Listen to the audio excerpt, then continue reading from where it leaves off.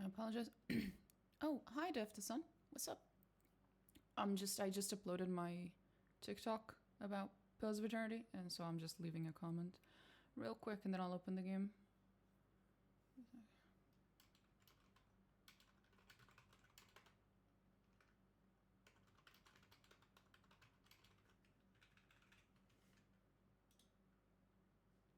I miss the days when TikTok apparently let you pin comments like YouTube did. That was a good shit. That was some good fucking times.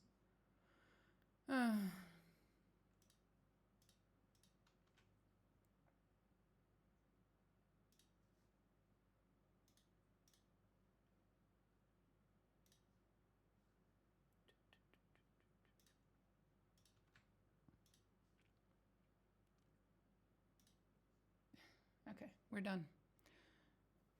Short-lived, but those were the good times. Yeah, it's really useful because like it happens a lot to me that Oh, 1 second. Sorry. I have to close the door. I have to close the door because it's really late. There's people sleeping in the other room. It happens a lot to me that like I'll say something in a short, and then thousands of people, if not tens of thousands of people, completely misunderstand it because I am me, and I'm very easily misunderstood, I guess. Welcome to having the tism. And it could all be like fixed if I just like made a correction or a further explanation, and I put it in a comment and I pinned it, right? And this would avoid hundreds of comments of people correcting me on something that they misunderstood. But unfortunately, yeah, I can't pin comments on TikTok, so instead I just have to answer hundreds of people making the exact same comment. It's like, fuck! On the other hand, it does wonders for the algorithm. People correcting me on things that I didn't actually get wrong. It's great. I don't know how to feel about it. Anyway, let's actually open the game. I will put on my... what's it called? Christmas headpiece after my hair dries. So, for now, we just have regular Mina as opposed to a Christmas spirit Mina. Feels bad.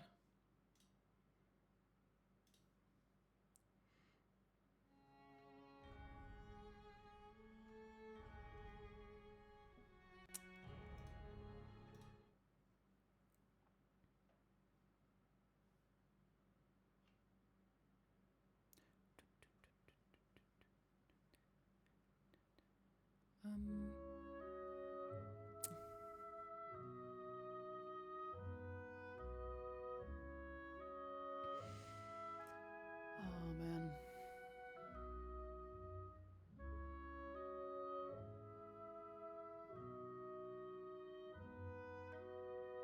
The fucking intro main menu music of this game is just so good.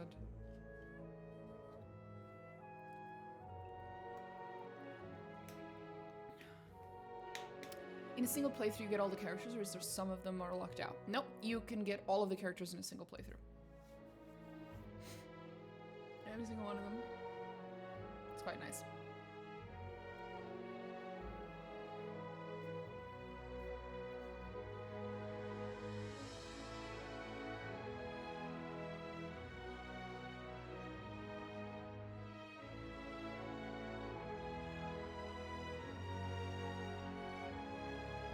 It's listening to stuff like this that makes me, like, the ADHD kicks in and it goes, we should go learn how to play an instrument. It's like, oh fuck, man. I just want to be able to create this, whatever this is, this type of music. Alternatively, singing to it would also be cool. I feel the same when I play certain games. Yeah, I know. It's just God.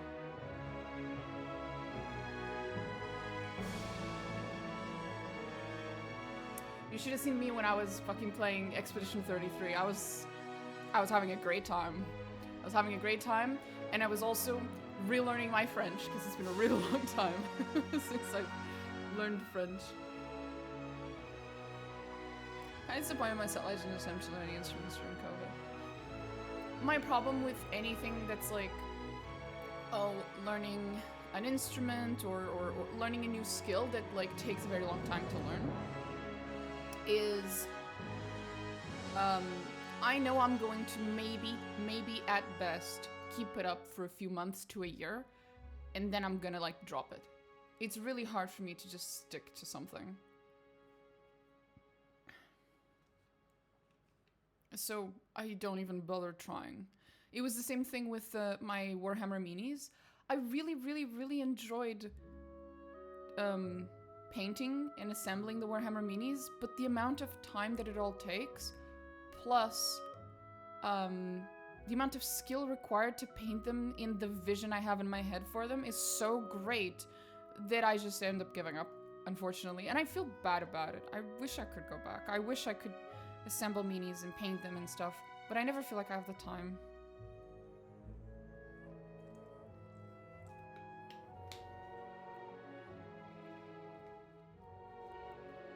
I've heard, part of the reason is like a genuine like time thing, right? Because I spend a huge portion of my day, the majority of my day, working, and when I'm done working, I start streaming, and when I'm done streaming, I go to bed. There is very little time in between these things, and if I try to add anything in between these things, I end up burning out almost immediately, within like a week or two. Like, it just kills me. Streaming and working are the only two things I'm capable of doing currently. Anything added to that will burn me out. I have 3 major Lego sets in my other rooms that I need to finish, but it's literally about a year to 2 years old. Oh god. I was about to say, do you want to see my pile of shame? But there's actually, I actually have a TikTok video of me showing my pile of shame, which is my pile of Warhammer minis that I bought because I was like, oh my god, this is so cool, I have to have it. And then I never even bothered opening the box. I really want to open it someday. Just open that box and just assemble them. Even if I cannot force myself to paint them, at least assemble them, for fuck's sakes. But, nah. I've heard that, for people with ADHD, the best thing that you can do is to work for yourself. There are no especially if you have ADHD and autism, it's like there are no jobs that will ever not feel incredibly fucking draining to you unless you just work for yourself. So hopefully, if someday I can just stream as full-time, I will not be so drained all the time, and I will be able to do things like assembling my minis and painting them, learning how to play an instrument, as I will not feel like I am constantly out of time. You should see my PS4 collection. I have literally 3 shelves full of games with the plastic still on because I never opened them. Oh god. Oh, I feel you, bro. My library's full of unfinished games. Oh. I at least have like an extra step to my, you know, to my mental illness that's like, because I know I'm not going to finish them anyway, I don't even bother getting them. So as a result, it's like, for the most part, with the exception of the pile of shame, clearly. But most of the time, I just don't even bother anymore. But when I was younger, yeah, I just had so many unfinished things. The thing is that when I was younger, I had so much more time because school, I was lucky enough that school was very easy for me, so I didn't spend a lot of time with anything related to school outside of school. So outside of school, I just did whatever the fuck I wanted, and whatever the fuck I wanted was oftentimes, you know, like I loved puzzles, you know, the ones like Jigsaw, the ones that you put together. So I would buy a puzzle with like 6,000 pieces, and I would just do that shit for like a week straight, right? And when I can just do a thing for a very long period of time straight, I don't leave it unfinished. What causes me to leave things unfinished is that I keep having to do the thing, drop it for something else, do the thing, drop it for something else, right? It's not in a row, it's not like continuous. And I used to be able to get away with it when I was a kid, and now I can't because I have a job. Literally, because I have a job, I cannot do anything in a continuous span of time, and as such, I keep dropping things. I tell myself not to buy any new games or anything new, because I have a big catalog of games, and I tell myself if I'm really going to sit down and play it. See, do you know how I fixed that? Specifically with games, this only works with games. Do you know how I fixed my whole, like, when am I gonna sit down and play this game? Streaming. Half the reason why I stream is literally because I found myself being unable to just sit down, play the video game I wanted to play. New or old, doesn't matter. I couldn't do it because it felt like a waste of time. It felt like I was being unproductive. It felt like I was just gonna drop it anyway. Like, I just couldn't bring myself to do it, even though I really wanted to. But then I realized, if I stream myself playing the game, right? Then that's productive. That's a good use of my time. You know, that's like a, that's good. That's good, Mina. So I just stream the games. I find a reason to stream them, and then that's how I bullshit my brain into enjoying video games again. So sometimes and stuff, because I have 2 rooms full of them. Like, what am I really going to do with this? And if anything happened to this house, I'm going to lose everything. No, I'm starting to get everything back on track slowly, though. You have to just find... Well, it depends on, like, why it is that you're not able to finish things, or why it is that you're not able to enjoy certain things, or to start certain things, right? Because for me, it was like a productivity thing. It's like I felt unproductive. Every time I did anything just for myself outside of work, I felt like I was being unproductive. So I solved it by turning the things I enjoy into something that my brain would consider productive. Hence the streaming. There are other ways that you can, of course, sort of go about this. Just, you know, ADHD tips and tricks. One thing, part of the reason why I managed to stay on track with assembling and painting my minis for as long as I did, because it did actually end up lasting for quite a few months, was because I did not paint and assemble my minis at home. I went to my nearest Warhammer store. I sat down, and at the store, with their permission, they let me do this. I sat down there all day, every Sunday. Just all day, and I would just paint there, and I would chat with the employees of the store, and we would talk about things, and I would, like, and if I needed a new color, I would just buy it on the spot, the color, and I'd paint and stuff, right? And that helped a lot, having, like, people there. And it also helped create this, like, little pressure in my mind to come back every Sunday. Like, like, I don't really love games like I used to over the years. My attention has been wavering now. I can probably only play a game for more than 2 to 3 hours, but my brain will be like, oh look, let's go do something. Let's go do something else in the game. So it depends. What you do about that depends, right? It's like, do you genuinely not really love games anymore? Or do you still love them? Like, you wish you loved them, but you want to play, but you just can't bring yourself to enjoy it. Because those are two different things. Sometimes you just grow out of certain hobbies. That is a thing, obviously.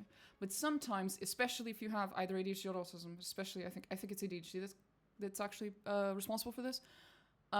If you're not regulated, either through medication or through some other means, you can lose the ability to enjoy the things that you're supposed to enjoy because you're just very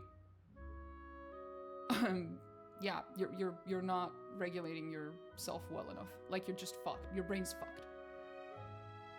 And once you fix your brain, basically, to some extent, that enjoyment will come back. So, yeah. I have always loved video games. I love video games for the story. When I was a kid, I used to love reading books. And now I love video games for the same reason I love books. So that has never changed. I think I really enjoy it, but most of the time, if I'm left on my own device, like in a room by myself, my brain wants to do everything else but play the game. But if someone's in the room, then I'm okay for the most part. Sir, do you have ADHD? What you've just described sounds a lot like, I can tell you right now that I don't really care for long drawn-out story games or open-world games that take 40 to 50 hours to complete. Sure. Do you know if you have any particular mental illness? Are you diagnosed with anything?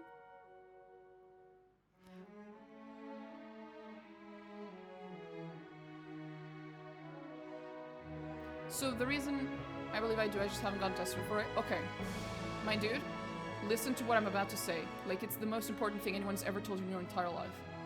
If you have reason to believe that you have ADHD, or autism, or both, because they have a high correlation between the two, comorbidity, it doesn't matter. Please, please, for the love of all that is holy, go to a psychiatrist and get that diagnosis. I cannot even begin to describe to you how many things in your life that suck right now, that you're not even aware that they're there, are actually being caused by ADHD. Not directly, but like indirectly, like 2 steps removed. Like, you have no idea. Go get that diagnosis. Go get the medication, if you do have it. I am not joking. There are so many fucking things in your life that will improve. It's not even funny.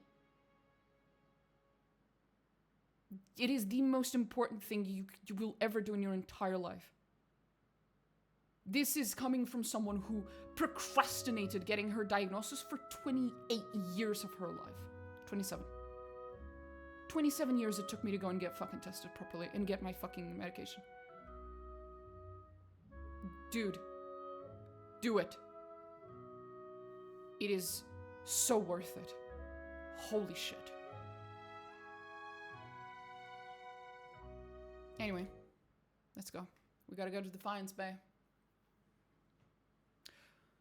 Because the reason I'm asking is because a lot of the things you're describing sound like the types of struggles that people with ADHD that are unmedicated have. On top of it, you said you have a really hard time just, sitting there and playing the game when you're alone, but if someone else is in the room, suddenly you can. That's actually, that's called body doubling. Hey, it's, pig! Hey, pig! Woohoo, pig! Look at him with his little tail. Thank you, Adair. I'm glad you are as happy that we have a little piggy pet as I am, okay? Thank you. The whole thing with, like, I don't have the ability to do something for long periods of time, or I don't have the motivation to do something unless there's someone else in the room. And when they're in the room, suddenly I do have the ability to do it. That's actually a coping mechanism that people with ADHD use to get things they don't want to do done. It's called body doubling. For example, if you have ADHD and you have to clean your house, and you really don't want to clean your house because you don't want to, because it's not a task you enjoy, right? And it's not just not a task you enjoy, it's a repetitive task. You know you're gonna have to do it next week again. It sucks. So what you do is you invite your friend over. Your friend does not help you with the cleaning at all. All that your friend does is follow you around the house while you're doing your chore. And maybe you're talking to them. You don't necessarily have to, but perhaps you also chat with them while you're doing it. The whole time they are not helping you. All that they are doing is lending their presence to you. And suddenly you are capable of doing all of those chores. This is called body doubling, and it is an ADHD coping mechanism that works like a fucking charm every time. So if you find yourself having it way easier to do things, anything, even playing video games, just because you have someone else in the room, then that might be a sign, bruh, from the gods.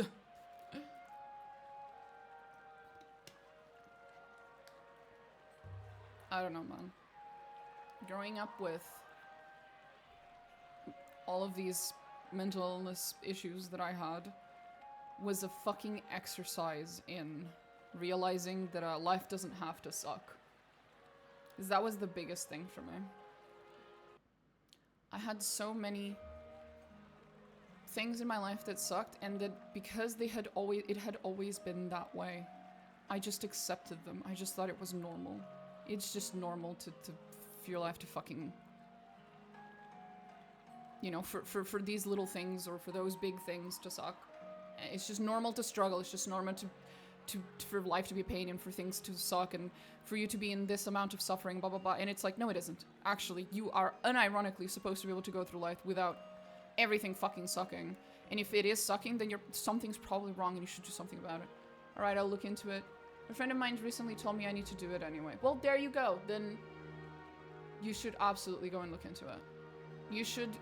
And remember, right? What's the worst thing that can fucking happen? You call that fucking psychiatrist, you go to that meeting, you get that... You talk to them. Before you even get the diagnosis, he'll just talk to you and tell you, like, if it's a likely...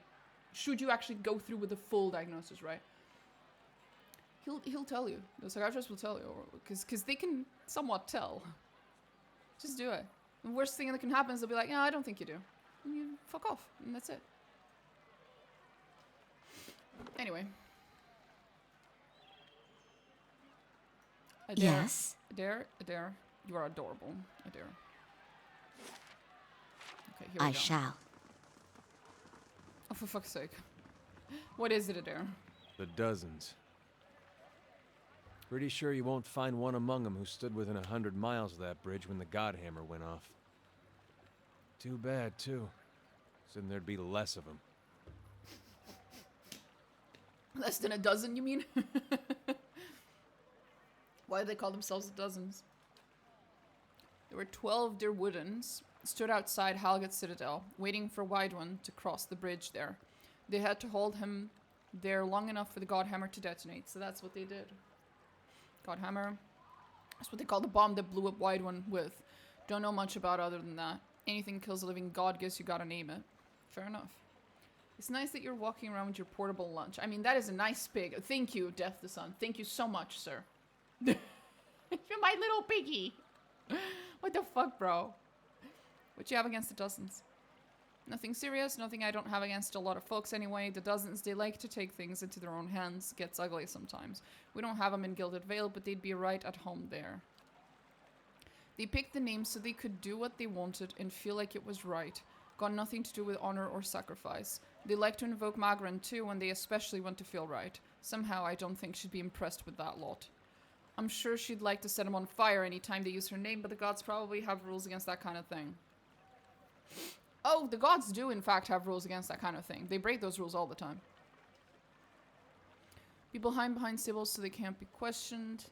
There must be plenty of other groups that are better reflections of the figures that inspire them. People hide behind symbols so they can't be questioned. That is true. The Duke's a reasonable man. Maybe while we're in Defiance Bay, we can get him to force people to call themselves what they are. Don't imagine they'd have as many members if they call themselves the loudmouth sheep fuckers. I love Adair.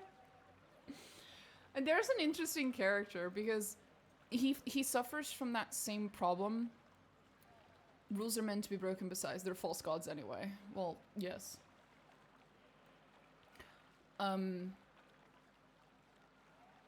What's it called?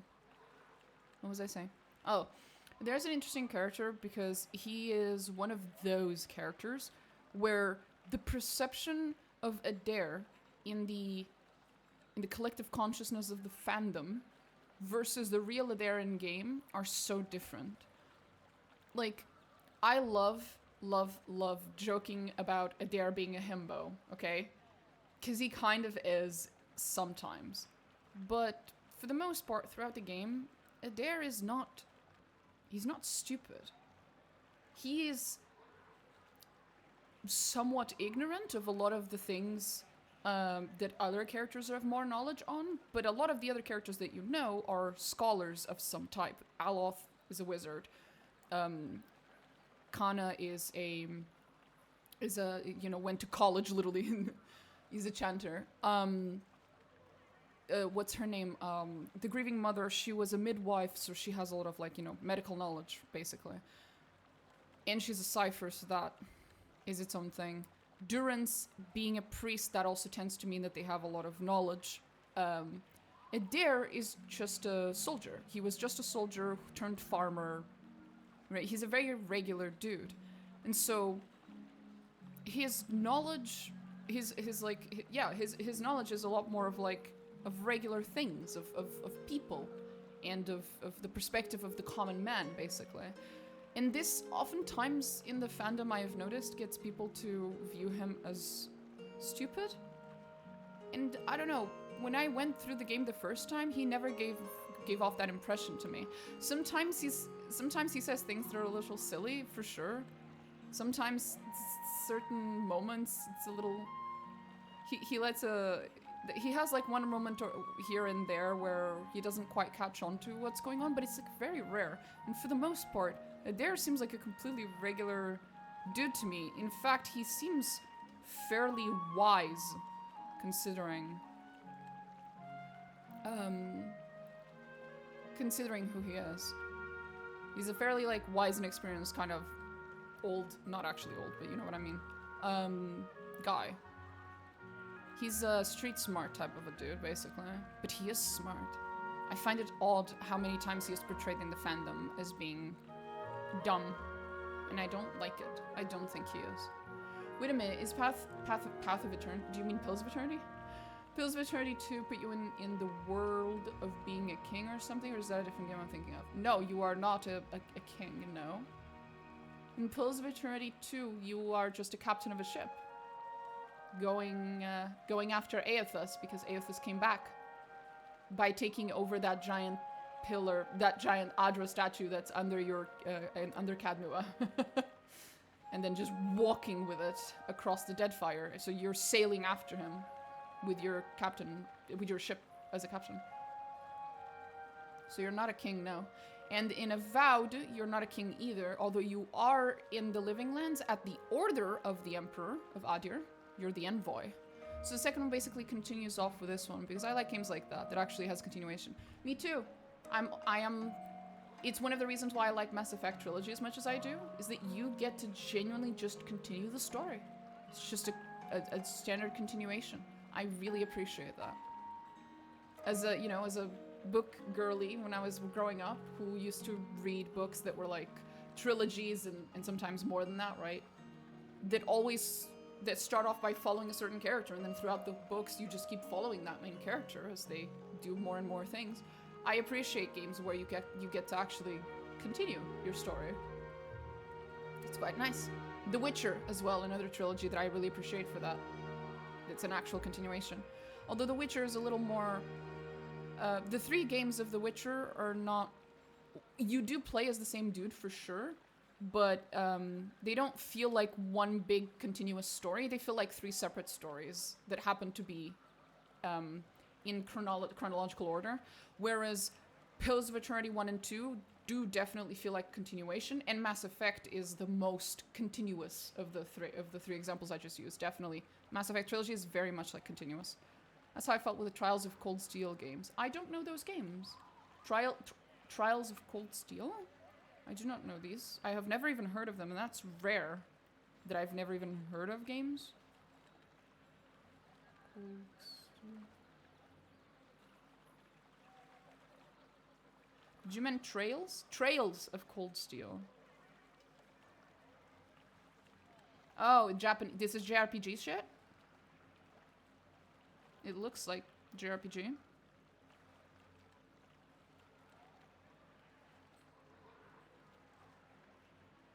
I used to have a friend of mine who was like, he was the guy to go and talk.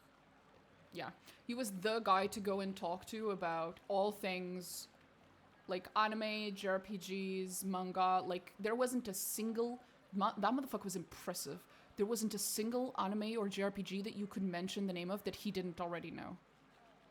It was kind of scary, but impressive in a way. But yeah, that's how I felt. Having said that, I have not kept in contact with that dude, so unfortunately I can't go and ask him about that particular game, or I would. I'm sure he'd give me a full rundown. I'm not usually a fan of JRPGs though. It was 2 at a time. Then the things happened and I kind of dropped off from it. Yeah. Let's continue on there, my dude. Good idea. Yes? I don't know. I feel like Adair in this game, he feels a lot like what people say Alistair is like in Dragon Age, even though I fucking hate Alistair. As I have mentioned many times on stream, I'm not a fan of Alistair. Like that character that's just like, he's just your best buddy and you love having him around in every game. And it tends to be like a character that you pick up very early on in the game, right? That, to me, that's Adair. Despite the fact that I'm, of course, Aloth's #1 biggest fucking simp, Adair is actually the character that I think is like your best buddy, and I would never leave him behind for anything. I'm here. I hope that we get Pillars of Eternity 3 someday, and that when we do, that we still, once again, get Adair and Aloth with us, because, you know, there's no Shepherd without Vicarion, and there is no Aloth, and there is no Watcher without Aloth and Adair. There just isn't. They're just too important to the story, and to the Watcher, and they're fucking amazing buddies. I guess he'd be closer. The closer description would actually, the closer comparison would actually be Garrus. Garrus is that character for a lot of people. That's just like, even if you're not romancing him, right? He's still like your best buddy, and you wouldn't leave him behind no matter what. That's how I feel about Adair. Even though I wouldn't romance Adair, even if it was optional, I wouldn't. Aloth is still my boy. Love me a character whose like whole personality is that they're like pretty fucking intelligent, but they're struggling with some type of morality kind of thing in their head. But also it turns out that they betrayed you, and it's like this whole fucking drama shit. Like, I love that stuff. But also he has like a very tragic sort of like past and shit. Like, I love it. I love that shit. I'm here. Okay.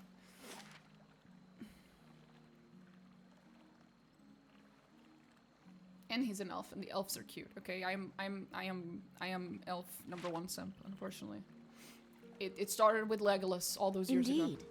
Huh?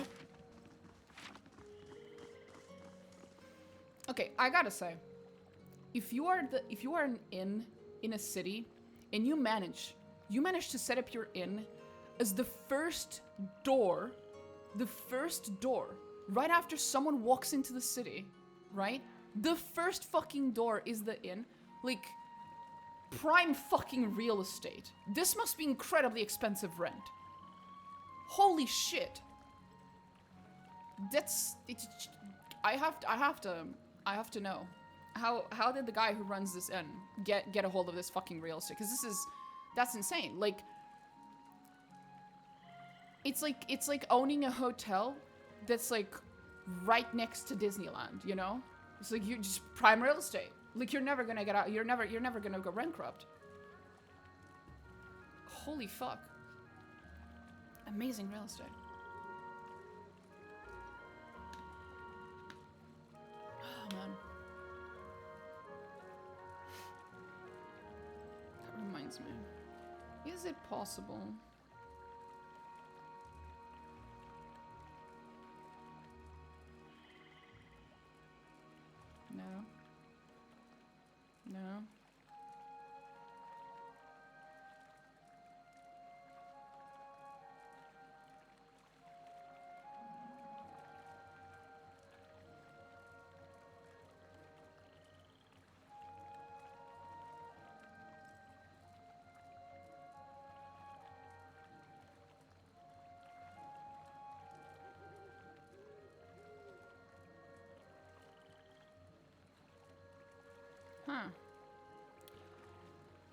Who is the composer for this game? I actually don't know.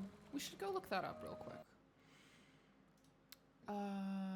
Pillars of Eternity 1.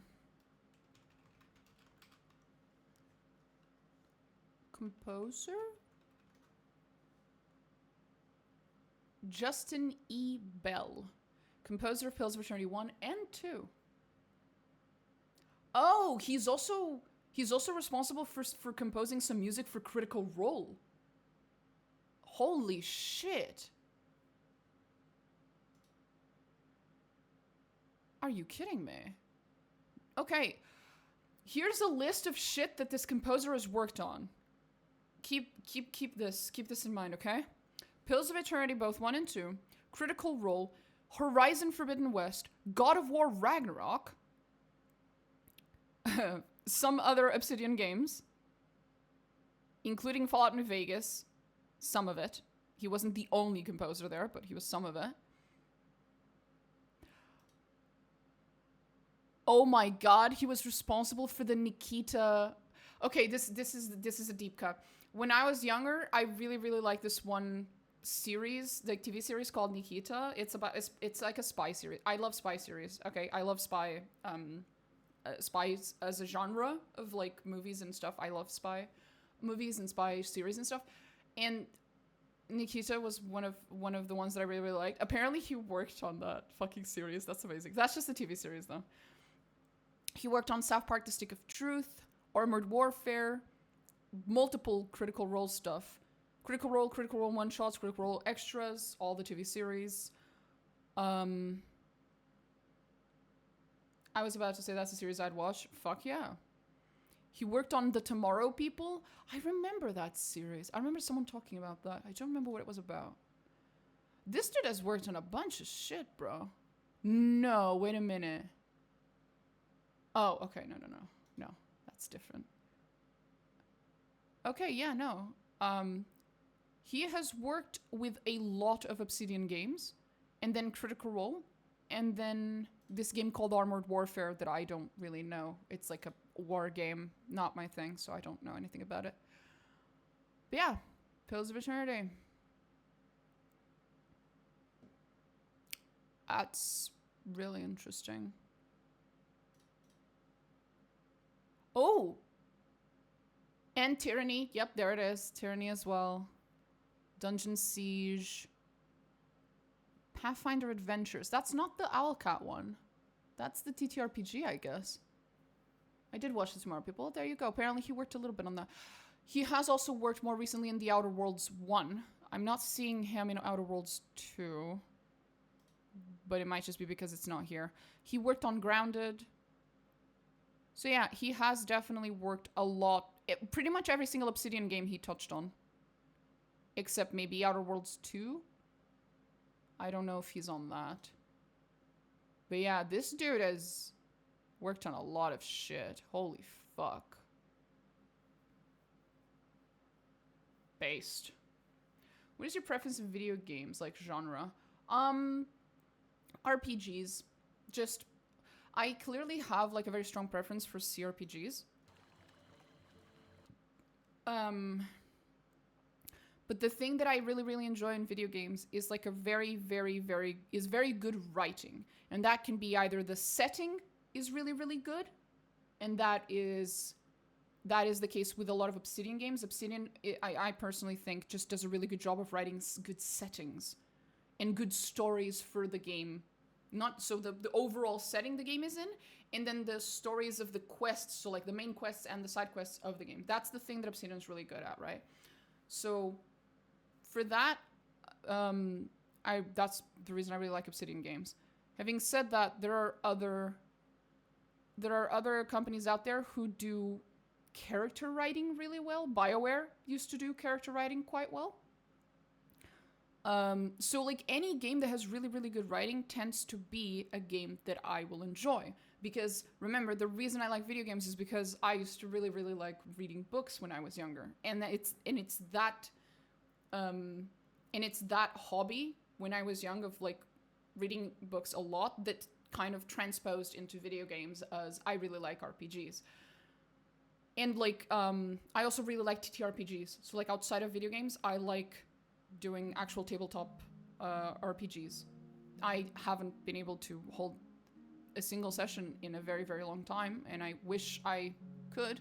I miss playing TTRPGs with friends, but it's difficult to find people to do it with and the time. But yeah, no. It's that I really, really like the good writing, so I'll gravitate towards games that have really, really good writing, and then games that have really, really good writing, there's usually two types. Narrative games, like Telltale games, you know, that sort of thing, where it's like, it's barely a game and it's mostly just a story that you're kind of point and clicking almost. It's very little gameplay. And then there's the more heavy gameplay side of good writing, which is usually some form of RPG. Having said that, I do prefer RPGs. If your video game is just very point and clicky and like it's just narrative and has very little gameplay to it, there is a point at which that's not really a video game anymore, and I'm not that big of a fan of it. Even if the story is really good. Because I do like being able to do stuff in the game. I do like having some level of difficulty to the game. I am an ex-recovering League of Legends player, so I have a pretty mean competitive streak to me. We're gonna leave that at that, because I'm not playing those games anymore. But it is because of that love of like figuring mechanics out and getting better at the game and stuff that I then have a preference for CRPGs as opposed to regular RPGs. As regular RPGs tend to be, quite frankly, less cerebral in their mechanics. And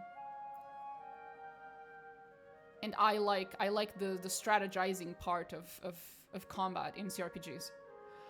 I remember the game. Have you played King's Bounty? King's Bounty. Oh my god, you keep bringing up games I've never even heard of. This is impressive. King's Bounty. King's Bounty 2. This looks like a very old school generic looking RPG. Okay, I don't mean that as a bad thing. I'm just amused by it. What is this? King's Bounty.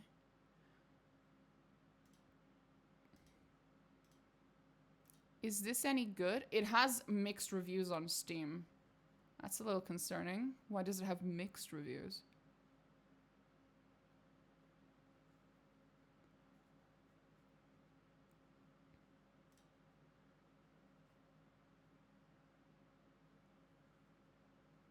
Unique massive world to discover, customizable squad and equipment, tactical depth on the black. Oh, this is some... Oh god, that is some tactical shit right there. This game reminds me of Solasta. Have you heard of Solasta? Have you heard of... It is Solasta, right? Yeah, Solasta. This is giving me Solasta vibes.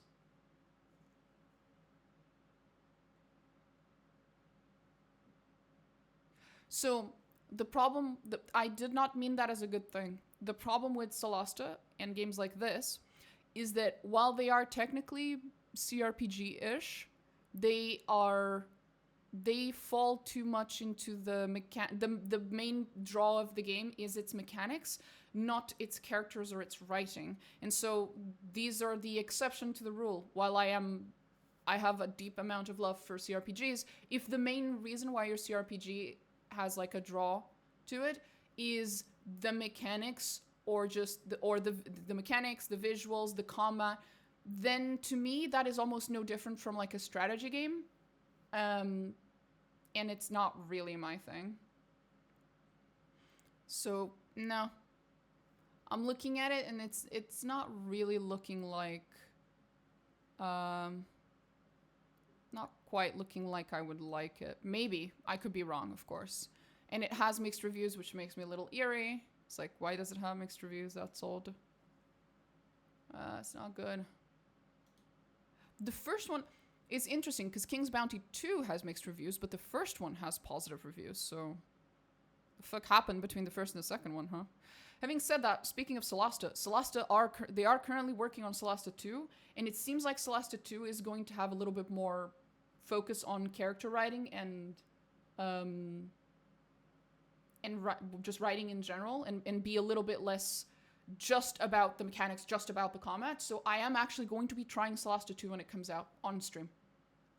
I played the first one, but I did buy the second one and I never played it. It's on my backlogs. Well, then I am sorry to inform you that it seems the second one has worse reviews than the first one. So it could just be, you know, that it could be that the first one's still, it could be that it's good and you know, there's like a reason why a bunch of people didn't like the second one, and it doesn't affect you whatsoever. But yeah. Seems like a lot of people didn't like the second one as much as they did the first one. That's a shame. King's Bounty. King's Bounty. I need to really figure out... Oh, Jesus.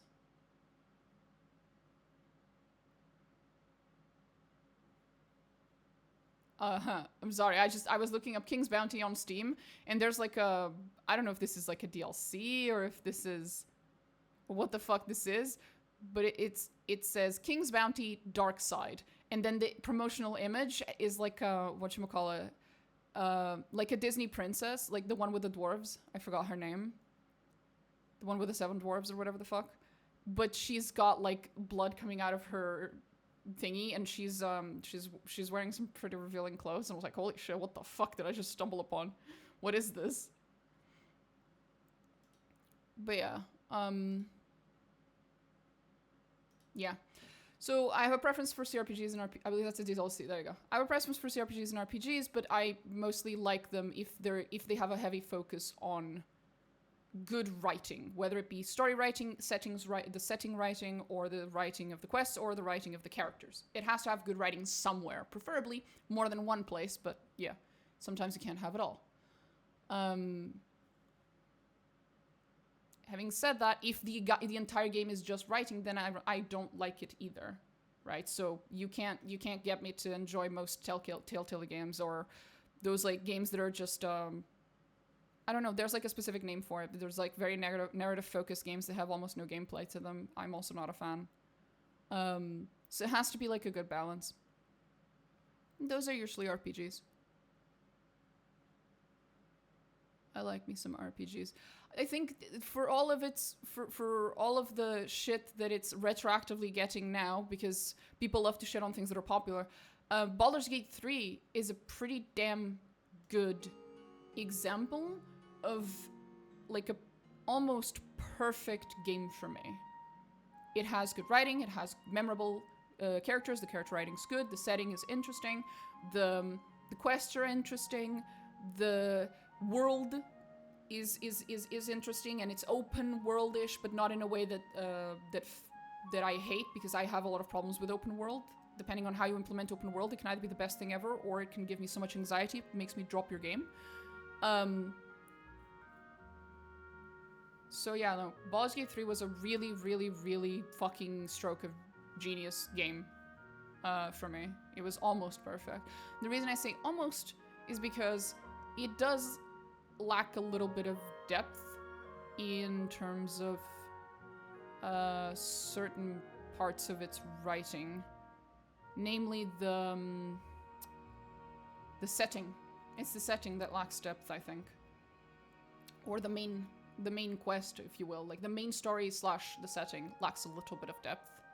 But that is the problem with like, ambitious fucking games like Baldur's Gate 3. And before it, the last time we had a game of that scale compared to what was around at its time was Skyrim. And Skyrim suffered for the same reason. Lacked depth. Although Baldur's Gate 3 does not lack nearly as much depth as Skyrim does. Holy shit, not even close. But yeah. I only like certain Telltale games. What was that one Telltale game? Oh, Telltale game. Telltale games. What was the... Telltale games are great to, like, watch other people play. But to play them myself...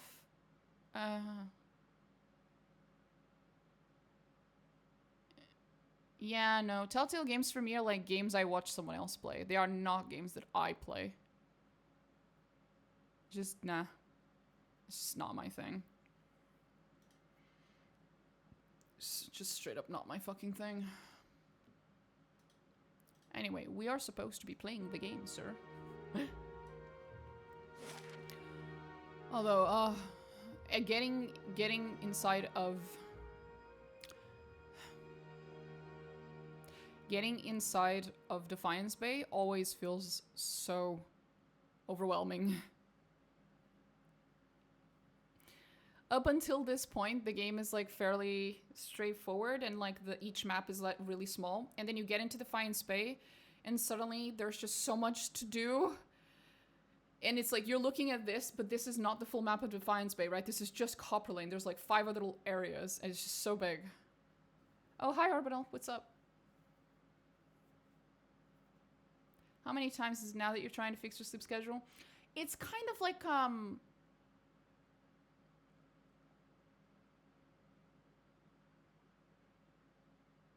it's kind of like a recurring thing, you know? It's like every few weeks I have to refix it. And then it stays fixed for a few weeks and then I have to fix it again.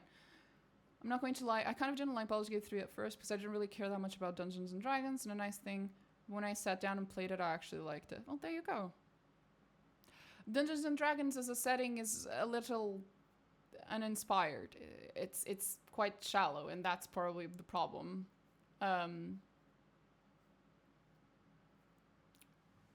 So I understand why you'd say that. Like, there are so many other settings that are, like, clearly inspired by Dungeons & Dragons, but are just, that they just do it better. Aora, literally, we're currently in it, is clearly, you know, has a lot in, it's a high fantasy setting, so it has a lot in common with D&D settings, but it's infinitely better.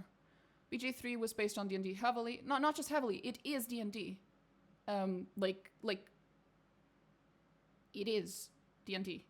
It's, what you call it? It has the... They had to get the licensing from the guys behind D&D and stuff. It is D&D. But they could only choose a small amount. Granted, a lot of the fun with D&D is that you actually get to play your own way. Yeah, obviously. The problem with the D&D, with the Forgotten Realms, because that's the specific variant of D&D setting that Baldur's Gate 3 is a part of, is that, yeah, like the setting is really, really vague, which makes sense because it's a TTRPG, so it has to be somewhat vague so that people can tell their own stories inside of it, right? But then that means that you have to make up for that somehow when you make games inside of the Forgotten Realms and of D&D settings. You have to make up for that somehow.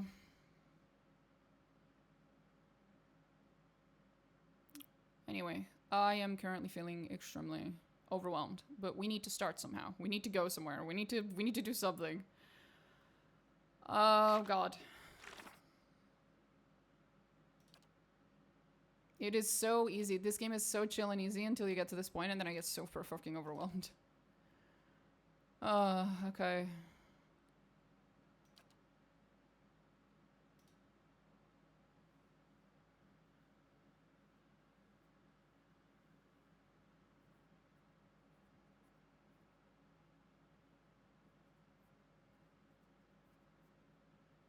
Wait.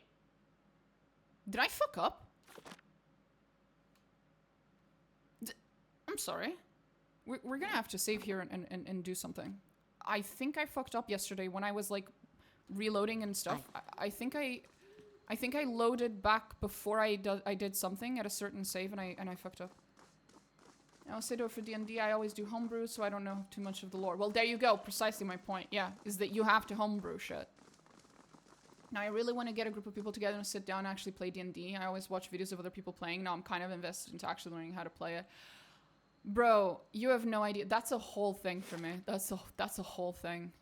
I love TTRPGs because I love roleplay. I love being able to roleplay as a fucking character, right? And so I really fucking miss... The keep's coming along nicely. I really fucking miss playing TTRPGs, but it's so hard to just find people to play with. I have all the time in the world, but I don't have the friends to play it with. I want to run a TTRPG for some of my friends. Do you know how many times I've heard that, bro? I have friends who say that all the time. They're like, yeah, I really want to run it. But then they never actually go and do it. Never actually fucking do it. I swear to God, I know too many people. Would you play with a viewer? My dude, I would play TTRPG with anyone as long as the people are chill and the and I find the the campaign to be interesting. But I'd have to just talk to those people. Because I have several people who say to me that when I brought it up that I wanted to learn and then nothing ever happens. But yeah, because it's a lot of work. It's a lot of work to set up a campaign. Is so much work. Next year rolls around, you're still free. I may hit you up. Well, there you go. I'm here. I would love to play TTRPGs again. D&D to me is like bare fucking minimum. It is my least favorite of the TTRPGs, which is to say it is still a TTRPG that I love. It's just, in my top 5 TTRPGs, it's number 5. That's what I mean, right? Because I would give an arm and a leg to play a campaign of VTM, Vampire the Masquerade, TTRPG. I would fucking give an arm and a leg to play that. A single campaign of that fucking game.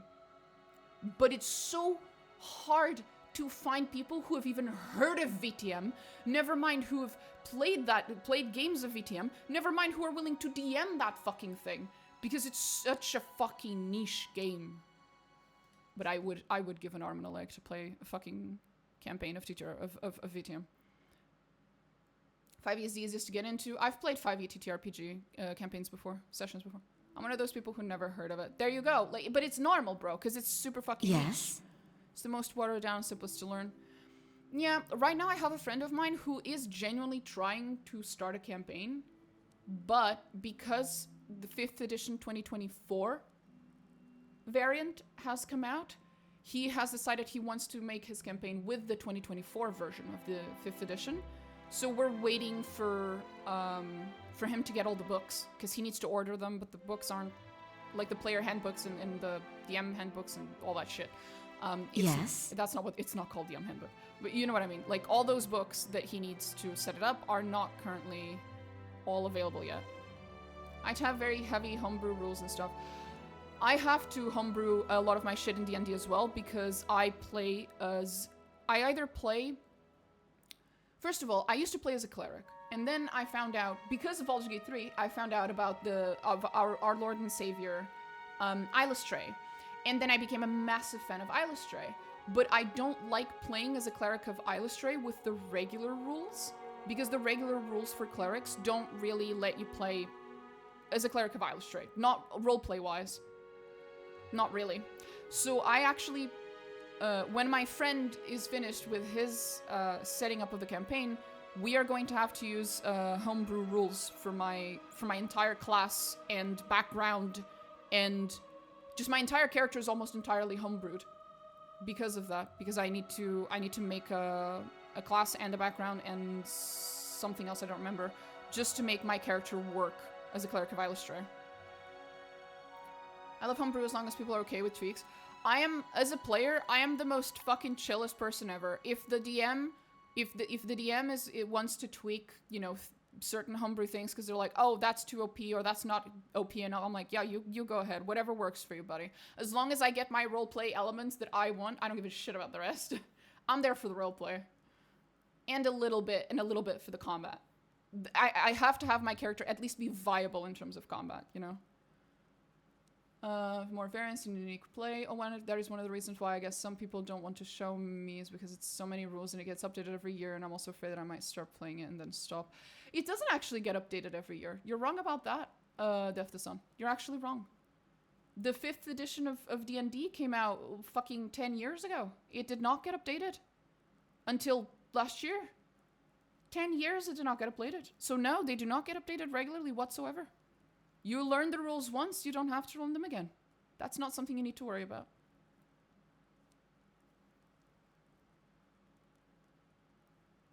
I go by the rule of cool as well as the gamble rule. The more you want to gamble on OP, the more kickback rebound will be. Oh, okay. Bam. The only thing I'm not willing to do is DM, right? Because I enjoy being a player in these kinds of games way too much. I do not Unfortunately, I do not enjoy being a DM. It isn't genuinely unfortunate, because if I could DM, then it would be way easier for me to run sessions, right? Because it's so much, the hard part is finding a DM 99% of the time. But unfortunately, I just genuinely do not enjoy being a DM. It's just not something I enjoy. Because I enjoy roleplay, but I tend to get very, very attached to a specific character.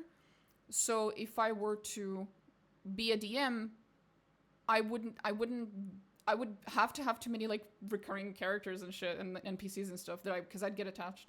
I love DMing as long as players are able to be flexible, but sometimes groups just do not work well. I am very, very flexible as a player. I'm very like, it's like you said, it's like the rule of cool.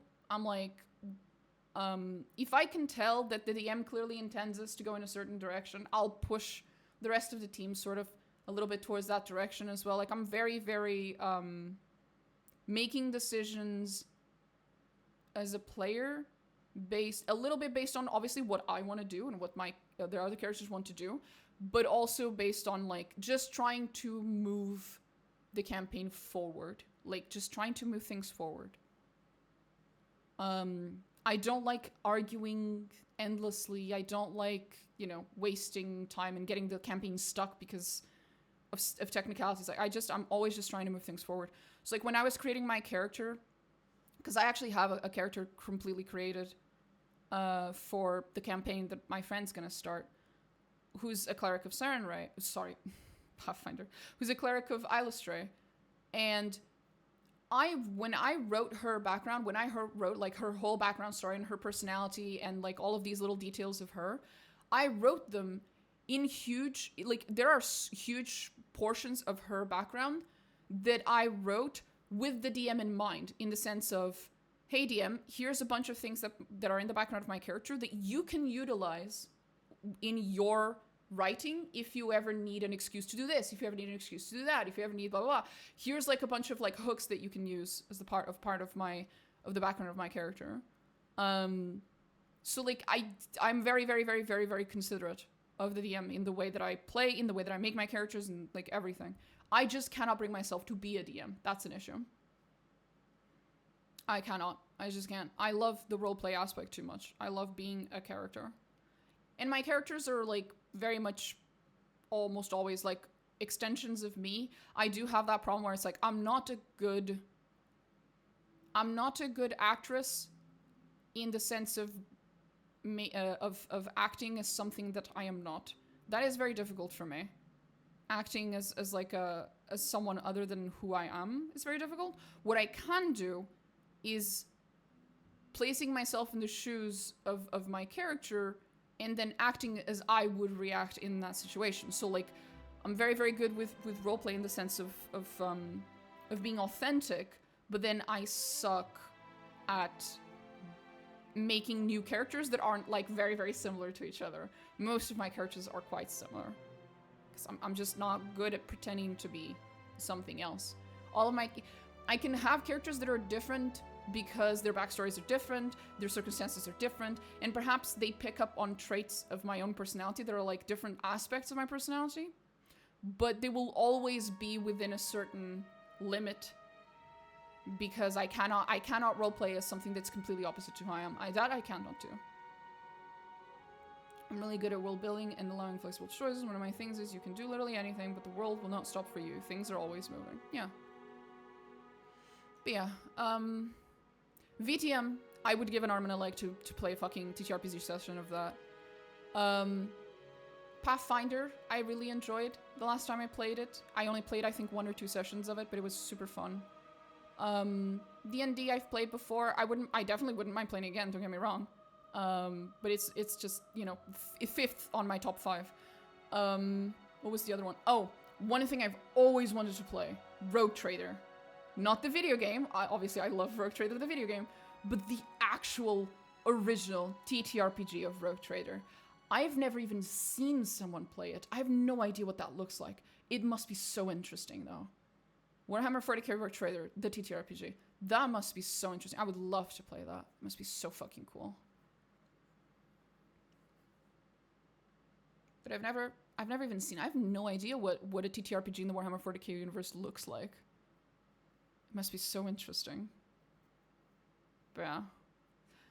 But then it's like, let's be real. If I were to play a tabletop RPG session of Rogue Trader, it would just be my character looking for Marajai. And then as soon as we meet Marajai, and obviously Marajai doesn't necessarily exist in every fucking session of TTRPG, so like of Rogue Trader, it's like me looking for my favorite Aldari to simp for, and then me siding with the Aldari, and then me getting killed by the fucking Imperium. Like it's an inevitability. Like I would be the most xenophilic fucking simp in the universe, and it would get me killed.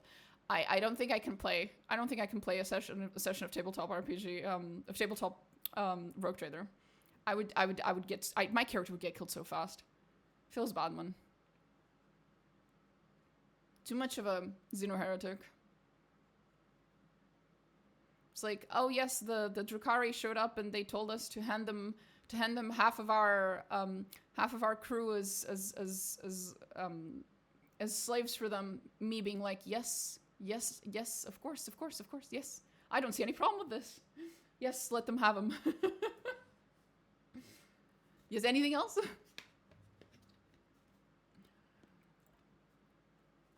But yeah. I love how we can derail you. See, yes. You've been at this entrance for the past 10 minutes or so. And before that, before you showed up, I was sitting at Defiance's Bay entrance for like half an hour just chatting with Def the Sun. So I have been derailed for the entire first hour of this stream. This happens a lot, actually. For the people who show up very early to my stream, which there aren't a lot, because usually people show up about the 1 hour mark. If you're here at the very start of my stream, you can derail the shit out of me for at least an hour. Indeed. It's hilarious, though. But that's okay. I don't get any notifications from you anymore. That's odd. I'm pretty sure I send notifications. Yeah, I think I send them. Maybe Twitch Mobile is just being dumb. Maybe you somehow turned them off. Quite frankly, I do not understand Twitch Mobile whatsoever. Like, I'm a complete boomer when it comes to Twitch Mobile. I was literally trying to get it to work a few minutes ago because I wanted to be able to look at my own chat on my phone for something. I don't remember. And I do not understand it. Oh, I wanted to be able to see the list of, like, you know, like how you can see the list of people in chat? Like the list of viewers? I wanted to be able to see it, but I can't see it in the mobile. I don't understand. I just don't understand the fucking thing. Yeah, I didn't get a notification, but something told me to come and check. Well, there you go. Instead of notifications, I just send vibes. I send psychic link notifications. That's what I send. But apparently only Death the Sun is subscribed to my psychic link. So, fuck. We need to figure out how to get the rest of y'all subscribed to my psychic link notifications. I have no idea. How do I see who is online? I don't understand. Twitch, why? I don't understand. Activity feed, no. Chat. But it's not here. Chat settings. No, I just want to see who's... I want to see who's around. Oh god, oh Jesus. I can change my badge. I can change my global name color. Oh, I can change my color in chat. I wonder what my color in chat is. 1 second. Boo. Why am I green? Am I green for you guys, or is it just for me? I'm never sure if the color of people in chat is the same for everyone else. I'm green? Fuck that, I don't like green. I should be... purple, maybe? It's not? Oh, that's just... You're purple for me. Based!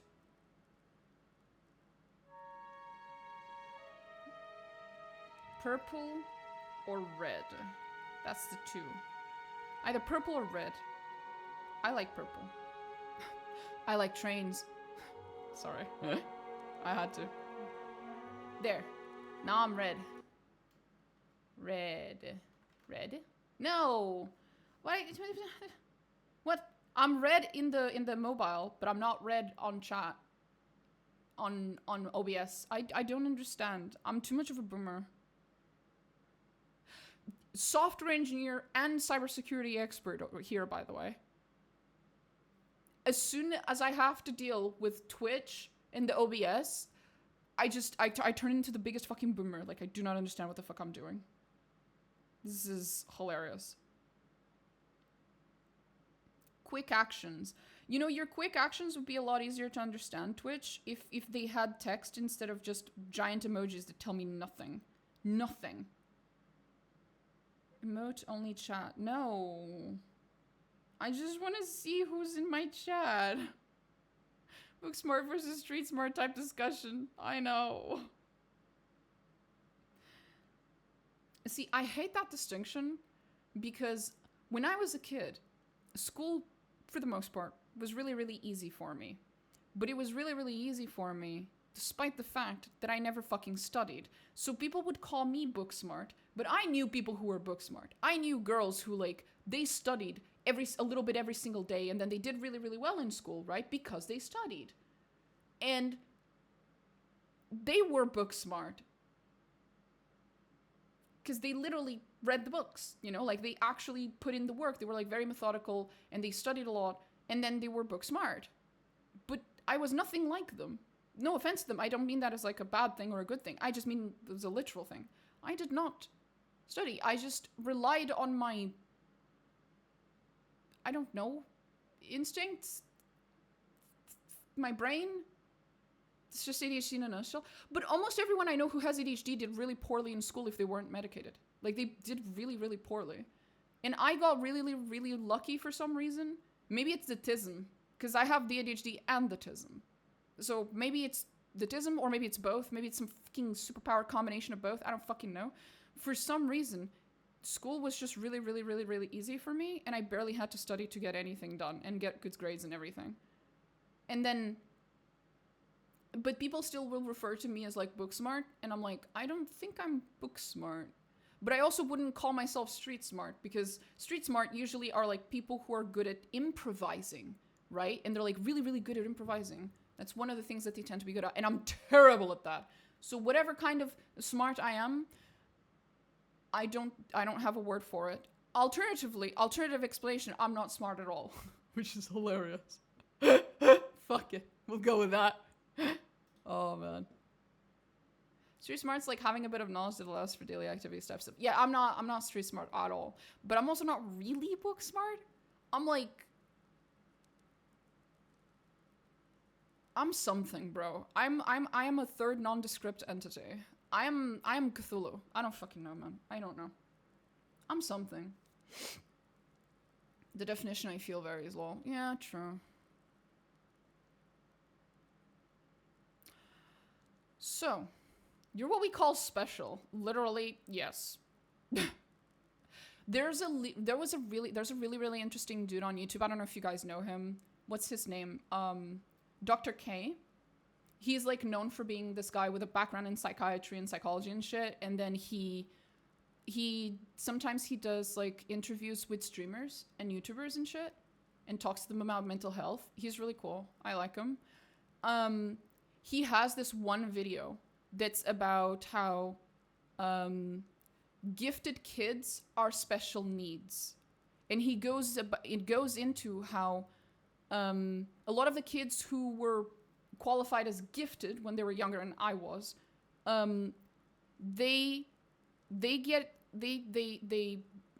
this gets interpreted as them being, like, just inherently smarter than the other kids, and then from there, people including parents and teachers and stuff tend to interpret that as, oh, then they don't need as much help as the other kids. You can just let them be and they'll figure things out. But this is actually not true.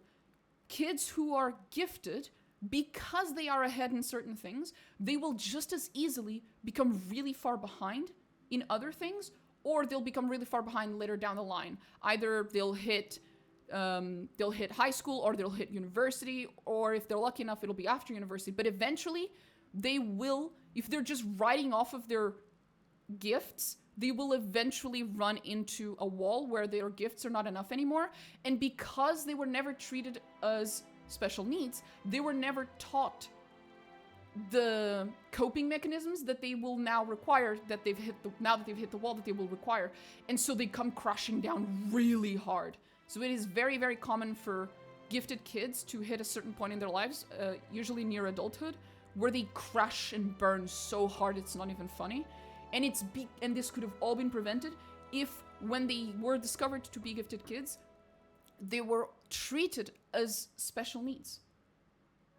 Because they are special needs. They have special needs. Those special needs are not the special needs that you think of when people talk about special needs, right? It's not like the severely autistic, can't speak, can barely function special needs. It's a different kind of special needs. But it is special needs nonetheless.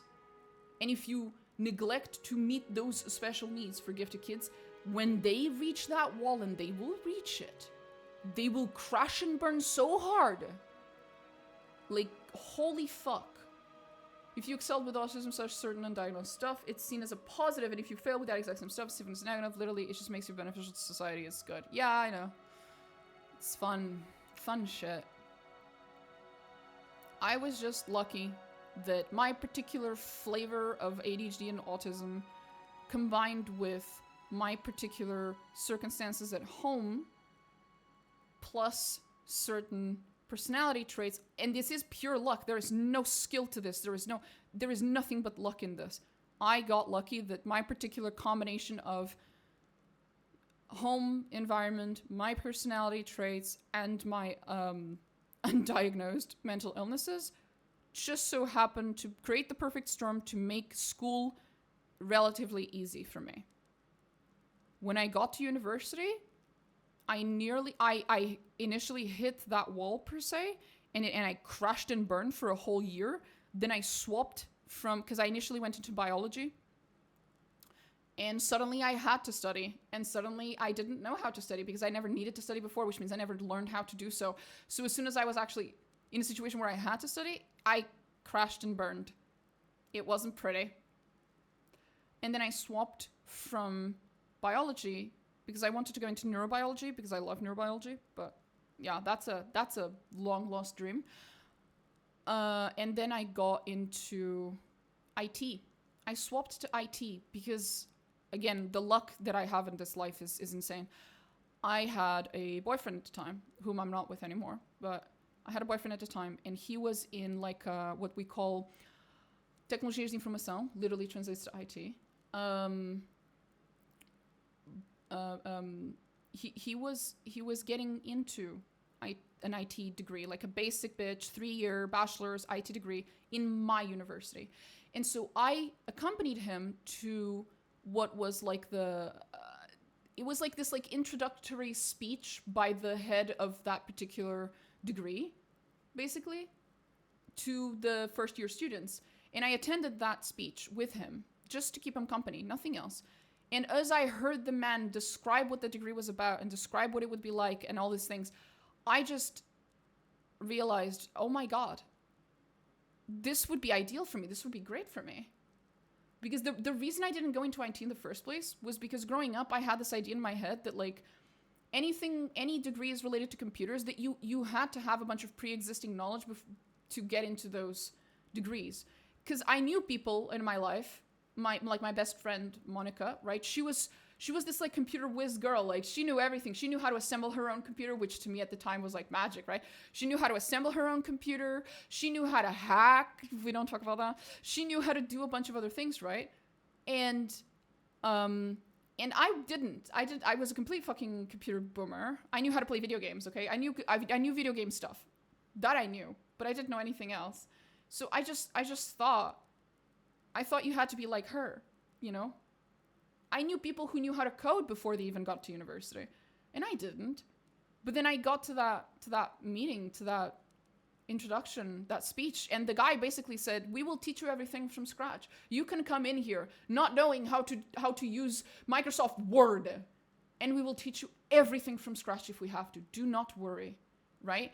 And as he goes on and on and on about this, I'm like, oh my God, I think I could do this. holy shit. So I did. I went into that I swapped courses. I swapped from biology. I went into IT. And it was infinitely easier because I did not have to study nearly as much, since a huge portion of that degree's tests were practical in nature. And as such, it was more of a make a thing, less of a study a thing. You could see the difference in my grades between practical exams versus theoretical exams made you want to gag. Like, what do you mean you have top fucking scores all across the board for everything practical? As soon as the fucking theoretical exam is not open book, because we had some open book ones, and I did really well in those ones, because you don't have to study if you have really good notes, and I was really good at taking notes. But as soon as it was closed book, pure memory based, which is, if anyone's watched me for more than 5 minutes, you know I have shit memory. If it was pure memory based, you have to study pure theoretical shit.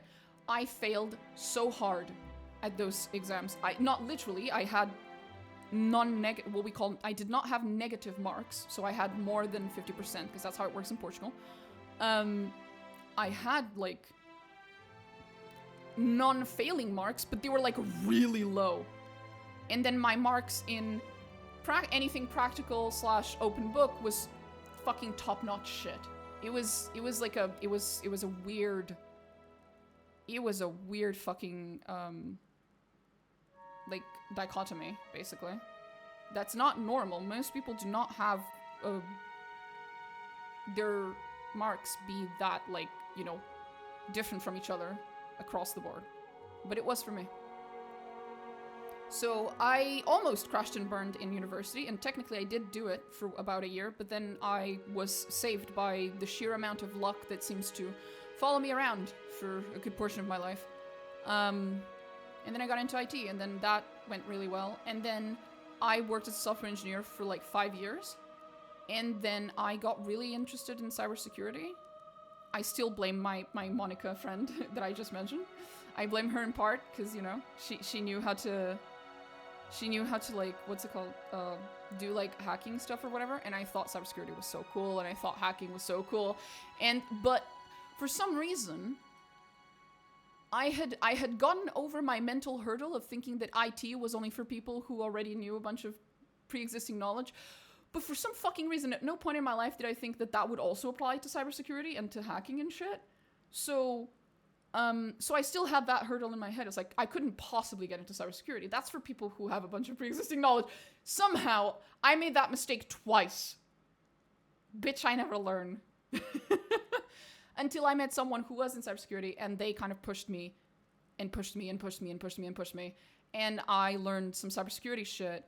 And I got immensely lucky because my company had a cybersecurity position that they opened up internally, and they were looking for people who had a software engineering background and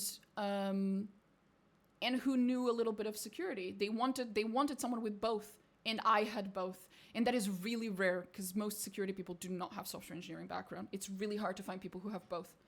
Really, really hard. So not only was I an internal move, which makes me an ideal candidate for companies prefer to move internally, but also I had this like combination of backgrounds that is super fucking rare and super valuable. And that's how I ended up as a cybersecurity engineer. Ta-da! A podcast / interviewing you would be fun. I've had a interesting life-ish.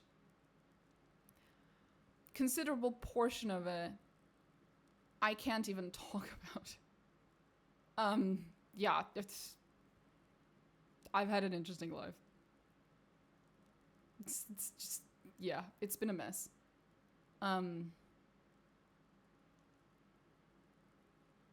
Have I ever said on stream how, like, growing up, I really, really wanted to join the army? That's another thing. Just, like, comes completely out of the blue for most people. Because I'm such a, like, chaotic little gremlin. No one would have guessed that I used to be a huge fucking fan. I used to be a huge fan of the army. Like, I really, really, really, really, really, really wanted to join the army. Definitely holds us back. Oh, the imposter syndrome. See, I've always struggled with imposter syndrome. Always. Literally always. Until I found this one Tumblr post. Okay? And this is my favorite Tumblr post in the universe. And it goes something like this. I wish I could find it, but every time I try to find it, I fail. The Tumblr post says something like this. Okay, if you struggle with imposter syndrome, I need you to understand, right? That you got that job, girl, right? Which means, and maybe you're thinking, man, but I didn't deserve to get this job, and at some point people are gonna find out that I don't actually deserve to have this job, right? It's like, no, think about it this way: you tricked them. You tricked them into having that job, and every single day that you manage to hang on to that job, you are successfully tricking them. That is a skill. You may not be very good at whatever your job actually is, but you are a trickster of the highest order. You are so skilled as a fucking trickster. You are a trickster goddess, okay? Loki himself reincarnate. You are literally a trickster goddess. If you cannot believe that you're a good, software engineer, if you cannot believe that you're a good cybersecurity specialist, you should at least believe that you're literally a fucking trickster goddess. Because what do you fucking mean? You have bullshitted your way into like a 7-year-long fucking career and whatever the fuck it is that you have that you think you don't deserve, right? Whatever it is, just insert that, right? What do you mean you've bullshitted your way through several years into this position that you have right now? That's a skill in and of itself. If you believe nothing else, then at least believe that you're a fucking trickster god or goddess. And I love that mentality of if nothing else, I can believe that my bullshit abilities are really fucking good. Because no one's caught me yet. No one's caught me yet. It's great. It does wonders for your imposter syndrome, I gotta say. I also find it that once I meet all of the other people at my company who have my job or who have similar jobs to mine, my imposter syndrome slowly starts to erode because I go, holy shit, these motherfuckers are so incompetent. I'm not that bad. Nothing gets rid of your imposter syndrome like actually working at that job that you think you don't deserve and meeting other people who work at that job you think you don't deserve and watching them work day to day and watching the things they struggle with. I assure you, it really erodes your imposter syndrome.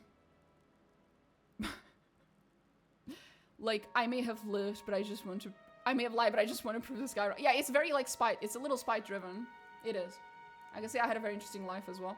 My experience, Death the Sun, is that once you start talking to people who are late 20s, something like that, starting around mid 20s to late 20s, you'll find that, and I mean this quite literally, everyone has a very interesting life. As long as you sit down and you listen to them talking about extended portions of their life, not just small little bits here and there, or the things that they might tell in an interview, right? But actually listen to them talking about long periods of their life, you will come to find out that almost every single person has a really interesting life. And perhaps more important than that, every single person has a life that if you listen to it, there's something to learn there. Genuinely something of worth to learn from them and from their experiences. Because you didn't get to experience their life. So you didn't get to learn the things that they learned. And it's absolutely worth listening to other people's life stories, bro. It's you can learn so much and it's so valuable, the fucking lessons you learn from them. Holy shit. Also the fact that most people are also comparing themselves to someone else, except for the few narcissists out there. Yeah, I'm so fucking jealous of those few narcissists out there, bro. They're unbothered. They're living their best life. So unbothered. They're going around knowing 100% believing that they're the shit. And I'm like, bro, I'm so jealous. Jokes aside, that's actually not true. Narcissists do absolutely compare themselves to other people. Narcissists do absolutely struggle with stuff like that. They just do it in a slightly different way.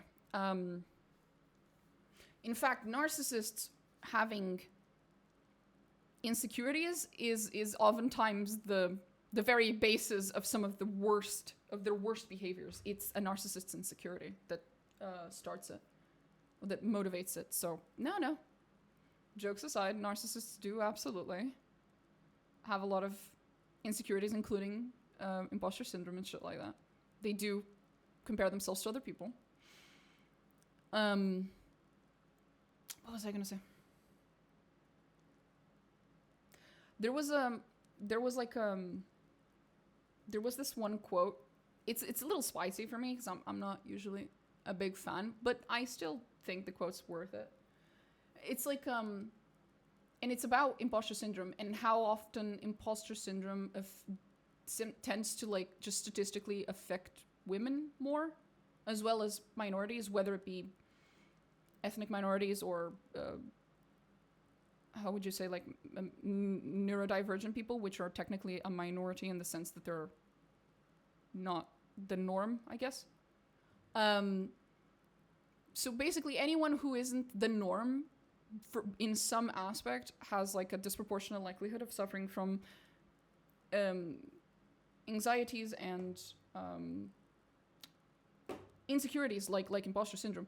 And there was this one quote that's something like, you should live your life with the same level of self-confidence of the most average milquetoast cis white dude. Like think of the most average milquetoast dude that you know that has absolutely nothing special going on about him, and think of just how self-confident that guy is. Compare yourself to him. Realize that you are better than that guy in so many different ways, and more special, I guess, more unique. I don't want to say special because that word has a lot of connotations. More unique than that guy in so many different ways, and yet you are riddled with doubt, and that dude goes around with so much self-confidence. And I do not mean to use this quote to disparage that dude. I think that dude's onto something. I think we should learn from that dude. The average dude, whatever the average is, right, in a given setting, tends to be a person who is so fucking self-confident. You should be like that dude. You should be more like that dude. That dude's onto something, or on something, and you'll never guess which it is. One of the two, possibly both. Anyway.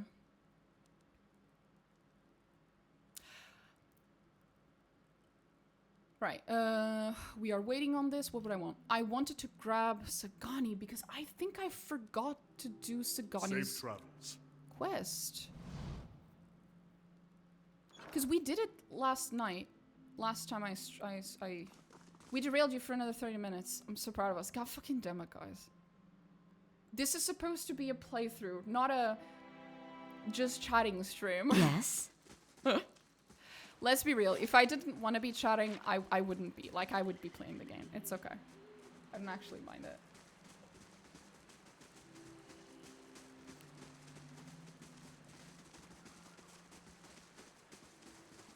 You must gather your party before venturing forth. That line.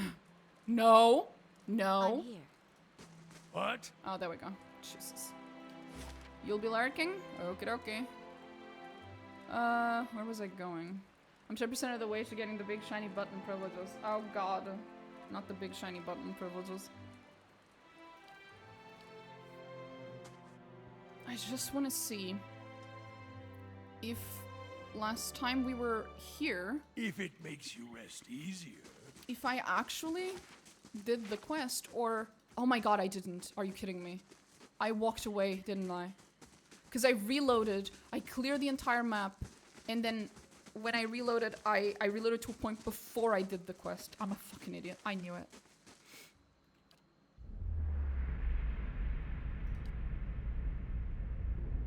Then I'll follow. In these visions, I don't suppose you're getting a sense for who Persok is now. No. At least we're getting closer. Seems that depends. There's probably all those things at different times. The odd thing is, many in Masuk weren't much older than me when Persok passed. And yet everyone wanted to make sure he heard about something in particular. Our trade with the Amawa. Our successful hunts. Peace with neighboring villages. Persok accomplished a lot of...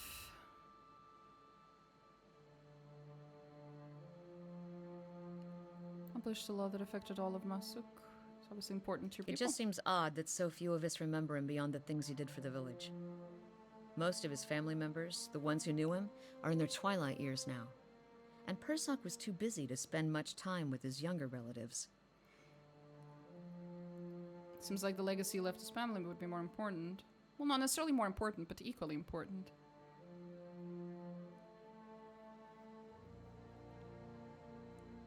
Perhaps you're right. Okay. Hmm? I'm impressed you actually remember all this because I will totally have forgotten this. It is the mark of a good game, or at least a game that I enjoyed a lot, that I remember. I'm here. That I remember a lot of it. Because at my core, I am what people like to refer to as a lore master. So I am someone who, like, I get into a specific setting and I will learn every little fucking detail of that setting. Like, eventually I will, because that's what I enjoy doing. I love learning about the setting. I love learning about the lore. I love learning every little fucking teeny tiny fucking detail. And then I love doing, like, theory crafting, you know, like, theorizing about shit regarding that lore. So I tend to be someone who's like, if there is, like, a weird, esoteric fucking, like, thing that you would only know if you had played that game 50 times upside down by completing things in a certain... I probably know it. Because it's just what I love in... It's one of the aspects that I love in video games, is just learning every single little fucking bit about that game, about the lore of it, about the lore of the characters, about the lore of the setting, about the lore of the quests, about the lore of everything. The stones and the Yes? spirits in this place have begun to heal. It's just what I like doing. Like, if I had more time, genuinely, if I had more fucking free time, I would absolutely bother to learn Warhammer 40k lore. Like, all of it. But I don't.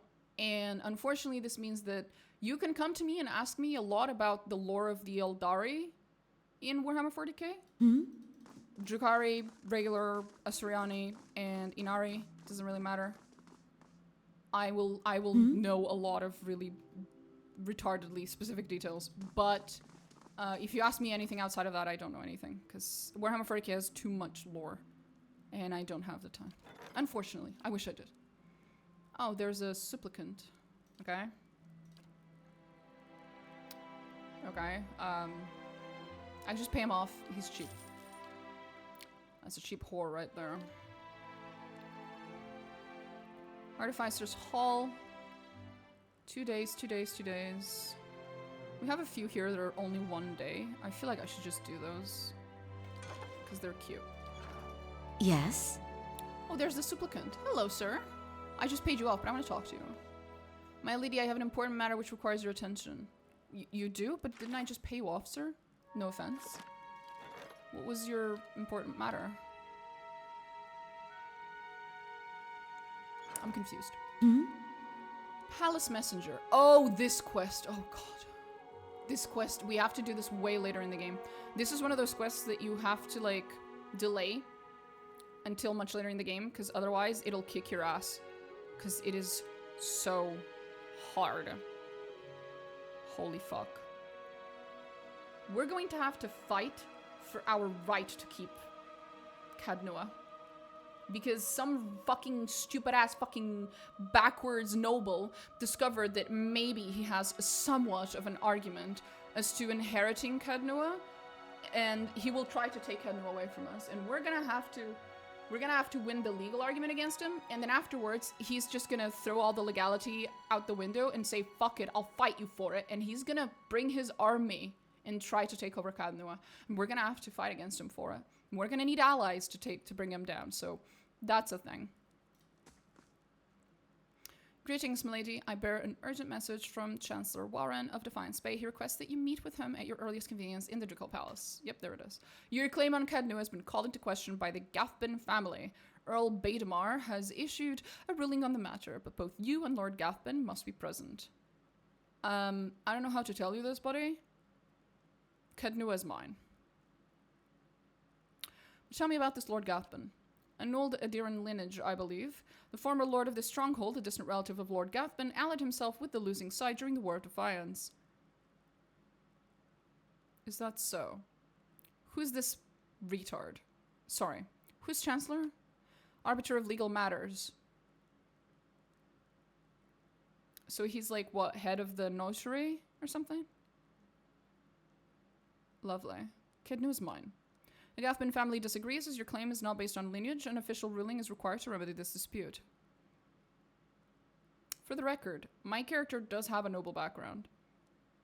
That would matter. Realistically, in a situation like this, that would matter. Even if she doesn't necessarily have the specific noble lineage for this thing. In a dispute like this, the fact that she does have a noble background should matter. Yeah. Oh, my hair is now dry, so we can put on one of my thingies. Let me see.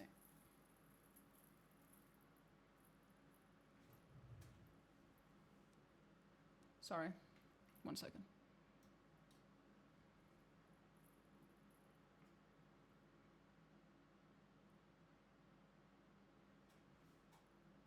I cannot tell if it is... Oh, my camera is tilted, that's why.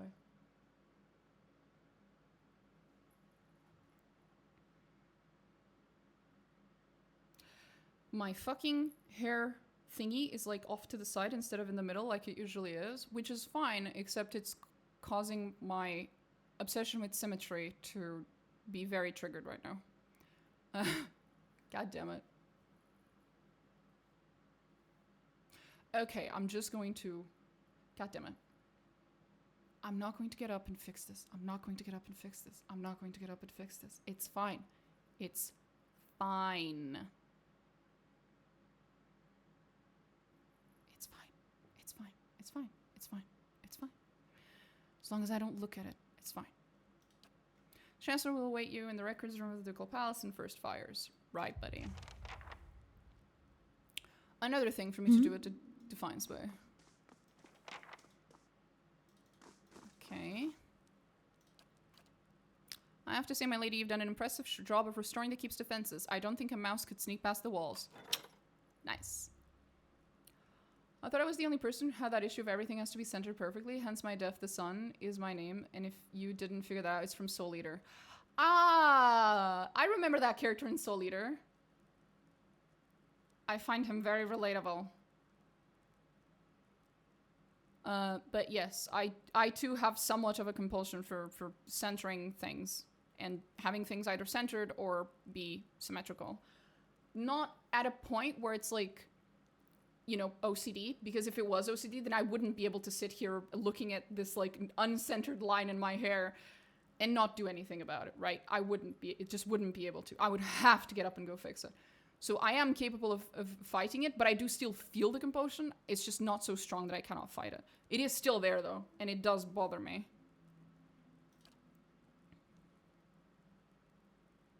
So, not OCD, just an annoying compulsion, if you will. Finished in 25 hours. It said it took a day. How is it 25 hours? Does a day have 25 hours in this universe? Does a day have 25 hours in the aura?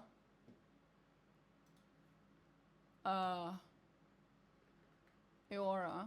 Wait. Day. Hour. Length.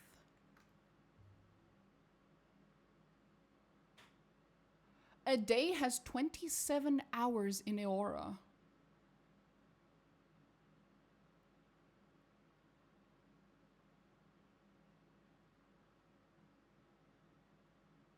I remembered that Aura's days were not 24 hours. I did not remember that they were 27. I mean, you do have to count the time that you were derailed. Well, yeah. So, you know, 90% of this stream has just been me being derailed. I am not ending the stream until we get at least something done. For fuck's sake. I'm on the trail. Not what I meant. This is what I meant. There we go. Just Farewell. drop her. On the one hand, I like keeping Kana with me. On the other hand, Kana, more than everyone else in the game, is bugged the fuck out and keeps bugging out my combat. There's something about... I assume it's his class, that he's a chanter. I'm assuming that the chanter class is particularly bugged with the turn-based combat. So it's like... And when Kana gets bugged, he bugs the entire game. To the point where if I reload, there's like a 50-50 chance that I have to restart the entire game. That's how much he bugs the game. But I don't want to leave him behind because it's Kana and I love him. I don't want to... Good day, stranger. Stranger? I'm the Watcher of Kednua. I pay your fucking salary. What do you mean, stranger? I'm your boss. What the fuck do you mean, stranger? That's one way to talk to your boss. Imagine if you talked to your boss in real life and you just went, "Good day, stranger." It's like, I'm sorry, what? It's weird enough to say that to someone who is an actual stranger, but to say that to the man who pays your bills is a little fucking odd. Where do I have the camping supplies? Do I not have any at the moment? I don't remember where camping supplies go. Is it here in the consumables? Probably. I don't think I have any. Okay, we need to buy camping supplies from this dude. Now that I'm not playing in normal difficulty anymore, I really need camping supplies like you wouldn't fucking believe it. Apparently I only needed one, which means we already had 3 or 4. Where are the... It's in other. It's in other. Where are my camping supplies? I'm sorry, am I blind? Can you guys see the camping supplies? Am I blind?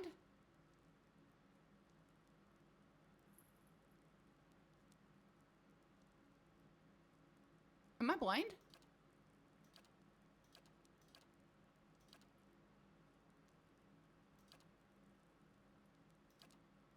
What the fuck?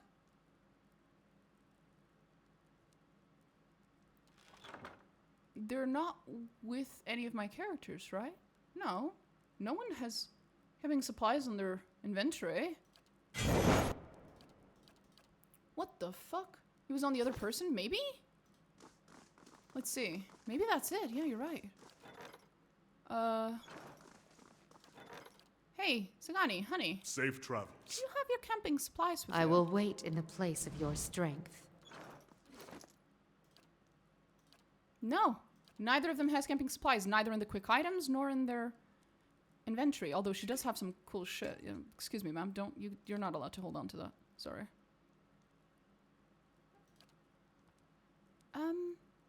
What the fuck? What the fuck?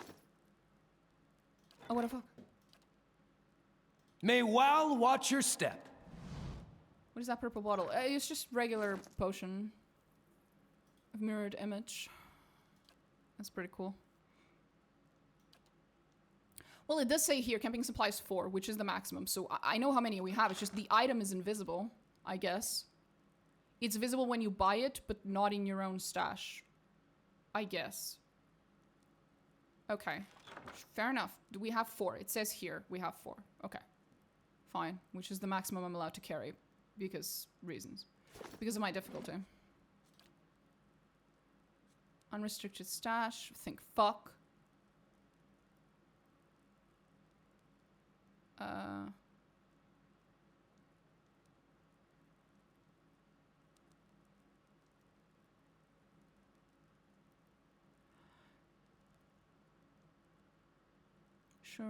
Show unqualified interactions.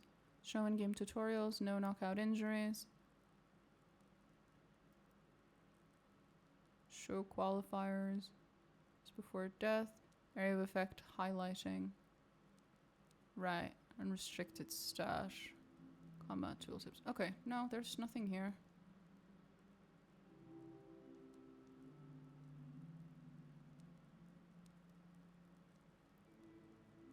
Okay. Okay. I'm here. Sure. So we have... Wait. I have the wrong person with me. No. May Wal watch your step. Wal can go fuck himself. He's a piece of shit. Your thoughts horrible must person. flow deeply indeed.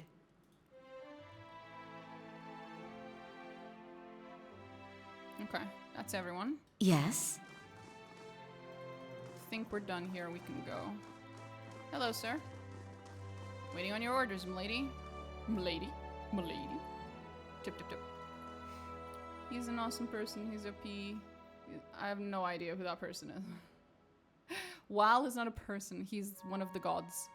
And he is a particularly nasty one. When I was playing... When you play Pillars of Eternity 1, you have no idea just how evil Wal is. Like, it is not at all obvious. In fact, you might come out of Pillars of Eternity 1 thinking he's one of the least shitty gods.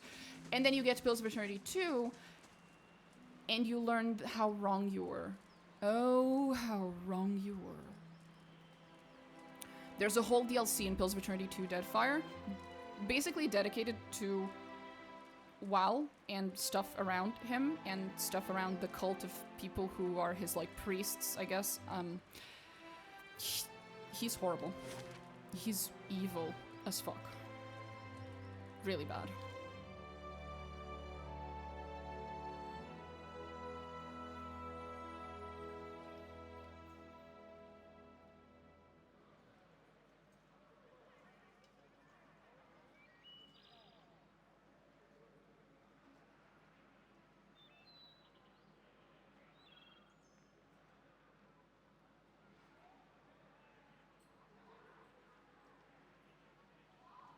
You didn't say. I might want to have tea with him sometime then. Oh yeah.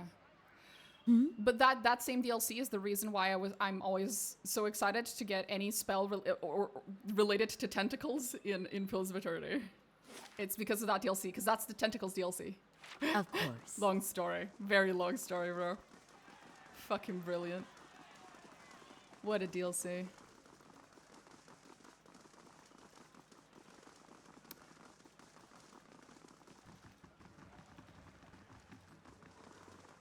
We have so many fucking quests in this area. And they matter. And they affect so many things. Oh Yes. god. Okay. I have to stop myself from getting overwhelmed, because I get really overwhelmed when I'm in Defiance Bay easily. If I start thinking about it. The Tentacle DLC? Yes. It is the Tentacles DLC. I don't think I'm going to be playing Pillars of Eternity 2 once I'm done with this one. Because I've already played Pillars of Eternity 1 and 2 on stream. The full VODs can be found on my YouTube channel. And then I played Avowed. So you can find that. But yeah. If you wanna find out about the Tentacles DLC, you can either play the game, obviously, or you can go watch my VODs of the DLC. I think the DLC is called something like the something Sanctum, Sacred Sanctum, or something like that. I don't fucking remember. Deadfire DLCs.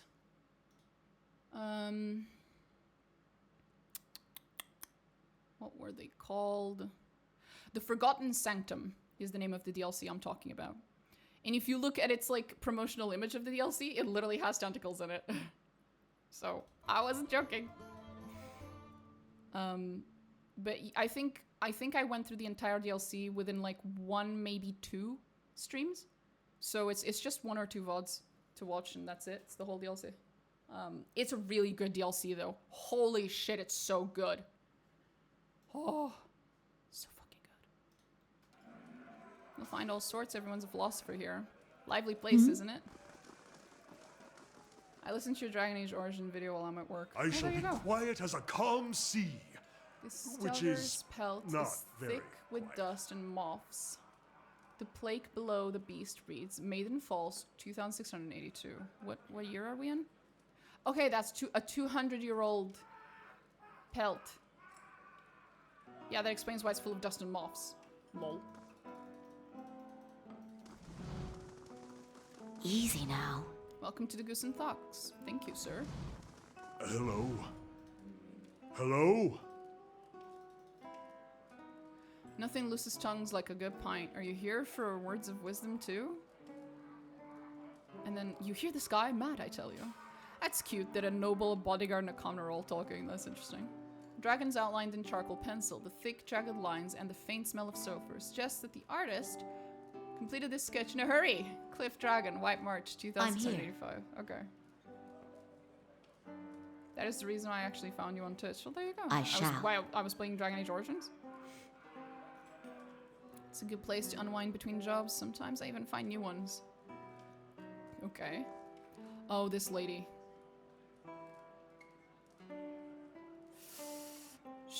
Her quest had some particularly nuanced endings.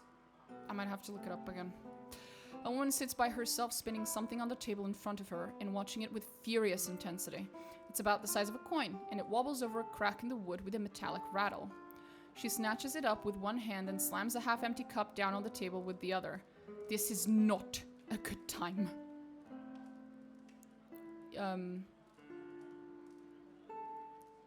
What are you doing here? Just trying to calm down, trying to talk myself out of something foolish. Something foolish? She says nothing for a few moments, as if hoping you'll leave. At last, Kainra looks up at you, and lamplight falls across her face. A purpling bruise is blossoming along her cheekbone.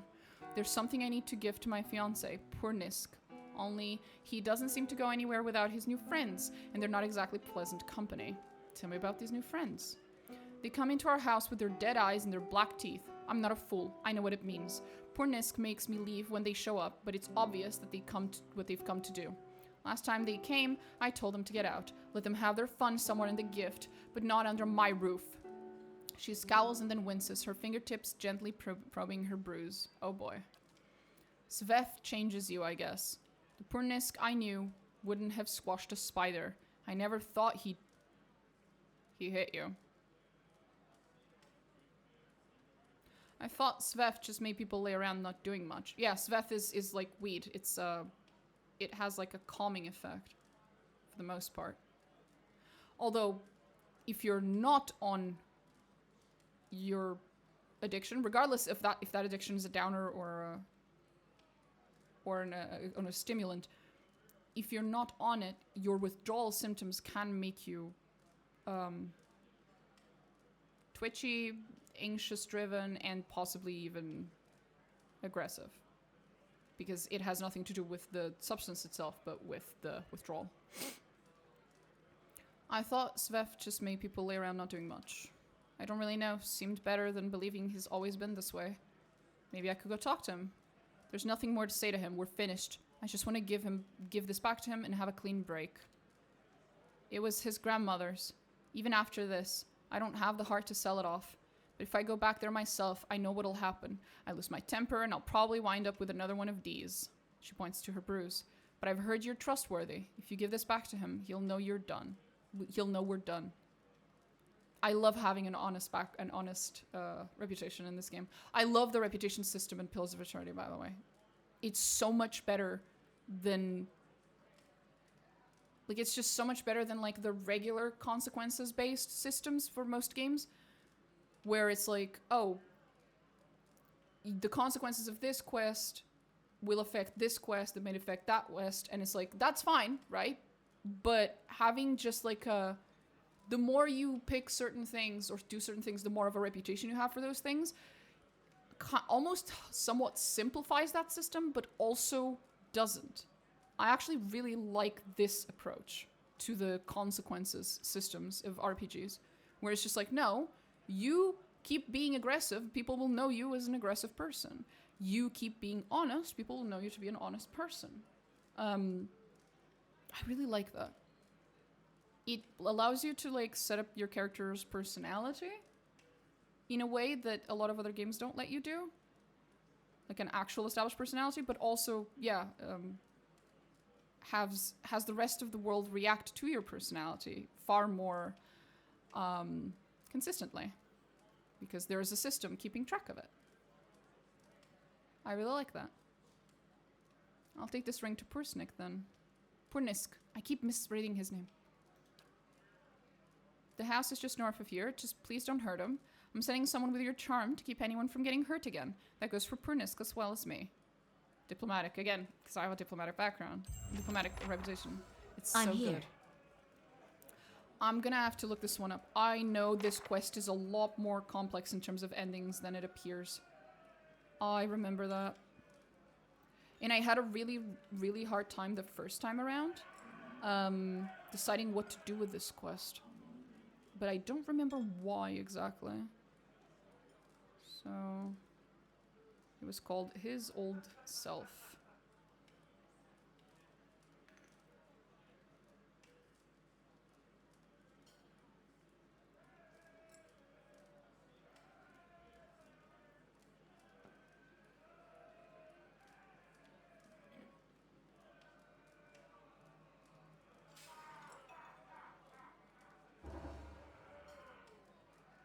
I keep forgetting that if I just leave the game running, the time runs. And things happen, I need to be careful with that. If you don't want to fight, just yeah, talk and start to master. No.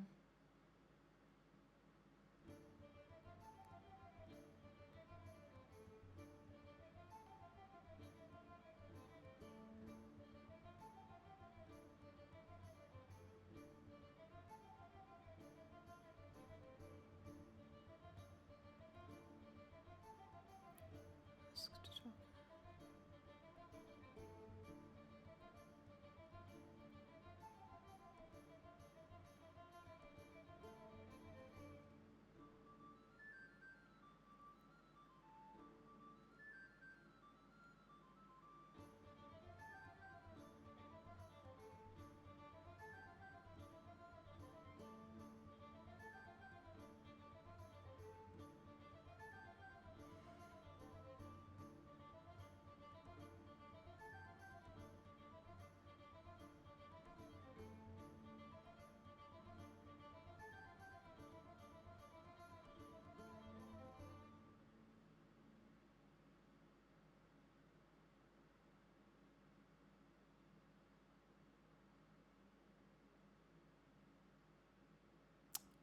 Yeah, I remember this.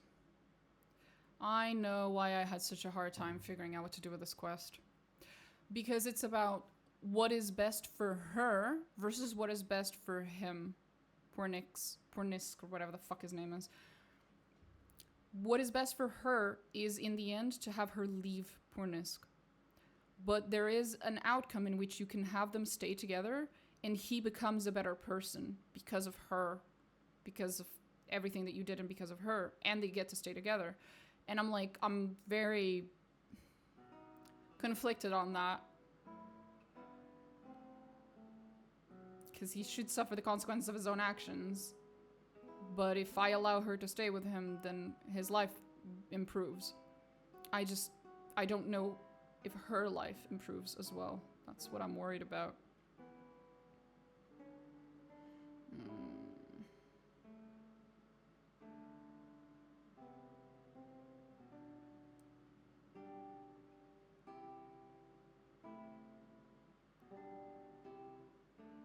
If this was real life and she was my friend, I would tell her to leave, regardless of what happens later in this quest. I would tell her to leave. But I am not her friend, and I am not friends with the other guy, so they're of equal importance to me. And since they are of equal importance to me, I guess the best option is the one that benefits both, to some extent.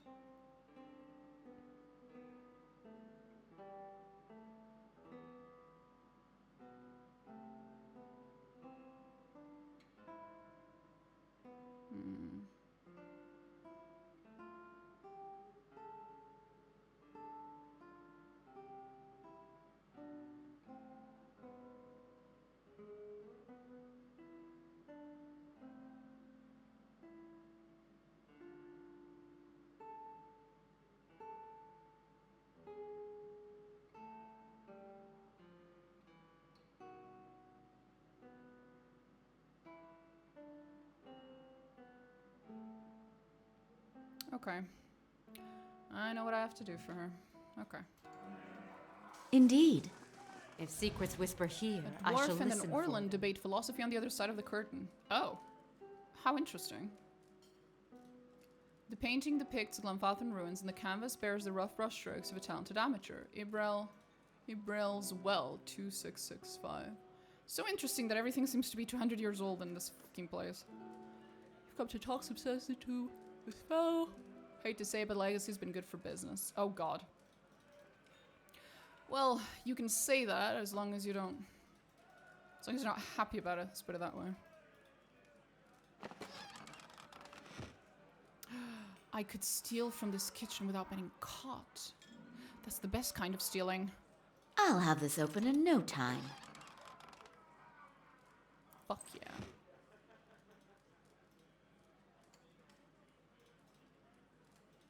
Nice. I've stole some raw chicken.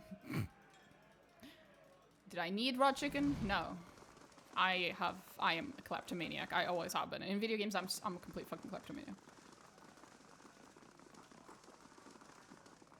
Earl of Levi looks on enigmatically from the canvas. I don't know who the fuck that is, but okay, buddy. Okay. Hello, Gods Bishop. keep you. Here for a drink? The man behind the bar is nearly the size of an Almawa. A handle protrudes from his back. I'm sorry, a what? A what now? A handle? A handle protrudes from his back, and his face is set in a stoic frown.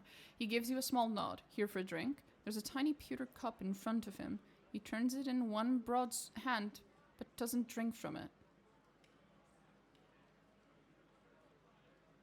I'm sorry, what? Tell me about yourself. Name's Bishop, used to be a scholar of Barath. Now I run the Goose and Fox and keep the regulars in line. He shifts, and you see a war hammer strapped to his back. What is there more to tell? How'd you go from religion to taverns? The journey isn't as long as you'd think. It started with Hollowborn and with this. He takes a black bottle from under the bar and fills the pewter cup. He was my sister's son. He takes a drink. At the beginning of Wide One's legacy, he was one of the first. I never expected there would be so many after him. Tragedy is part of the cycle, but it's followed by rebirth. Yet every year, more parents were grieving for their Hollowborn children, and the gods were silent. So you lost your faith? Barath promises rebirth cycles, but the only cycle I found was this one. He taps the bar. Have a drink, have another, and another, until I couldn't remember how I got home. Wake up, come back. I finally woke up one day to see my family had packed up and left. For all I know, they'd left days before and I just hadn't noticed. But they were gone, so I came here. I've cleaned up since then. Not that I've found my answers, I've just stopped asking questions. That is incredibly depressing, my good sir.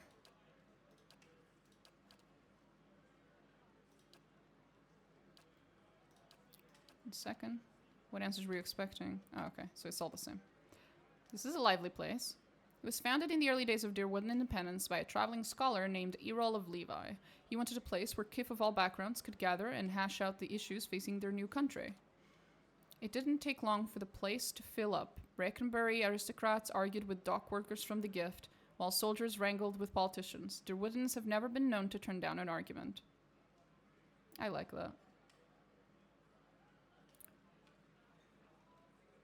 What happened next? Soon kith were coming from the farms and settlements too. He waves at the door as if expecting a crowd to bustle in. This place got even more popular with the Valian sailors than the Salty Mast. And that was the problem. No matter what people say about fair-mindedness and civil debate, there's only so much people will tolerate. Errol found himself on the wrong side of an argument with the wrong Thane, and when he disappeared a few days later, some said it was the work of that Thane. He shrugs, spreading his hands over the bar as he surveys the room. But Errol knew which way the wind was blowing. If you ask me, he skipped town, hid out somewhere, hoping for rational minds to prevail in Defiance Bay. If only he could see it now. In general, if you're hoping for rational minds to prevail in a given setting, your tavern, your city, your country, and you consider yourself to be amongst the aforementioned rational minds, then leaving is counterproductive to your goal. I'll order some refreshments. You sell puppies? I have questions. This small yellow dog seems singularly happy to accompany you, panting merrily as it lopes beside you. Oh, you cutie puppy! Yes, I will buy the puppy. I too wish I could just walk up to the nearest cafe, to the nearest restaurant, and purchase a puppy. It would make my day great. I just gotta say, it'd be pretty cool. I'm sorry to the little piglet, but every time I get given a new pet, I always take it. So here we are. Hmm? I always replace the old one because otherwise, I don't have... There are so many pets in this game, and I can only have one. So, yeah. I have to keep changing it, or else they don't get any time as my pet throughout the game. It's always one of them's turn, eventually, is the point. What's that? Ah, okay. Medium armor. 35% initiative is really high, though.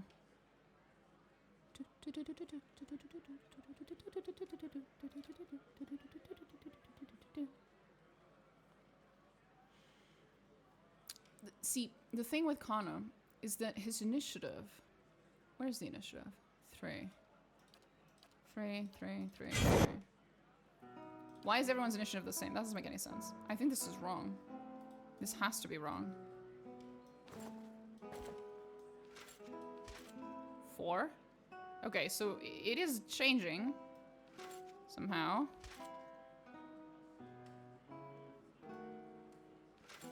But everyone's initiative is the same. That's odd.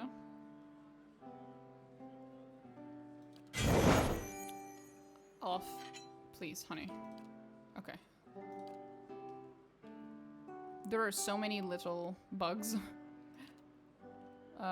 in this game, especially like sound bugs. Visual, not so much, but sound ones, a lot. A lot of them.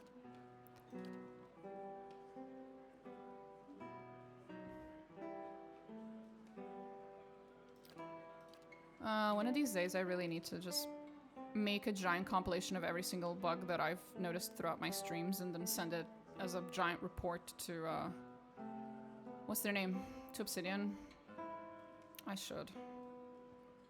Anyway. Intellect +2. He has intellect +1 but does not have overseeing. It just feels a little weird to give him the robes. He looks weird.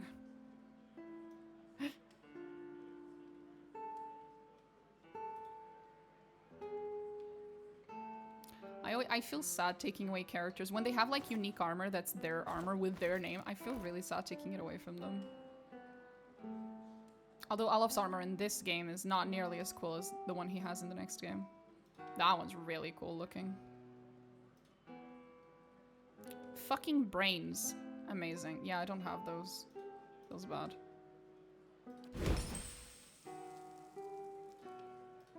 Proofing.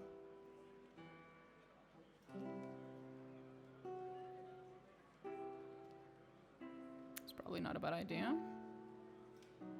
Crush proofed, corrode proofed, shock proofed,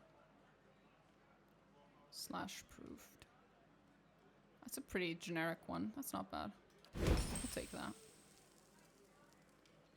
I wish I could remove this one and then add him the intellect 2 instead, because then his armor would be better.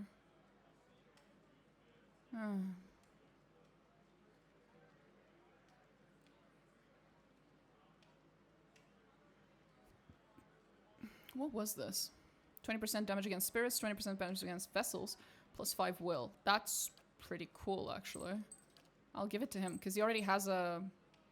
He has the Whispers of Yenwood, which I believe has damage... Yep. +5 accuracy against spirits, +25% damage against spirits. I wonder if it... how do you say? Stacks. That I do wonder. Do I have any stats on that?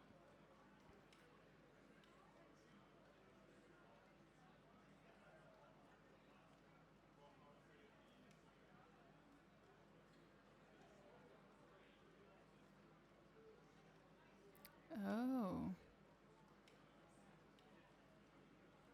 It would seem that the answer is no, it does not stack. Whispers of Yenwood, 2 constitution -3 will. It does not say anything about the spirit damage. Notice. Now, if I were to remove the ring... Huh. It still wouldn't say anything about the damage. Confused noises. I'm never quite sure what stacks and does not stack in this game. Not gonna lie.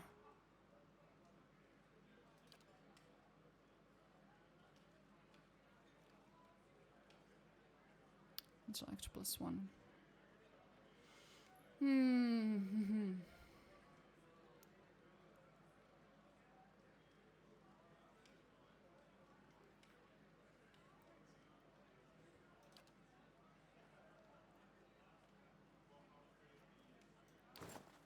My initiative would still be 3. Seems like it's fairly difficult to get initiative to go down.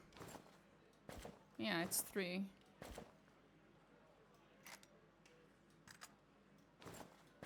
Okay, I could get initiative 2 if I had no weapon. Or if I didn't have one of these weapons, I guess.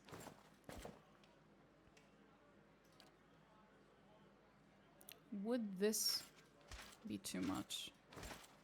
I could have a whole ass fucking... Okay. Sure. Turn-based mode. Initiative is used to determine who will act first in a turn order. Characters with lower initiative values will act before other characters and will complete spell casts faster. That last one's the important part. Because it is also technically attack speed, essentially. Or spell casting speed.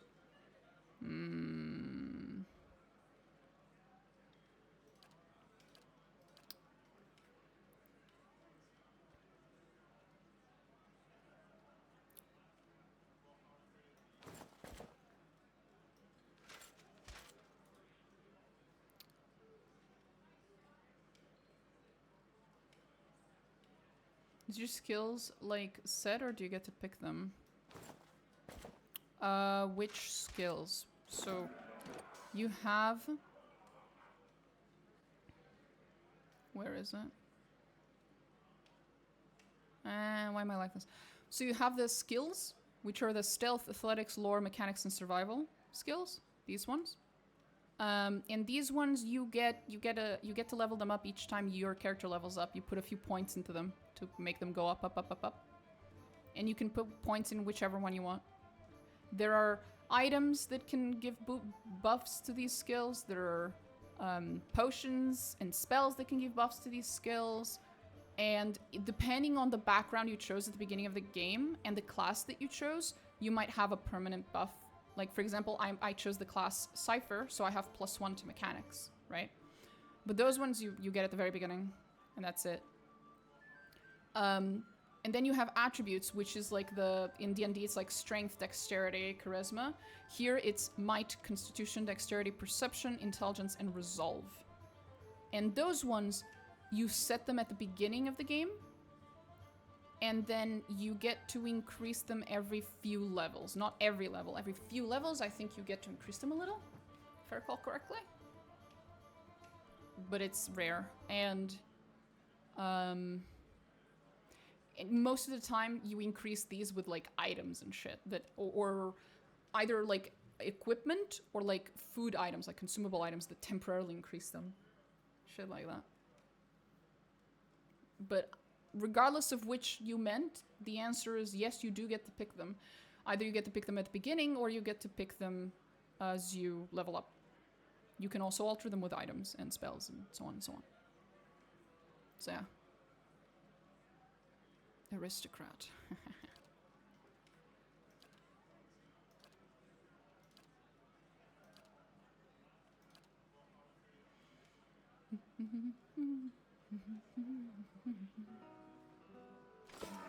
Yes? Yes. What about the spells? So, depends what kind of character you have. Aloth is a wizard, so you get to pick a few spells every time you level up, but you also can... So here's like all of his first level spells that he knows. He's only allowed to pick 4 at any given time. So I picked these 4. You can see them here. 1, 2, 3, 4, right? But this is all the ones that he knows. I can go in here, remove one of these, and then add another one. See? When we're in combat, he only has access to the ones that are in his grimoire. So Aloth's grimoire is here on the right. He only has access to the one in his grimoire here. So that's why you can know a lot of spells, but then you only have access to these ones. As long as you're outside of combat, you're free to pick and choose whichever you want. You can, like, go here and put new ones or whatever, right? As soon as you start getting into combat, you're stuck with whichever ones you have inside of your grimoire at the time. You get to add more to this side, to the known spells list. You get to add more every time you level up.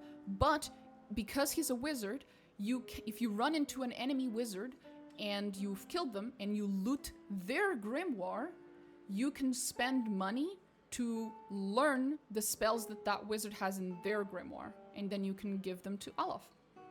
Or any other wizard, if you had another wizard in your party. But again, it gets added here. In the case of characters like Durance, who's a priest, he has a set number of spells that he learns each level as a priest. You don't get to pick them.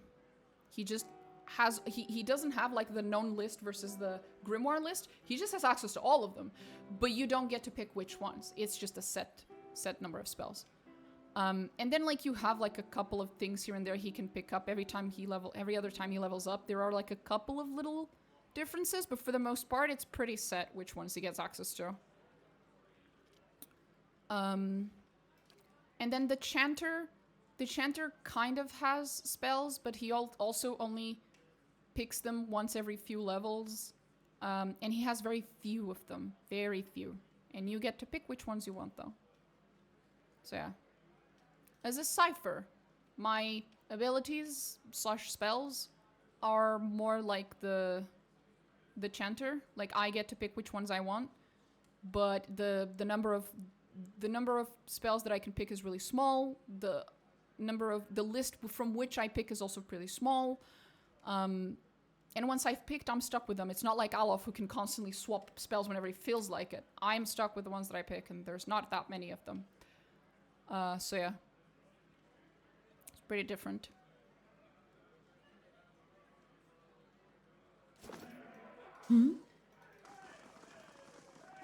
Let's go upstairs.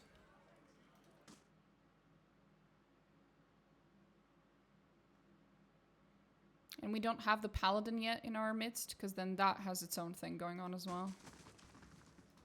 Hello. Burly Almawa raises a hand in greeting. Sup? Dowdon is busy filling a spur off of a small round bullet. Ilfa? Ilfa nods at you, a pint in one hand and a mace slung over her shoulder. Key? The Orlan woman nods at you, a cup of wine in hand and a scepter across her lap. Two-tone Weaksel. Hello! A Norland man relaxes with his feet propped on the table. Patches of dark brown skin peek out from under a full mane of blue-green hair. He and the Orlan woman with him exchange laughs and comments with the trio at a nearby table, and he spins a dagger in his hand. His hazel eyes watch you. You look like you've seen a night or two in the wilds. Joining us for a drink? Where are all of you? So what you're saying is Wizard can probably become OP before the end of the game, or it really doesn't matter. It's just how you use your spells and skills. Wizards tend to be quite OP, yes. When the longer the game goes on, the more spells they have access to, and while they can't, they're still limited in how many of them they can carry at any given moment and how many times they can use them, because there's the whole concept of spell slots. Just the fact that they have access to so many to choose from,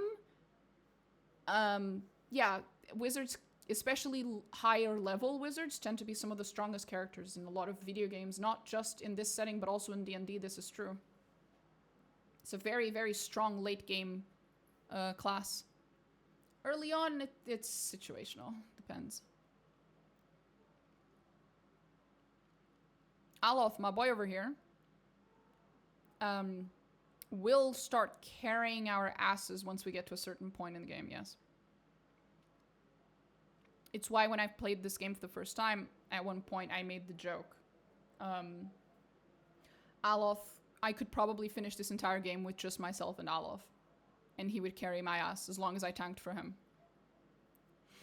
What I like about D&D is that you can create your own character with unique spells. Well, you can't exactly create spells, but you can create your own character, sure. Well, you could, in theory, homebrew spells, yes. But that's not part of D&D, that's homebrew. There used to be, was it in Morrowind? Was it in Elder Scrolls Morrowind where you could create your own fucking spells and it was like really interesting? Or was that I think that was Morrowind, yeah. A lot of people really like that aspect. You look like you've seen a night or two in the wilds, joining us for a drink. Who are all of you? Name's Two-Tone Weasel. Weasel? I'm not sure. The lady next to me is Key. We've had our fun with the expeditions, but we're hoping to enjoy a little peace and quiet for the next few weeks anyway. I'm Dreadshaw Dayton. This is Herdy and Ilfa. We were part of separate expedition teams, but we both suffered losses and decided to band together. Beasts, barbarians, BOX. It's a dangerous time to be an adventurer, but a prosperous one too. And here's to many more prosperous journeys. Is there something else you wanted? Nope, I'm good, thanks.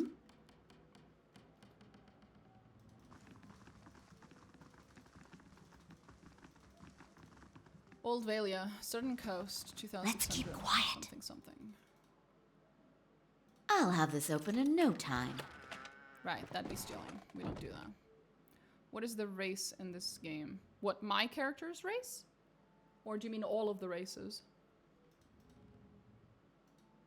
It's done. All of them. Ah.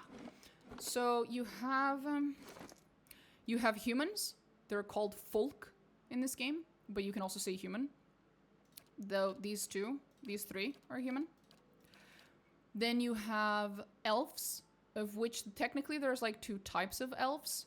You have Aloth, who is, I guess, the equivalent of a wood elf, if you will. And then you have what my character is, which is a Glenfellan, which is, how do I put this? It's like a snow elf, basically. It's like an elf from the tundra, from the ice areas. Technically, there's like sort of like there's like also a difference in terms of what Aloth is. There's like a difference between the elves who come from Adir, like him, and the ones who come from Erglanfath, which is where we're gonna go in the end of this game. It's like a location. The elves there and the elves from the Seathwood, where Aloth is from, don't necessarily consider themselves to be one people. So there's like 3 types of elves, I guess, if you will. And then you have the Orlans, which we have at home. Orlan at home. I can't show you right now, but Heravius was an Orlan, of which there are 2 types of Orlans: wild Orlans and hearth Orlans. Basically, it depends on the kind of like fluff they have, the type of fur that they have, the coloring and the amount of fur and stuff determines the type of Orlan that they are. They're like very small and very fluffy. Then you have dwarves. Dwarves, there's like a trillion types of dwarves, depending on where they come from. I think there's at least like 3 or 4. I don't fucking know. There's so many dwarves in this game. There's so many types of dwarves. And then you have the Aumaua. The Aumaua are what Kana is. I'm here. So the Aumaua, as you can see, are really fucking tall motherfuckers. And if I recall correctly, I think they're sort of scaly-ish in their like skin. And then there's, I think, only 2 real types of Aumaua. There's the Aumaua from the Deadfire Archipelago, like the islands, like the Huana people. And then there's the Aumaua from Rauatai, which I don't remember the exact name. Yeah, because he's an island Aumaua from the Deadfire, even though technically he's from Rauatai, but that's because they immigrated. And then there's the Aumaua from Rauatai, which are a different type of Aumaua. They look a little different as well. Supposedly, I think. I think that's everyone. Oh, the humans themselves also have sub-races, depending on where the human is from. It's the same thing. Every sub-race of species in this game is just about geographical locations, like where they're from, basically. So the Aumaua, there's Aumaua, Orlan, Dwarf, Elf, and Human. But then there's a fuckload of sub-species, sub-races, whatever you want to call it. I guess it says race here, so it's a sub-race. For each one of them, depending on which area of the globe they come from. Or which subculture they're a part of, usually. And sometimes that manifests in somewhat of a physical difference. Like, my character's a pale elf, so she's a Glenfellan. Anyway. So they tend to be, like, very, very pale, and they tend to have very pale hair and skin. because they come from the white that wins, which is literally just ice and tundra and snow everywhere. Whereas clearly Aloth, being a wood elf, is very, very different in his appearance. So yeah. So do all this somewhat take place on one continent, or is it through other worlds? It's one world, but there are multiple continents, multiple islands, multiple territories. It's very big. And even by the end of Avowed and Pills of Eternity 2, we do not know the entire world. The world of Eora is very big, and we are only roughly aware of a portion of it. We're aware of Adir, where Aloth is from, which is like a big, big empire. We're aware of the Living Lands, which is where Avowed is set. We're aware of the Deerwood, where we currently are right now in this game. We're aware of Ixamitil or Ishamitil. I always mispronounce their name. We are aware of the Deadfire Archipelago. We're aware of the White That Wends, where my character's from. We're aware of Rawatai. But there's Air Glamfath, which is next to Deerwood. But there's other places. Like when you're playing Pills of Eternity 2, you meet this one character who's like a very optional, very easy to miss companion-ish. He's not a full companion, he's like a half companion. There's these like characters in Pills of Eternity 2 that are kind of like companions, but not full companions. They don't have, personal quests. They don't have like all the things that come with a companion, but they can be used as companions for your team. So and you can sort of talk to them a little bit. One of them, I forgot his name. He is a foreigner that comes from outside of the known world. He comes from a continent that no one has ever been to. And he's a very interesting dude, but he's pretty much the only source that we have of knowledge of anything outside of the known world at the moment. And he's very interesting. So yeah. I'm here. But this game is purely set in the Deerwood and I guess Air Glamfath. And the second game is purely set in Deadfire, and the Avowed is set in the Living Lands. So it's always pretty much set in like one geographical location, even though we are aware of other areas, of course. Let me see if I can find a good map. Deerwood, Deadfire. Oh, there's the Valian Republics as well, which is mostly, I think, human territory.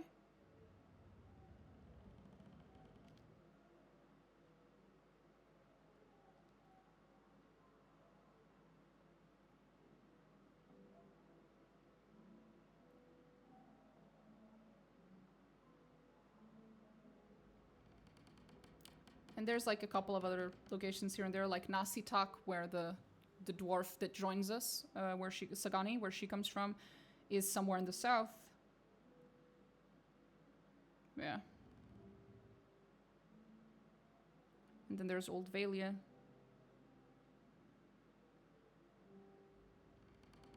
The biggest continent is where Adir is. Adir Empire spans basically an entire continent, and it's massive. At least as far as we're aware.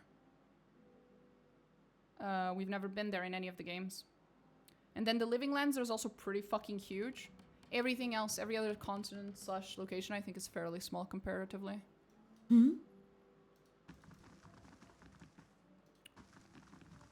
Oh, can I steal here? Pages of these old books are crisp and fragrant with the salt of a sea breeze. Okay, cool. Can I steal? The most unfortunate tale of Favia and Bernat. A Valian tragedy. That sounds terrible. Oh no. Laia dies. That's one way to end it. Yeah, that sounds like a tragedy. Let's see what lies this way. Light, flame, and I'll have this open in no time. Okay, I'm not allowed to steal from that. Well, I am allowed, but they'll be upset at me. Is there any penalty for getting caught stealing in this game? Yes, there is.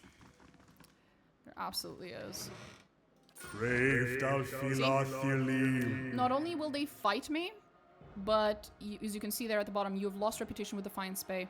So there's a system of reputation in this game, both for your character's reputation, her personal reputation, but also the reputation that she has with other factions. And cities, major cities like Defiance Bay, tend to count as their own faction. So if you do things like stealing while inside of one of these cities, you tend to lose reputation with the city, basically. So the people of the city will view you less favorably because you were caught stealing. I'm here. But also, people will fucking fight you. If there's anyone nearby to notice you stealing, then they will fight you for it. So you're forced to kill them, which is not ideal. Light, flame, and sound. So I try not to steal unless I know I can get away with it. If secrets whisper here, I shall listen for them. Margaret's fire casts light in dark places. I'll be right back. 5 minutes.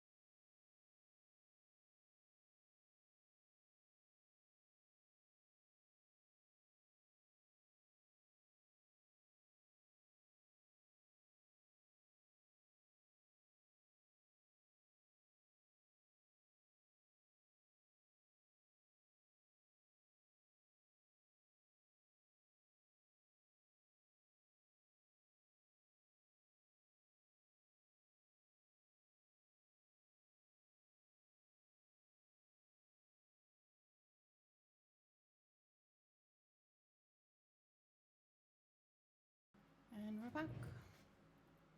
Is it still in place? It is. I had my earphones on while I was away, so I actually heard the grieving mother apparently commenting on the fact that we were standing still for too long. That was funny. I didn't know they had like a thing that was a thing. Like if you stand still for too long, that the companions can comment on it. That's funny. Had no idea. Okay. Okay, that finished. So we can purchase another building. What are we building? We're building the lab. Why not? Yes? Yes. I think we're done here, if I recall correctly. Gods keep you. Right. That'll be useful. And we're done with her. So we're done here, right?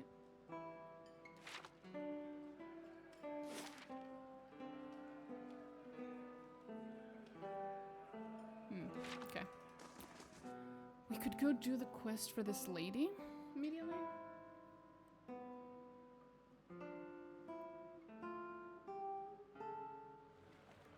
I'm here. Well, whatever happens, at least we're out of that mud hole, Gilded Vale. I grew up in Gilded Vale. Quaint. That's what I meant to call it. No, you had it right.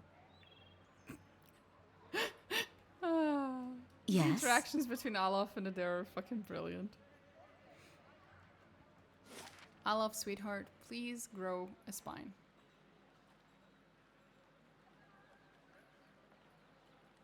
I understand why he's like that. I do. But, come on. Of bro. course.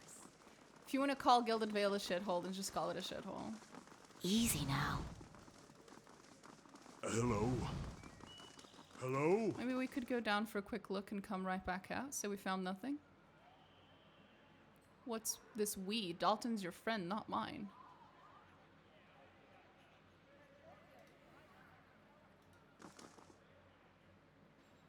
Interesting.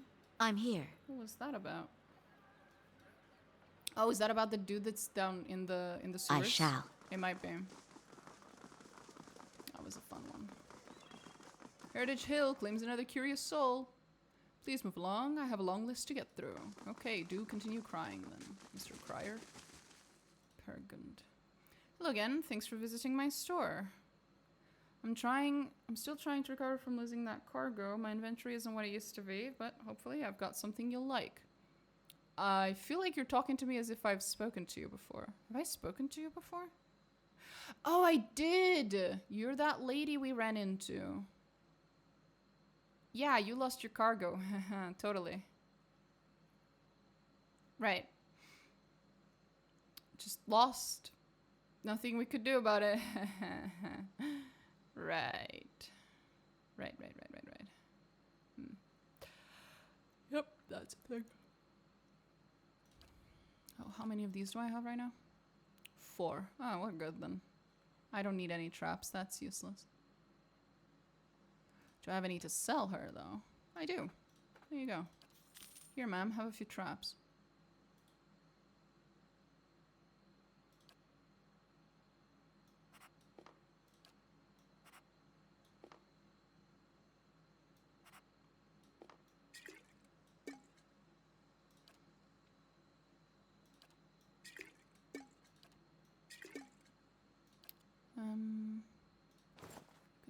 Get that.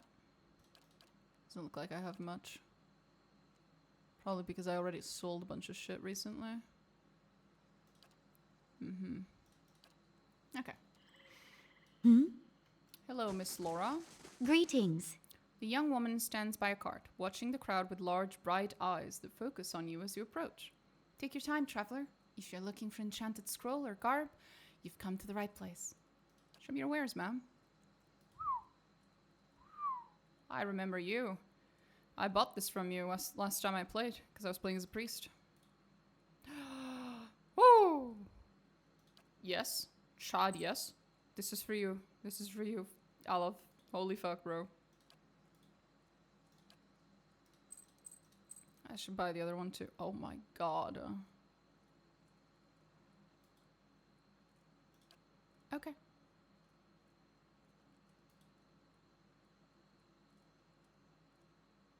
Face relief has been carved, depicting an eerie, beautiful figure standing beneath a large and twisting tree. Her face is turned slightly to regard the viewer, as if having just noticed their presence. It's a summoning item. Those are pretty cool, but expensive and mostly not that useful. Not worth their expense.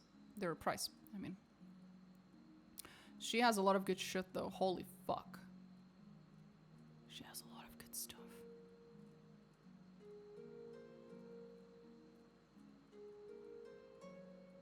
And I don't have enough money for all this. Fuck. We'll just buy the one for Aloth. Because I'm not playing a priest anymore anyway, so.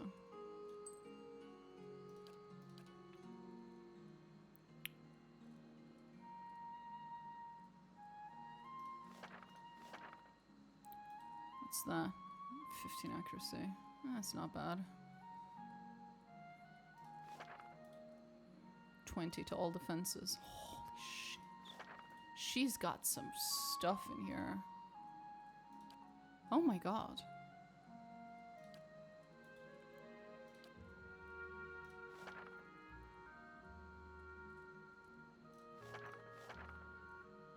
I feel compelled to buy a lot of shit from her, not gonna lie. I don't have enough money to... I don't have enough things to sell her, though. Not yet. Next time we have a buttload of money for no good reason, we're coming to this later. I have to remember. I have to remember. Holy shit, I have to remember.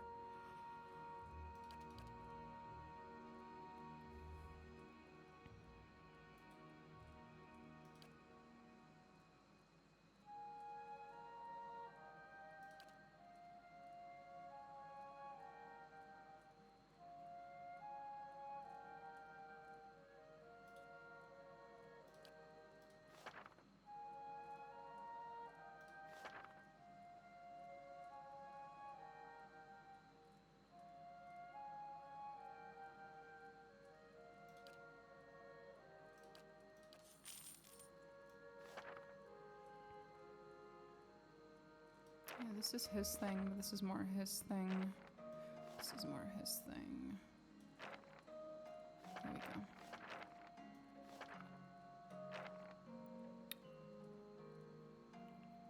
There we go.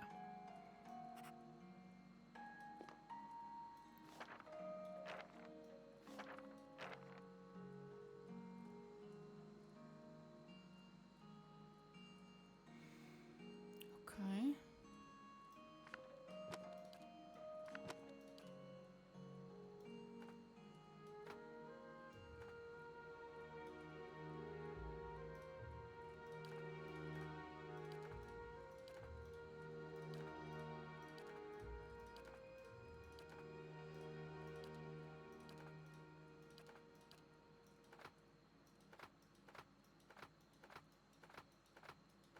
I shouldn't be carrying the food like that. It's pointless. That as well.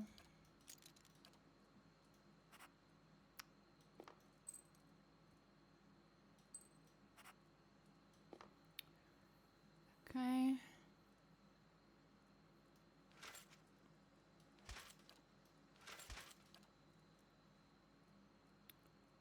Right.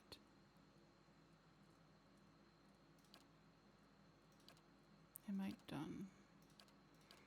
I am for now, I think. Oh. Amazonia Snake just followed. Thank you for following. I think we're done here. Thank you, ma'am. Yes? I will definitely come back later for some of the good shit you got, ma'am. Now, Aloth. Here you go. What was this? It was +5 deflection. I already have that. He doesn't. Here, there you go. Ring of Wizardry, except this one is 1st level and 3rd level, and this one is 2nd level and 4th level. Do these actually stack? Is the question. Because they both have the same name, which worries me. Okay, no. The buff has the same name, but because the rings have a different name, they both stack. That's good. That's good. Good. Good. Good. Good. Good. Good. Good. Good. Good. Good.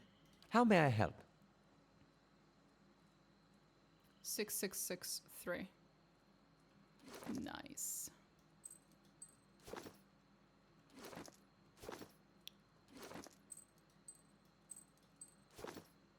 Yep, they both work at the same time. Look at that. Oh, that's amazing. Thank you so Yes? much, ma'am. Rest of your day, I'm gonna go to bed while I can't Well, I can anyways. Okie dokie. Have a nice, Of course. nice evening. Hail and well met. The merchant smiles brightly. Well met, traveler. Are you interested in purchasing any rations for your journeys? Oh, God. Okay. You just hit me with that dragon meat and dragon egg, why don't you? Holy shit. +3 resolve. Yeah.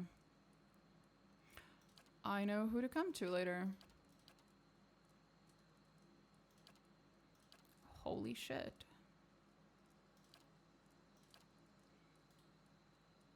+3 might, +3 resolve. +3 resolve. +1 dexterity. Dexterity and perception. Constitution perception. Constitution perception.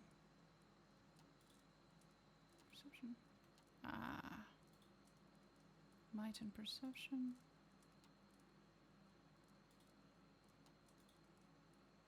I can't bring myself to get rid of these foods. Except these ones. Damage reduction, I don't give a shit. Pointless.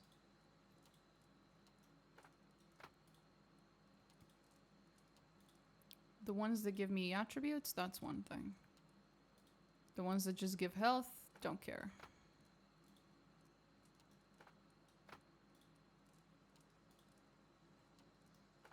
Whatever. Attack speed, eh. I'm probably never gonna use that.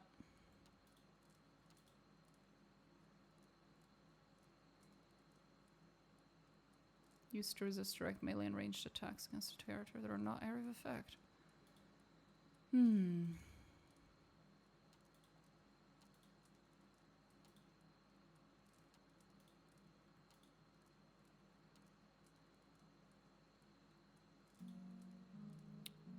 +20% focus gain for 100 turns, +10 deflection, +20 reflex, -4 intellect.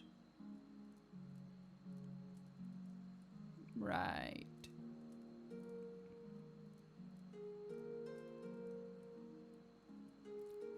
Turns.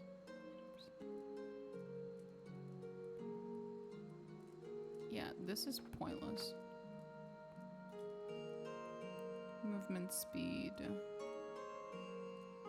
-4 resolve. Jesus. Disgusting. +3 perception. That I do need. No.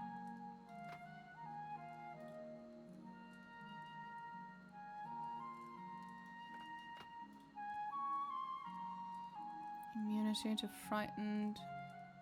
Sickened. Blah, blah, blah. Don't care. +3 might. That we will keep. Kind of a last resort, but we'll keep it. I'd rather not use drugs in this game because the crash out is pretty bad. Withdrawal needs to be quite bad.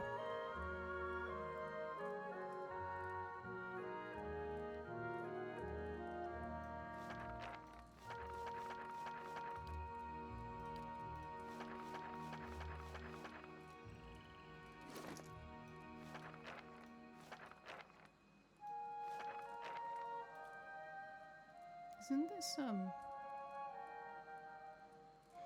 this is a druid spell.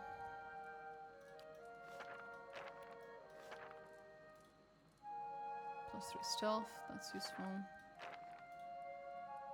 +3 athletics.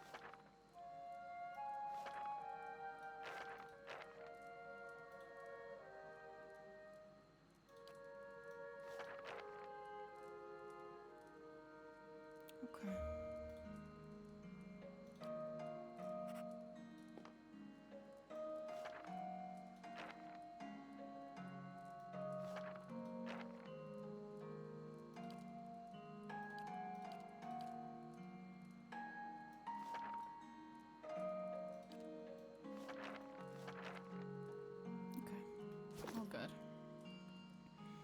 I'm Where do here. we go from here? Egrim. Hello. Hello!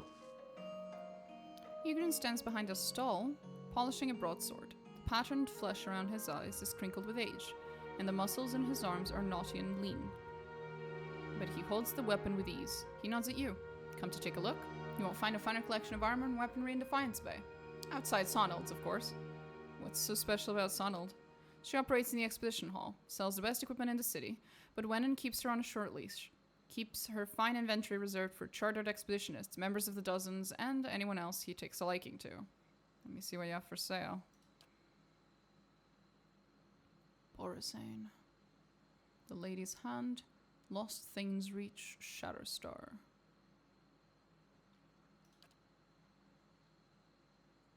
+9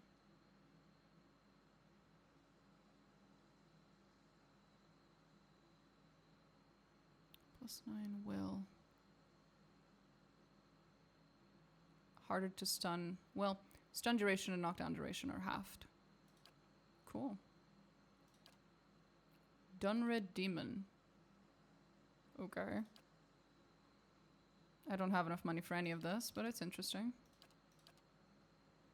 Ooh, how many of these do I have? Could always use another pry bar.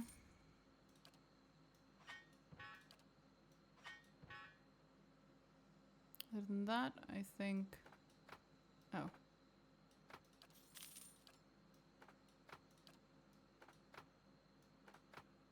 There we go. I have enough lockpicks, right? Yeah, I do. I have a fuckload of lockpicks.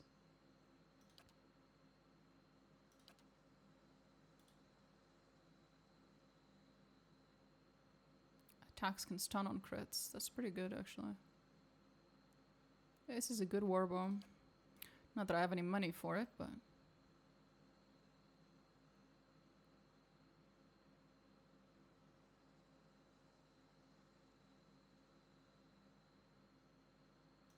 Interesting. Hello. Hi, Neuromancer. That's a cool name. Shatterstar. +1 enemies engaged. Warhammer one-handed. How much money does it... I don't have enough money for that, bro. Sorry for you. I'm happy for you. I'm sorry that happened. I can't... Yes? I can't buy that.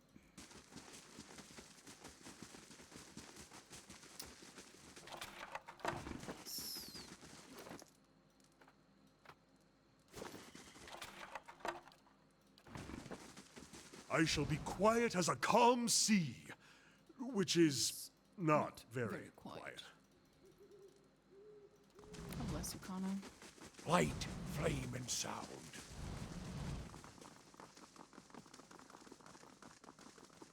Easy now. Shields have been battered and scarred in long ago battles. Okay. Keeping an eye out. Didn't want to come here, but my village wasn't safe anymore. If Animaster's calls the legacy, they have a lot to answer for.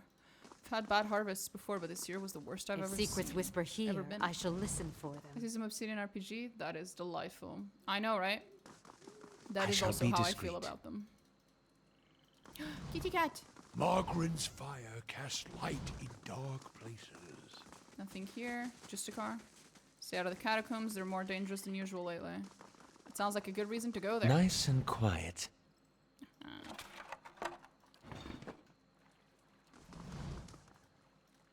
Smith tongue, solve problems. What's wrong with looting? No one's touched those artifacts in centuries. The Hall of Revealed Mysteries is where you go if you're a scholar. Okay. All normal here. We've been here, we've been here, we've been here. That's Pernisk's house. We do need to go there, but there was also something back there. I need to go and check. Was there something here at night? Because the city changes during the day versus at night, so I should check. Is there something here at night? No. I remember there was something in a corner or whatever. It changed at night, but I don't remember where. Just go check the right side here. And then if there is nothing, we will go to the quest at Pernisk. Pernisk. I actually said it correctly. Holy shit. The better part of valor. At his house. They shall see nothing while I see mud. Let's keep quiet. The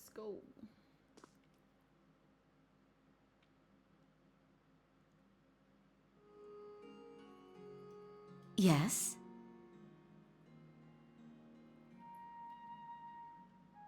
Indeed. They shall see nothing while I'll have this open in no time. Hey, Hello, random people.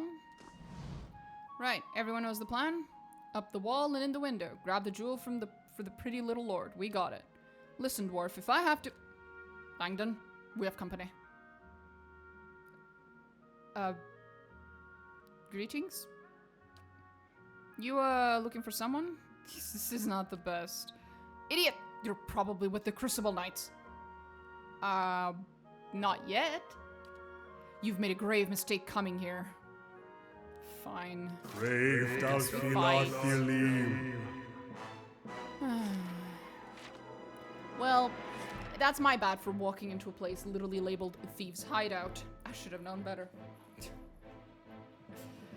Oh, God. I'm pretty sure this is gonna mess with another quest that I haven't started yet, but I'm sure it's fine. aye? I? Tentacles? Maybe tentacles. Nah. These are too easy. No need for tentacles. Ah!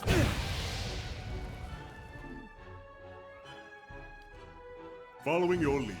Shoot him in the face. Thank you. What?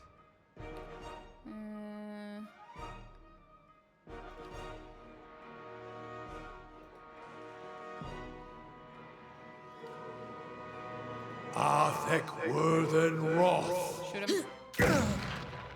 Next. Suck. Fuck that guy up.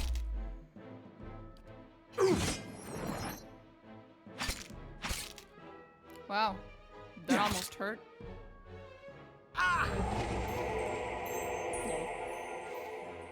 Ma'am, shoot him. I wish you know. That'll never not be funny. Aye? Shoot. No, not you. You don't shoot. You don't shoot. Minoletta. Lavaru, be on seek! Introduce them to this world's magic missiles. Thank you. Now throw that on the ground. Kneel before me. Pray thing. What? Yes? That one. Why is his health invisible? That's annoying. Lavaru be on seek. Your turn. I shall end I think this. we're a little over leveled for this sort of shit. Just a little. Our contact inside Raymond Manor will leave a second-story window ajar. He's confirmed the location of the Heart of the White March in a hidden chamber. Get your crew together and head to Brackenbury before Lord Raymond moves the jewel. AD. I remember this. Yeah, I would have stopped them anyway. A two-story job. Yep. Long, jagged tears slice across the garden seen in this painting. A few bedrolls and spare tunics are bundled in the corner. Oh, this guy. Oh, nice. Nice and quiet.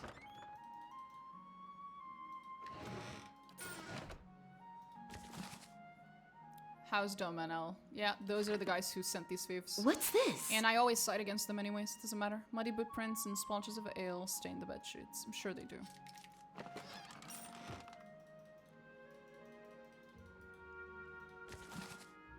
Dinrid row.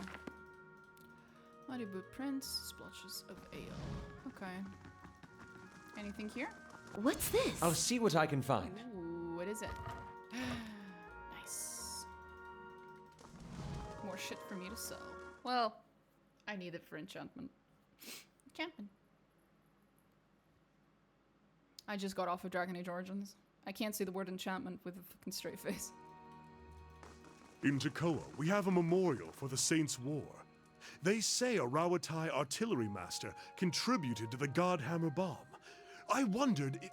Of course. You want Rawatai to be a part of this history. crow about how your people helped the Deerwood. Maybe your Ranganui lied, Amawa. On second thought, I'll ask Adair. Yeah. Yes? Probably a better idea, Kana. Although... Durance might be right. Of course.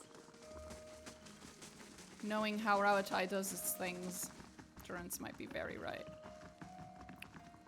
Shields have been battered. Okay. Anything here? My thoughts will be as silent as my feet. Adameth's Den. Right.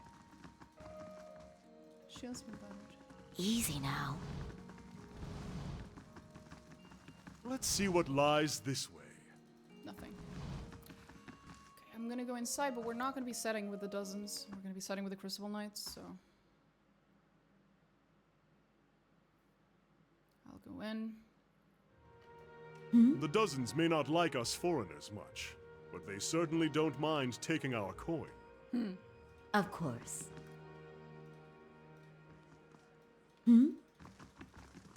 Laying low.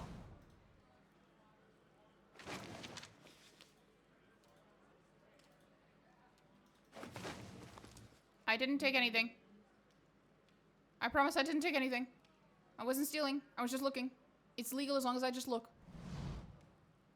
A well-groomed man steps through the hall with a confident swagger. Are you certain? I think so. A smug grin etched on his face. He is flanked by 5 other hard-looking individuals. One of his companions eyes you for a moment before spitting chew at your feet. Another pup come wandering in, I see. Just know that Bine's giant slayers run things around here and you'll be fine. Never heard of him. You have now. Stick around Defiance Bay and you will again. Plenty of bounties to go around, but there's a reason the giant slayers get the lion's share. Remember that. Couldn't care less. Officer, I was merely looking through their belongings. I'm not taking it for myself. Exactly. Enough jabber, Bine. You gonna do the job or talk about it? Wennon's right. That coin ain't gotta collect itself. See you around, pup. Let me guess. I'm gonna have to fuck this fucker up.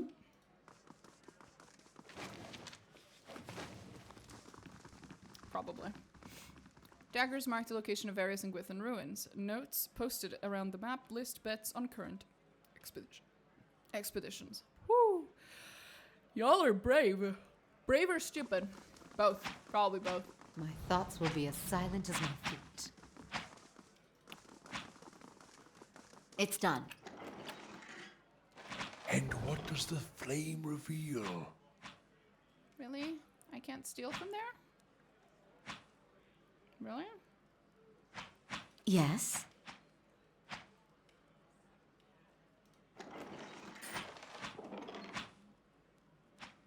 I wasn't caught. Yes. Therefore, it never happened.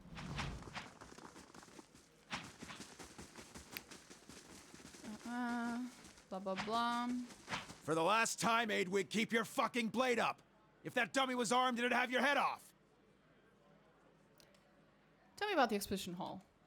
It's treasure hunting, plain and simple. Sponsors put up money, hire adventurers to explore the wilds, looking for ruins mostly. If they come back alive, they split the spoils. If not, it's because they handle their weapons like this lot in front of me, who might as well be digging their own graves right now. Got business with me.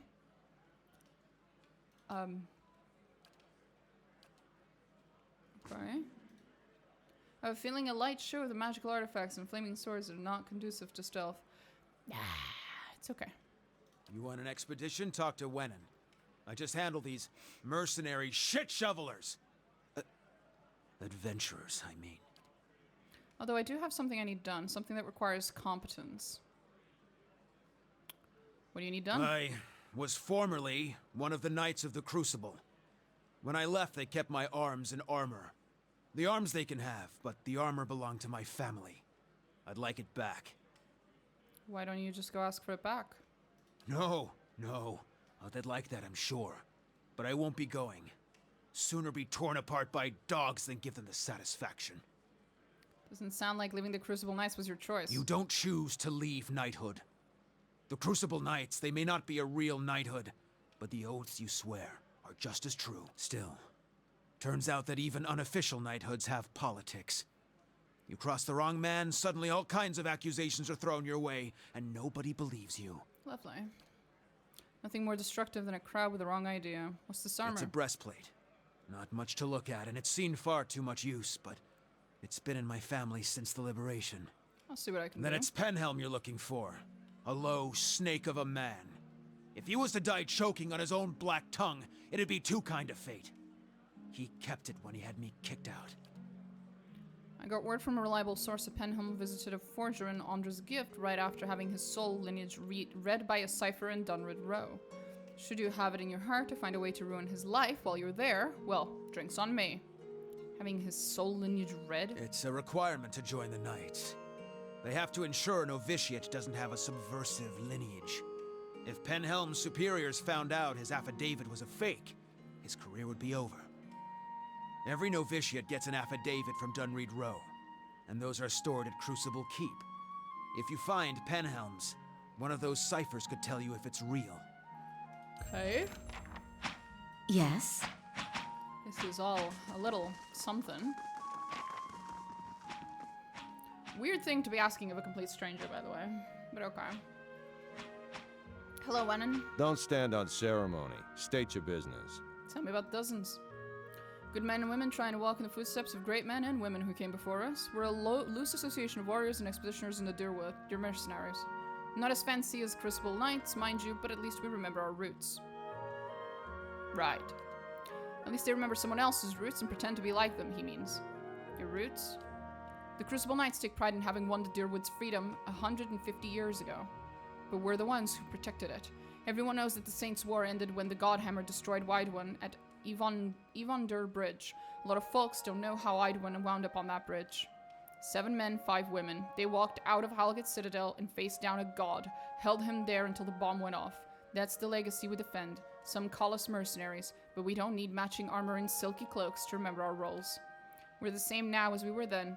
We stand up for the people. First line of defense, whatever it takes.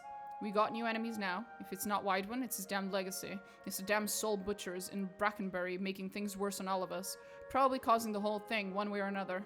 Well, we haven't gone anywhere, and there's a lot more than 12 of us now. We defended Deerwood once, we'll do it again. What else do you need? Right. Looking for Go work. see Osric. He's usually got something. You do well for him, maybe I can... Not just for anyone for today. How about you give Osric a hand first?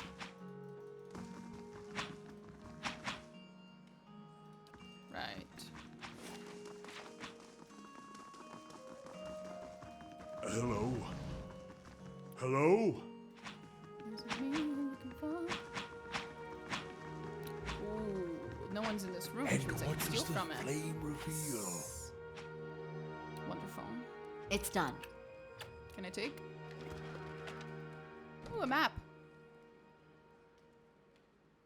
Cool. I'll take that. It's done. I like Pillars of Eternity, but I always prefer Tyranny out of the two. Tyranny isn't as polished or as long, but it has a unique charm to it. I like both.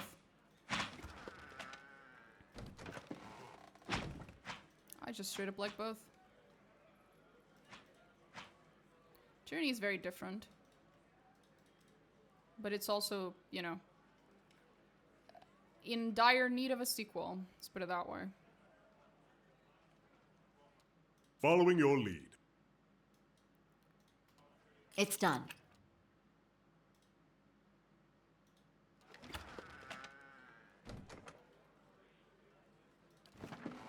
I was not caught. Once again, I get away with everything. Nice. I'm here. Good day, stranger. Haven't seen you before. You headed out with an expedition company? Or are you betting on one? Betting on one? Lamau.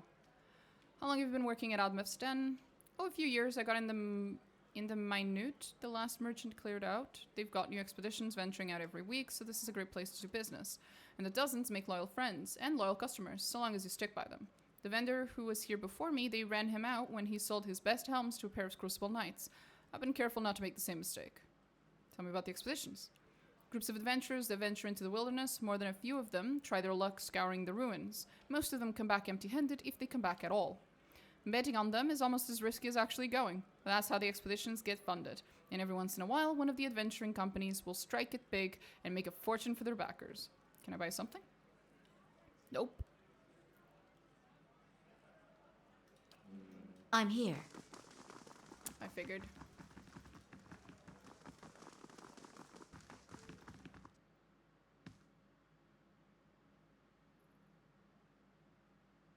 But as you said, yes, tyranny is not nearly as polished. That is true. Yes? They could just...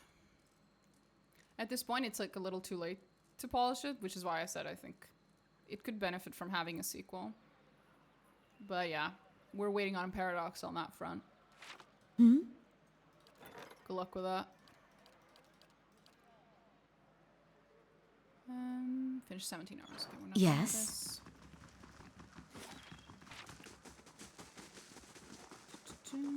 We should go take care of this quest.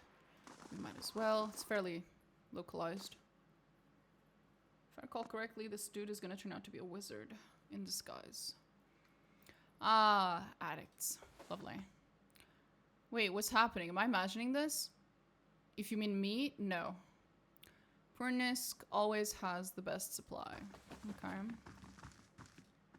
I can't believe Purnisk is letting us use his place. He never let us do that before. This is your first time here. You'll be back, I'm telling you.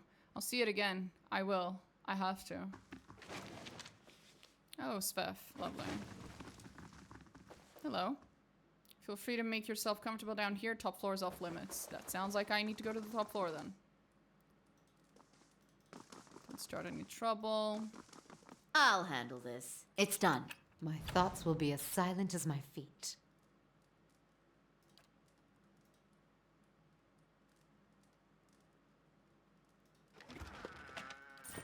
Hmm?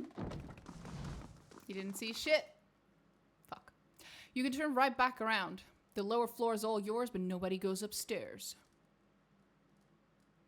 Why not?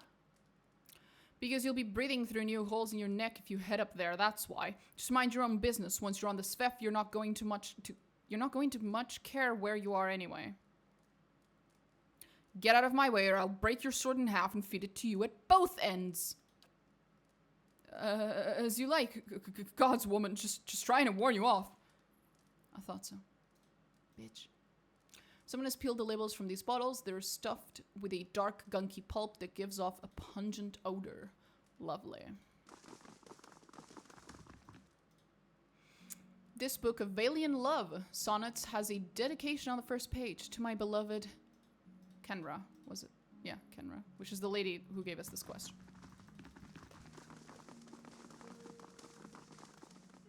Pots are crushed shut with unidentifiable gunk. Oops. I shall be quiet as a calm sea. Which is not very quiet.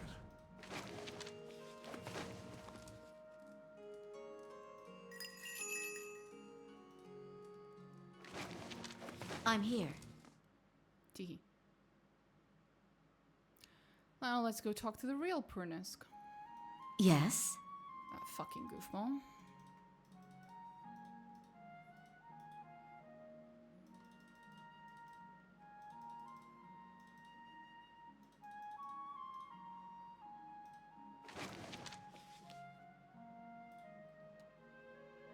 Interesting. Scanite scripture. Why is there a Scanite scripture here? I have questions.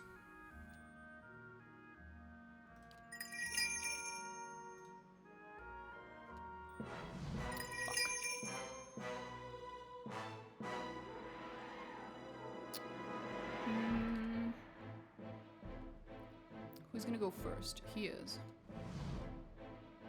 Then I think you should help me out, buddy. What do you think? Fuck. Come on. Whoa.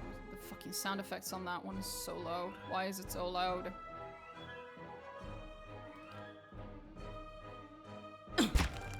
How may I help? Yes. Good. Attack each other. Good. improve. Oh, he's stuck. Shit. Ah! Did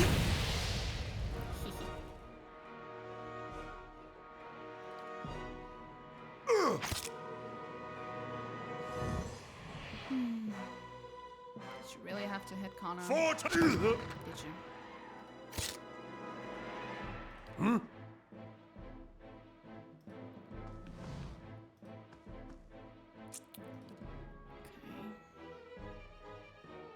Lavaru beyond seek. You.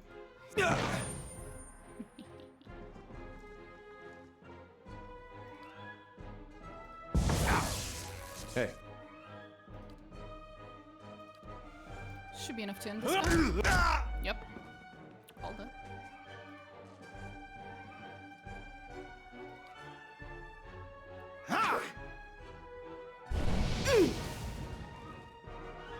Oh, the puppy. I forgot the puppy's still there. He's just walking about. I wish you I wish you no harm, she says, while she fucking shoots them point blank to the face. The grieving mother has a very unique approach to pacifism. Aye?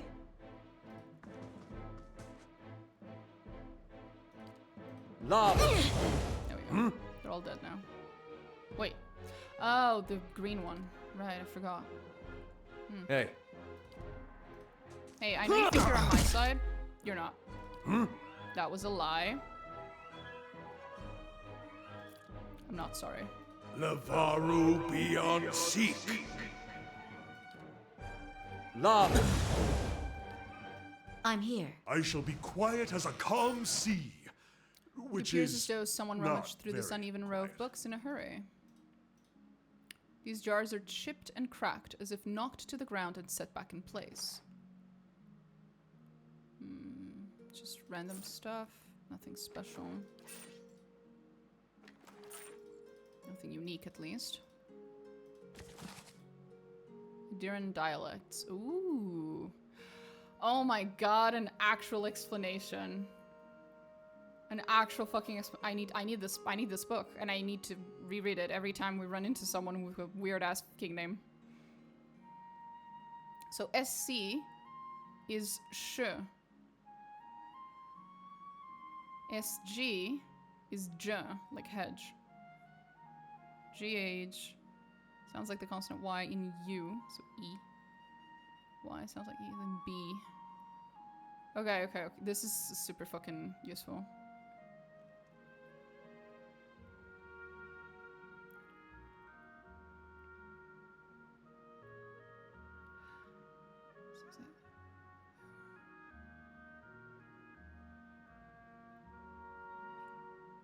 Huh.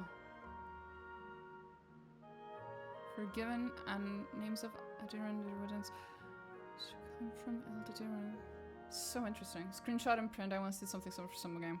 That is, yeah, it's so fucking interesting. I am absolutely screenshotting the shit out of this, bro.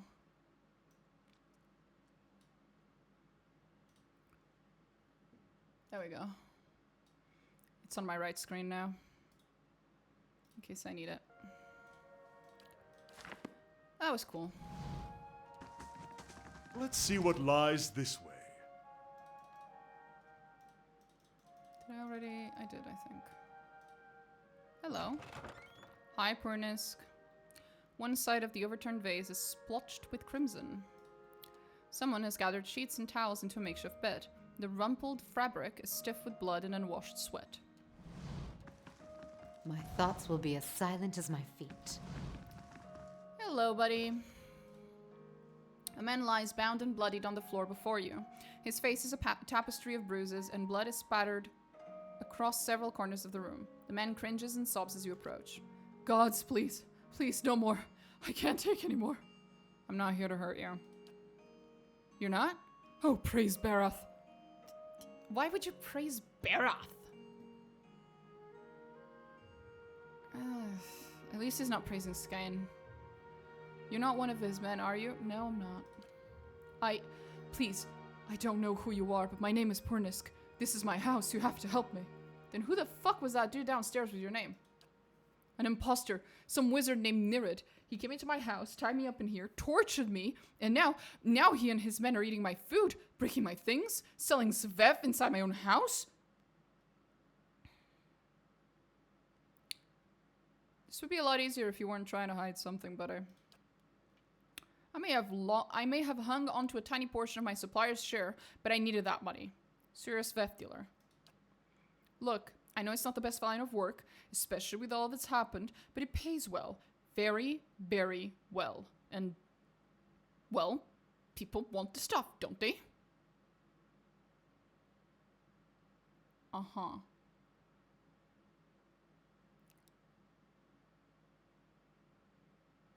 But is it worth all this? Lizzie Kenra? I have to. I'm sorry. I don't have any other trade. Nothing that's going to support us. Someday I'll get out of the business when we don't need it anymore. Uh-huh. Right. Why should I help you exactly? Because it's the right thing to do? Right. Okay. Look, Nirid took all of my money, but he still has it. If you kill him, he's bound to have more of it on his person. You can have all of it. Well, I mean, I could have had it without your permission. I could just taken it off of his dead body anyway. Not really giving me anything I couldn't have already gotten. Uh-huh. Maybe I can convince him to leave. I don't doubt your skills of persuasion, but you don't know him, what he's capable of. You'll see soon enough. Right. Is he done? Is he dead? Nope. Yes? And I'm not going to kill him. I'm going to arrest him, though. Which I am so thankful that this game has that option, by the way. It's so rare in games that you have the option to not kill your enemies and just, you know, arrest them, put them in prison, whatever. I am not exactly a believer of the fucking capital punishment and death penalty, basically, right? As a means to do things. But in most video games, despite the fact that there is a, like, guard or like some replacement for the police in a lot of cities, there's almost never the option to just imprison people. It's always just, you know, you have to kill them. They're your enemy. They refuse to cooperate. You kill them. It's like, well, okay, well, what was the point of having a prison then? And having city guards? What the fuck? Is it only for when I fuck up? I do appreciate that this game lets you imprison people. That's nice. The fact that I'm later able to sell my prisoners into slavery is a separate issue. We don't talk about that. Easy now. Keeping an eye out.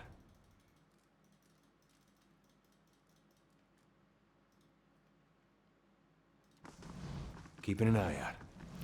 I love how he's completely okay with me walking into the room like a fucking mad woman. They shall like, see nothing while I see much. I shall be discreet. fucking hide, unhide. I'm being incredibly suspicious and the man does not give a shit. Well now, a new face. Welcome, friend. Name's Purnisk, and this is my humble abode and place of business. He gestures to the room around you. The man before you flashes you a toothy and rather unpleasant grin. And I do hope you're in here to do some business. He glances at the nearby guard.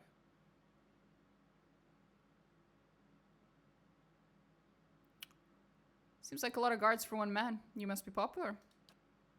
Sure right. Very perceptive.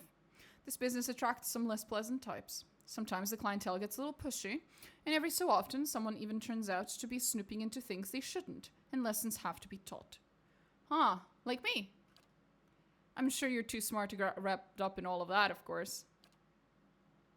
I keep it simple. If you have the coin, I have the svev. You're free to make use of the premises, so long as you don't do anything stupid and you don't go tangling with the other customers. Now. Purnisk claps his hands together. What can I get you? Oh, so his name would be read as Purnish, according to that book we found earlier. SC is read as sh, as in shop. So Purnish.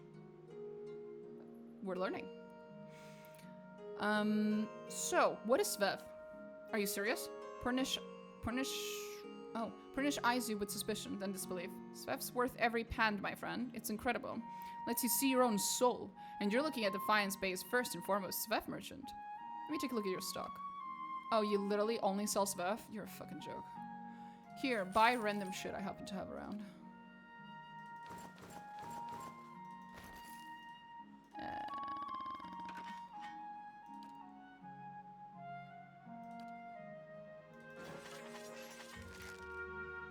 Because of eternal linguistics stream. There we go. Fuck yeah.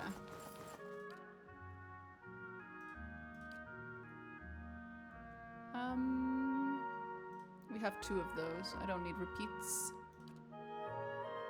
Why do I have so many fucking bones? I'm walking around with 54 bones. Well, technically I'm not walking around with it. It is in my stash. Fair enough. That makes it better. Okay, now that I have made a bunch of money by selling you random shit, I will proceed to murder you.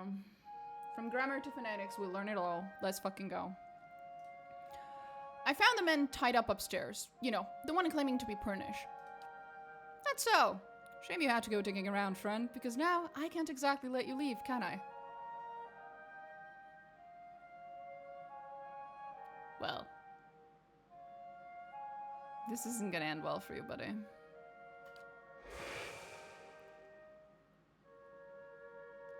I was getting tired of pretending to be that sad sack anyhow. Guards! Guards! Hold on. Maybe we can come to an arrangement. Ever the negotiator. What do you propose? You give me a discount on Svef, and I won't interfere with your operations. Alright, but first I need a sign of good faith from you. Kill Purnish. I was just joking, I've changed my mind. You're gonna die. So.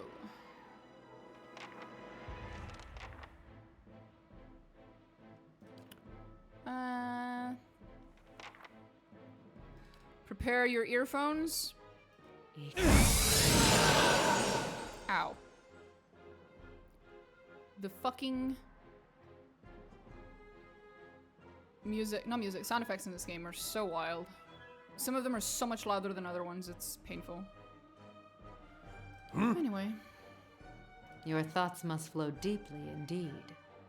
Go to the corner, sweetheart, so I can see you later. Right. Did he just attack Aloth? Rude. Ulu, Lavaru, beyond, seek! We should spawn some tentacles. Tentacles! Ulu, send! Oh, you can hit Durance. That's Yes. okay. That I'm okay with. Absolutely. Hit Durance any day of the week. Your turn! What?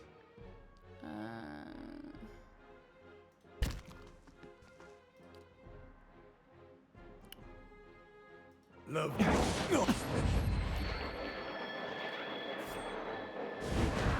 Yes?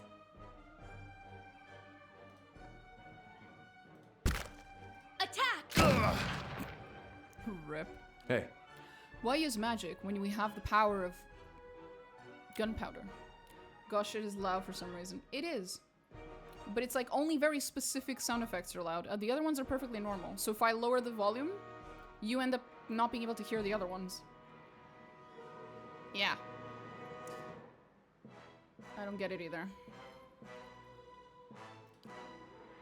Right.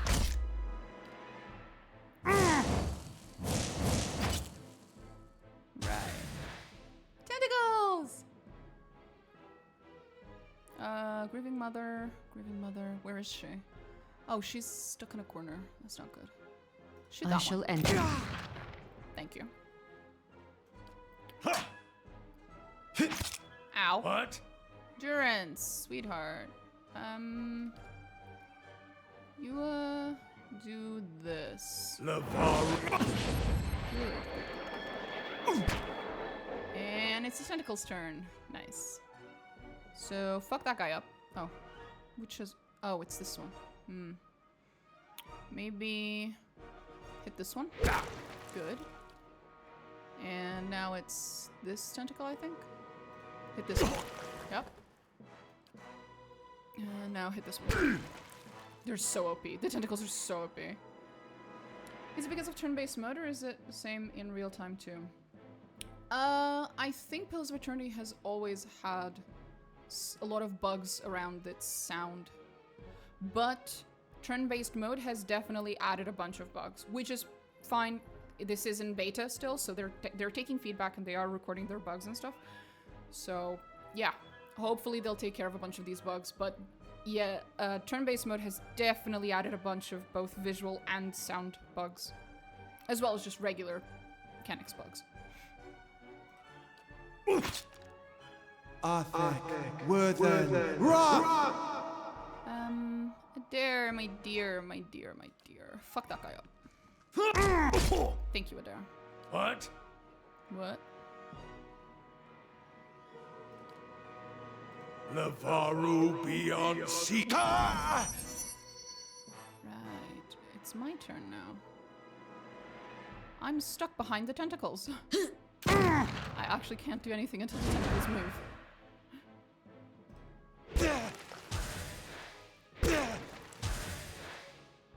Can I attack this one? Woo! I can. Nice.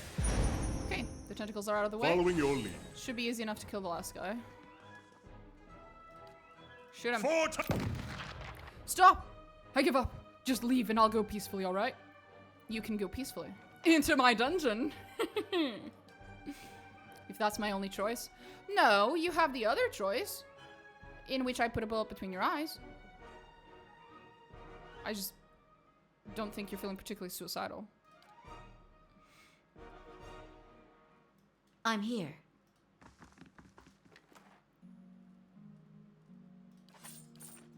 Could be wrong, though. Nice and quiet. Oh, yeah. I beg your pardon, what dungeon? Oh, so, because this is Pillars of Eternity, 1, you have access to a stronghold. Remember, Kednua? Your keep, your castle, your stronghold? So, if you have built in that stronghold, the dungeon, there it is, complete it, I've already built it, you can, some NPCs that you fight can instead be sent to the dungeon instead of just being killed or talked to or whatever. Which I appreciate. It's like the prisons underneath my castle. Hmm? Oh, I'm gonna have to kill this guy. I knew I was gonna have to kill this guy. I Shoot him. shall. Aye? Following your lead. What? Let's move! There we go. Yes. Nice and quiet. It's been a decade, probably forgot it all by now. Yeah, that's fair. I'm here. Hey, buddy. I did the thing. I didn't kill him, but I got rid of him. Is it done? Is he dead? He's taken care of. I can't believe this nightmare is finally over. You've no idea what you've done for me, but I'm fully aware of what I did for you, but I didn't do it for you. I need to find my love, Kainra. Only after whatever Nerid put her through. I'm afraid she won't give me a chance to explain. But she might listen to you. Please. She must be somewhere in Copper Lane. It's the only home she's known. Well, yeah, I know where she is. She's the one who sent me here, bro. Another game to replay at some point? I would highly recommend it, yes. And please don't tell her about the Sveth. About what I do. I could make it worth your while. A discount, maybe. You do not learn, bro. Holy shit. Kenra's the one who sent me here in the first place. She did? That woman helped save my life without realizing it. Please bring her home and tell her that everything's back to normal. I'll go talk to her.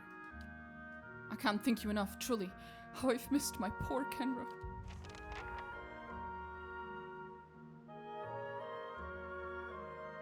Right. Yes. Right.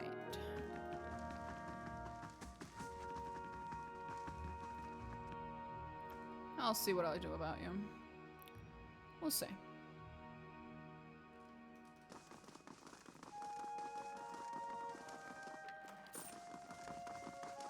Oh, All the drug addicts cleared off. That's nice. Be a shame if I had to kill them or something.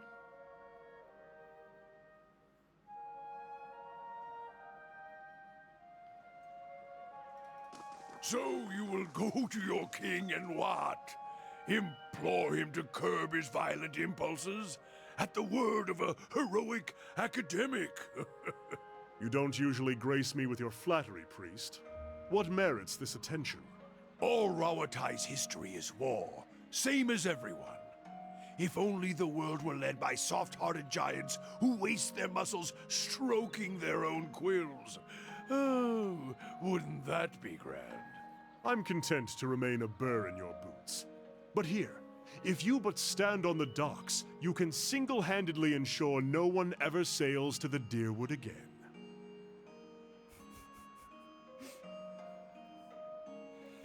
Yes?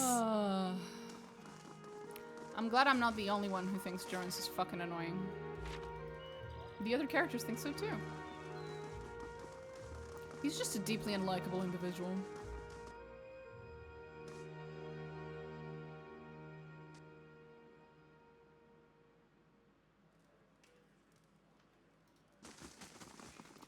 Hey, Kenra. I did it. What happened with Purnish? Purnish, did you give him the ring?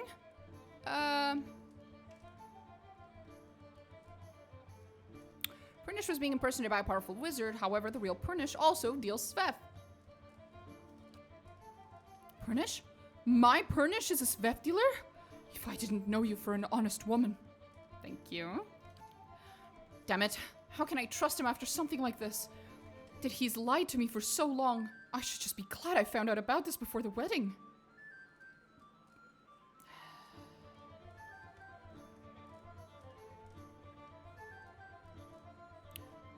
Okay. Right now, he needs help and forgiveness. I can't say that with a straight face. He doesn't. He needs a wake-up call. But hopefully this was enough. You think I could help him turn around? Well, yeah, if you have the patience and the time and the resources and the fucks to give. I hadn't thought of it that way. Bless you. You really do see the best in people. Yeah, that's me. I appreciate what you've done for us, and I'm certain Purnish feels the same way. You're always welcome to come see us if you need anything. Oh, and take this. Picked it up from one of the merchants to help me stand firm in my decisions. I'll be fine without it now. Unwavering resolve. Holy shit. Intellect +2. Resolve +1. Nice.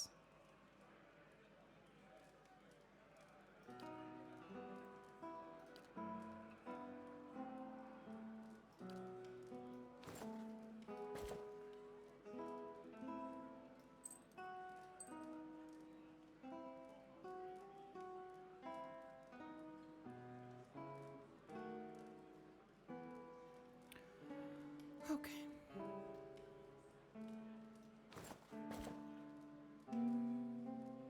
All good. Yes? Taxes collected. Lost 53 to bandits. Earned 647. Nice. I'm actually making money now instead of losing it. I was losing a lot of money before. I found Nerd in Copper Lane. Release. We're not releasing him. You're staying in my fucking dungeons, buddy. Till the end of the game. Sorry, not sorry. I'm here. Hey. Purnish and I have a lot to work through now. Okay, sweetie. You do that. I wonder if you go back to Purnish, if he's still there, and if he says anything.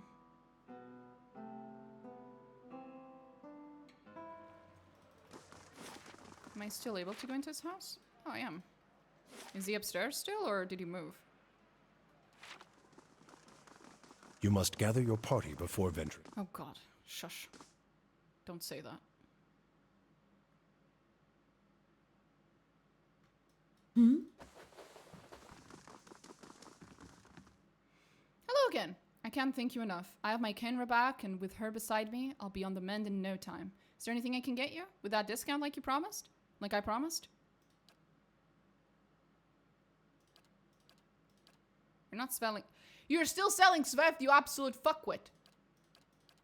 Do I need to smack you across the head? Oh.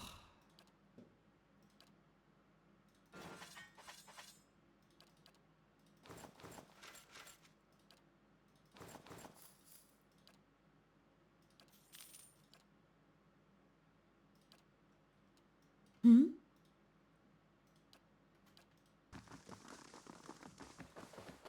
Anyway.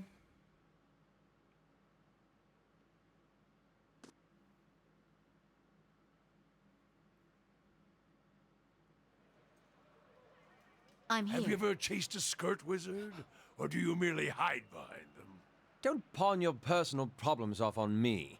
They will use you, cast you off when it suits them. Never speak another word to you. Really? Maybe they just don't answer to fiery whore.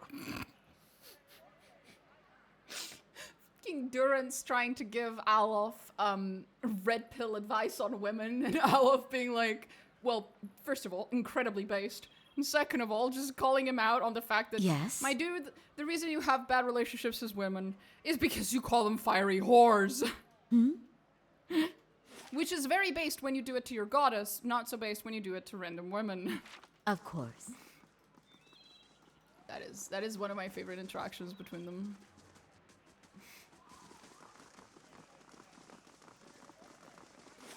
Okay, that was that.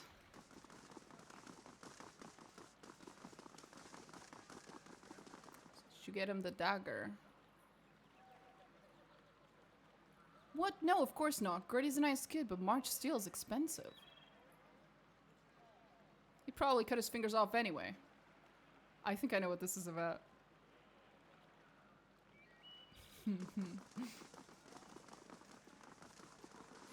Who's this one? Lumdalla's house. Have you been to the exposition hall yet? You might find your type of work there. Yeah, I have. Best inn in the city. Where does that go? Old map. First Fires, Catacombs, Brackenbury. God, we have so many places to go. Oh, Defiance Bay is massive. If I recall correctly, the quest that is set in this house is not available until much later. I'm here. Light of I dawn, shall be voice of discreet. Scotland. The ghost happened upon a starving man. Cocoa. So they have chocolate in this universe. I approve of that. I approve of that pretty fucking hard. Margaren's fire casts light in dark places.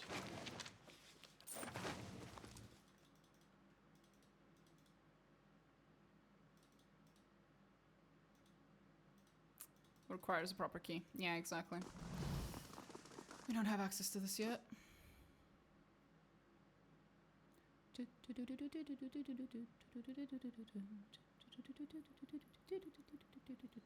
Yes? Oh, middle of the night now. Crucible Knights weren't always soldiers. We used to be blacksmiths. Huh.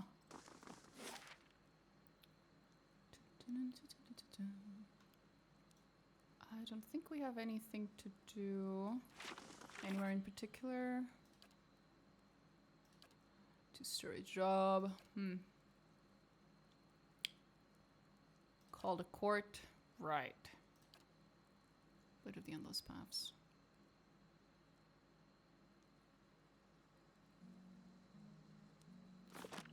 Yes? Okay. Scrivener's Dormitory. Laying low.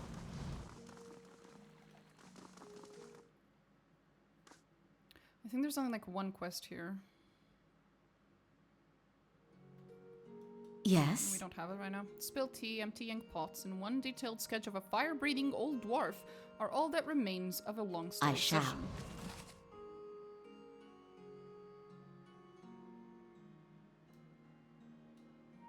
We can steal. No one will catch us.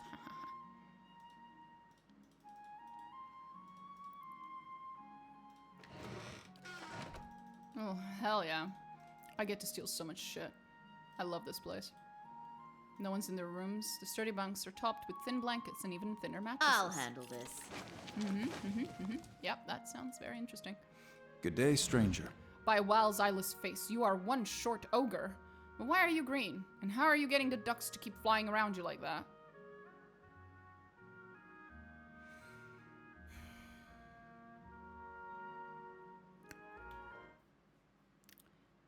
Just gonna increase my survival real quick. Someone's on Sveth. Someone's on a lot of Sveth. I'm here. Yep, wrong house. Fuck. Just...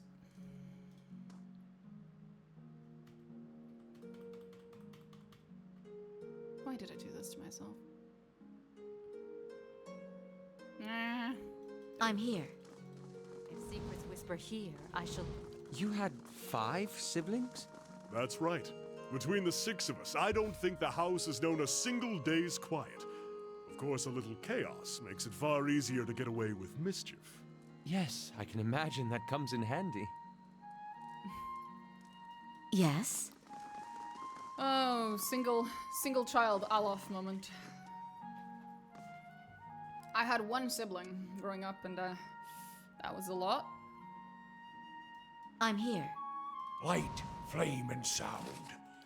We'll keep to ourselves. And what does the flame reveal? Let's just clear this real quick again. Nice. I'll handle this. There we go.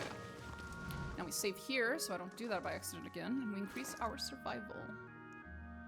Do I have any potions for it? Do I have to use that ritual scroll? I'd rather not.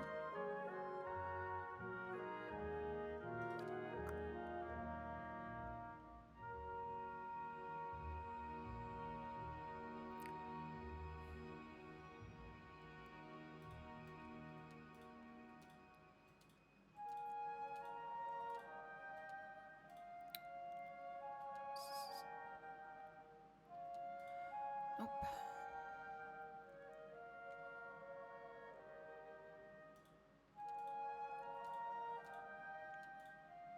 Restore light endurance. Restore minor endurance. Ah, interesting. But no, I don't think I have anything.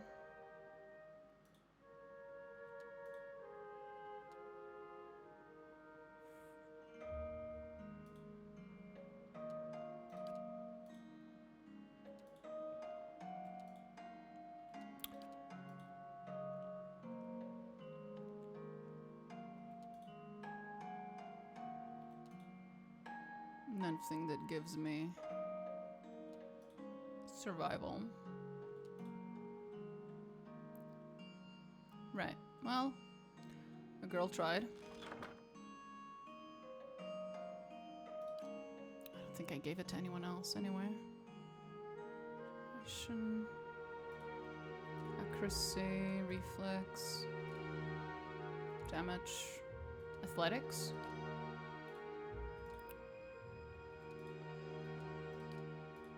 Stealth. No, it doesn't look like it.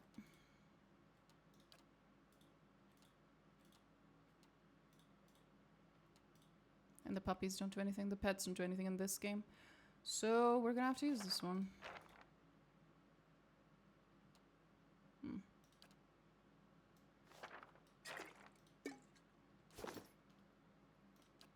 Yes? Yes. Well met, friend. Let me guess, you smoked a lot of white leaf, or did you get your hands on some snowcap? Snowcap. Snowcap. So few people know snowcap, much less ogres. You're a scrivener?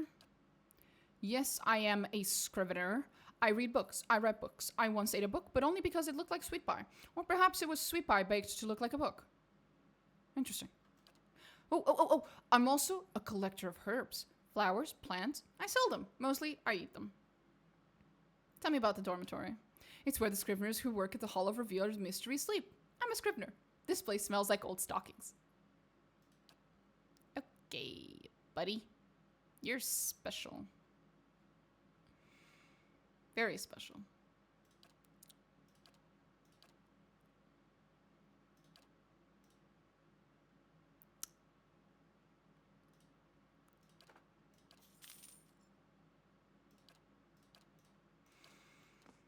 Okay. I shall be discreet. Sturdy bunks are topped with thin blankets and even thinner mattresses. I don't know how Corin's hidden his little racket from oh, excuse me. Someone's been sneaking naughty picture books from Old Bailey into the dorm. I won't say who. Smells like old stockings in here. Margaret's fire casts light in dark places. Is that so? Pay's good. I live close to the library and I can read as many books as I want. A rancid stench rises from the basin. The dishes at the top of the pile are flecked with morsels of meat and cheese. Those at the bottom are coated in a slimy fuzz. Hey.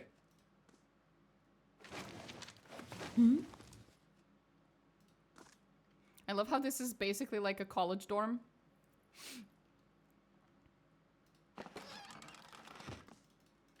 So, you know, no one does the fucking communal dishes. And everything's a fucking mess. And there's a dude who's just selling weed, essentially. And other types of drugs. Very accurate.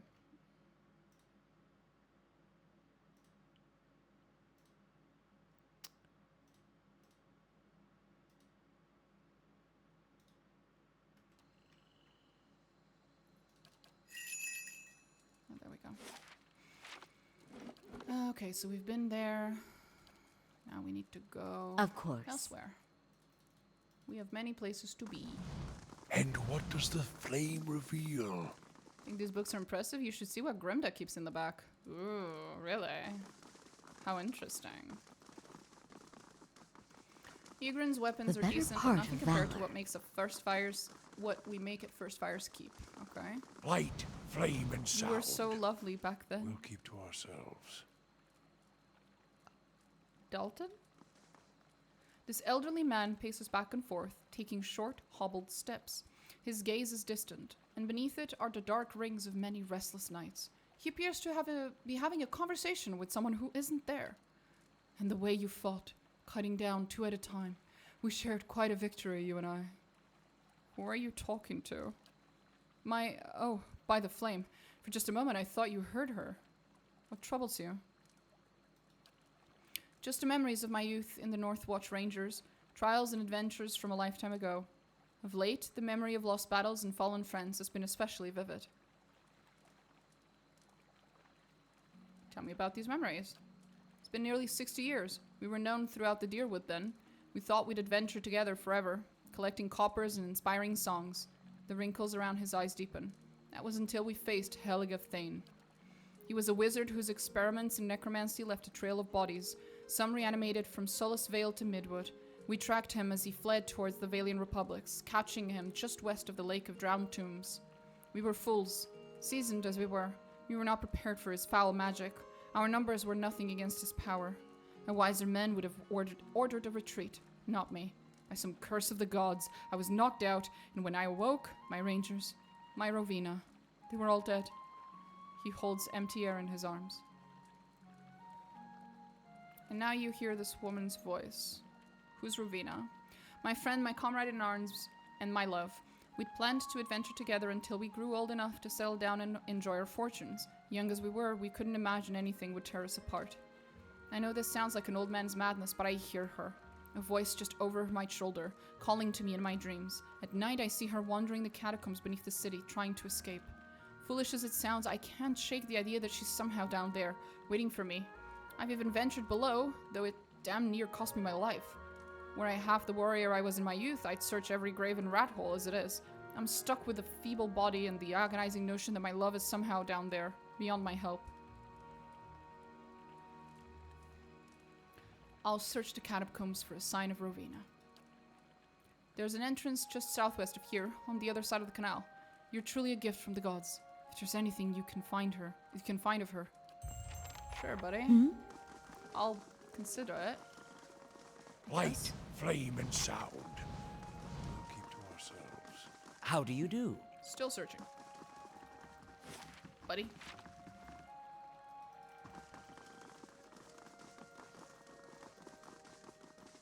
That's the entrance to the catacombs. Yep, that's the one we're supposed to go I shall be quiet as a calm sea. which is not very quiet. Oh, he actually did not finish his sentence. Light, flame, and sound. Gordy. If secrets whisper here, I shall listen for them. Oh, there it is. And what does the flame reveal? A young boy watches the passers-by and counts a grimy handful of coins. His face and arms are smudged with dirt, but except for the grass stains, his clothes are in good condition.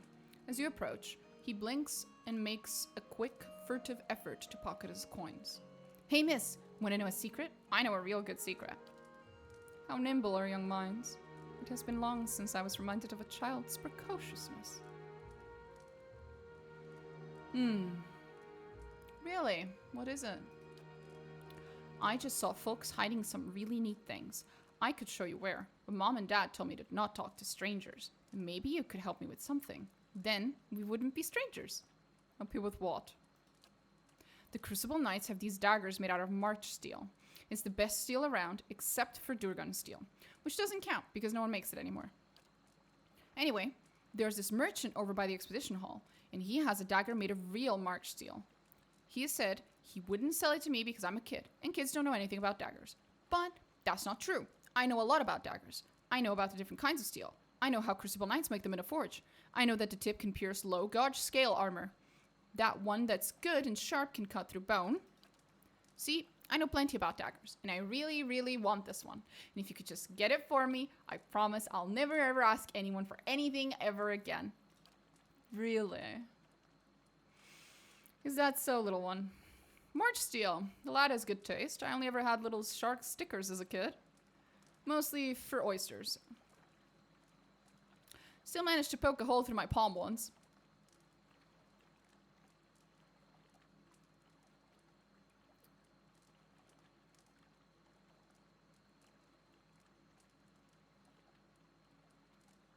You're too young to play with knives. I'm sure your parents told you that, or you wouldn't be asking me. But if I'm going to be a real warrior, I have to start training young, just like the heroes in the stories. I just know I was a great warrior in a previous life. My mom even says I have an old soul. If I recall correctly, if you give this kid the knife, he does in fact chop off a couple of fingers, which is really funny and kind of a,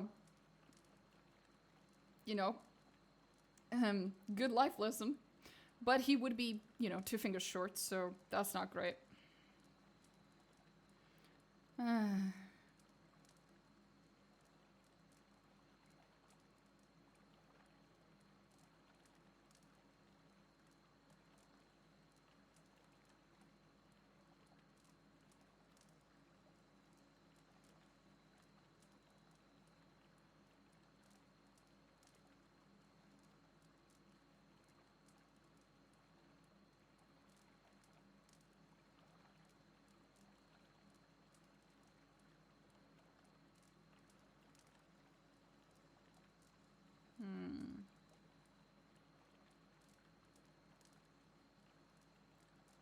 I think there's like a way that you can give him the knife and teach him how to use it so that he doesn't fuck up his fingers, but it required something and I don't remember what it was. There's like a specific requirement.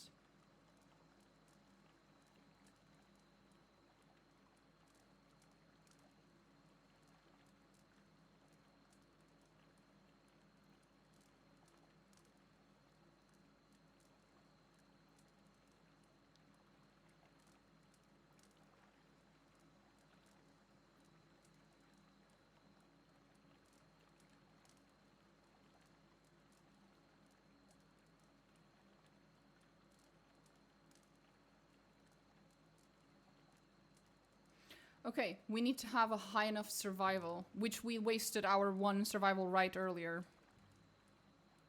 Fuck.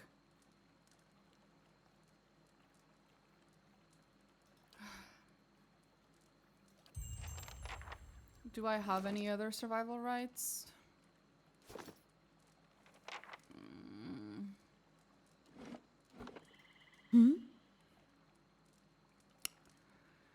Okay. Did you get it? Do you have the dagger? Can I see it? I don't have it yet. You know what they look like, right? Real Crucible Knight daggers have a special seal on the pommel. Also, you can tell Mark Steel from Whifflin Steel because Whifflin Steel has this wavy pattern and Mark Steel doesn't have a pattern at all. Gordy trails off, rambling about the various types of steel and no longer paying you any mind. I love this kid.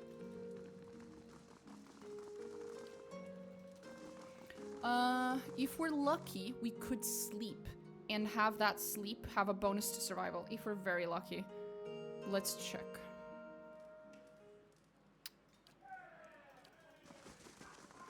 Hello. Oh, it's only +1. No, that's not high enough. Because I only have 1 point in survival. Fuck. And we need 4. Yeah, I only have 1. Fuck. I need that ritual. Welcome. I need that ritual scroll. And I wasted it. Detecting that a dude was a junkie when he was obviously a junkie. Why did I do this to myself? Do you happen to have anything that increases survival? Probably not.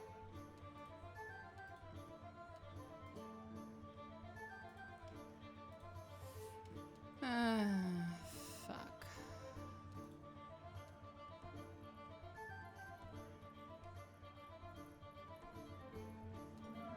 Yes?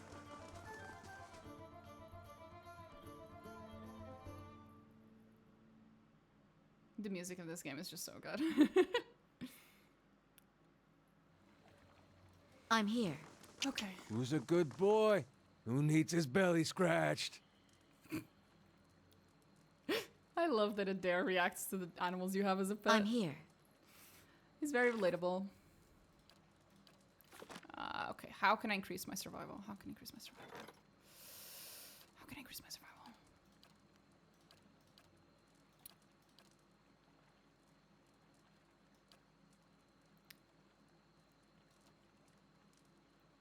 Athletics. Grant a bonus to... A bonus to what? A bonus to what? Survival! Okay, okay. Maybe. Maybe we do Warden's Lodge. We wait 2 days. We get that bonus to survival. Wait, but it has to be at least +3. Fuck. It has to be at least +3. Is it +3? Probably not.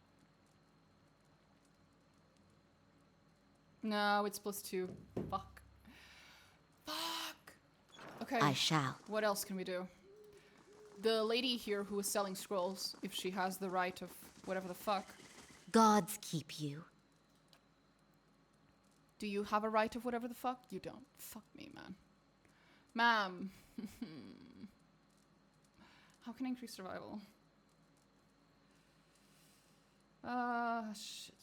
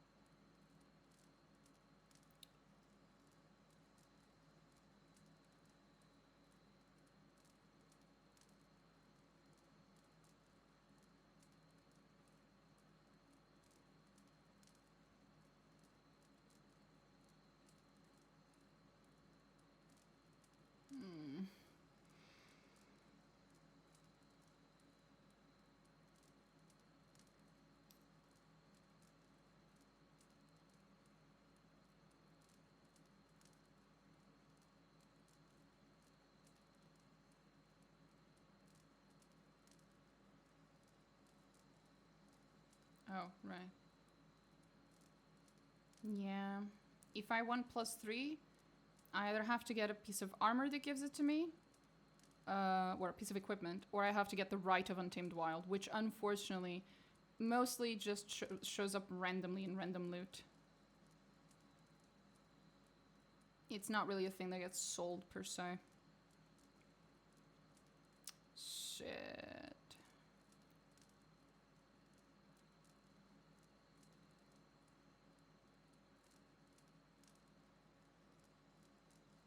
Well, we will come back to this poor boy when we have more survival.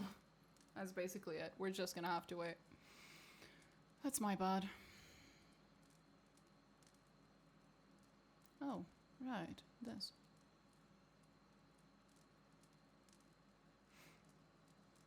Shouldn't have used Yes? it. Shouldn't have fucking used it. God damn it. Good day to you. Just like Crucible ICUs, let me guess, you've been talking to that kid, right? I'd be tempted to sell it to you anyways and let the little rascal learn his lesson, but a pack of adventurers already took it off my hands. Oh. If my steel dagger is only given to the Crucible Knights, how did you get your hands in one? A lot of steel passes through my hands, friend. I don't make it my business to ask where it all comes from. I'm not trying to get you into trouble, but you should be careful with what you trade, and whom you trade with. Trafficking in stolen goods is risky. Appreciate the concern. There's no need to worry. I keep my nose clean enough. These adventurers you stole the dagger to, where are they now? Folk like that only visit Copper Lane to crew up at Admoth's Den, Howl, or down at the Goose and Fox. And since they weren't headed into the den, then they're at the Goose and Fox. Tell me more about the dagger. Made out of high purity iron ore. I'd be surprised the kid didn't already tell you all this. Right. He kind of did. You're Hail, right. traveler.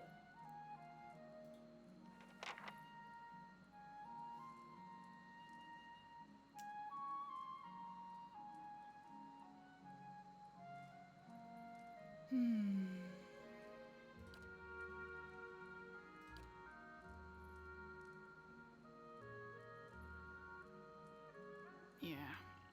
Yes? Can't believe I'm probably about to fight a bunch of fucking highly equipped adventurers for a dagger for some fucking kid who's gonna chop off his own fingers as soon as I give it to him. Oh, it's the ones upstairs we talked to, right? That's probably it. It's these ones, right? Hello. Do you have a dagger? Gods keep you. Did you buy a March steel dagger from Igran? I did, and a fine piece it is. I don't know any more circulating in the city outside the steel and the Crucible Keep, of course. I was trying to get it for a kid named Gordy. A kid? This isn't a toy, you know. Get him a wooden sword. Come on, weak soul. If our friend here is willing to pay, what's the harm? Plenty, actually. That kid will probably poke his eye out. Besides, I plan to use the dagger. How much would it take for you to change your mind? Seeing as how there's a sudden demand for this, 100 pounds seems fine.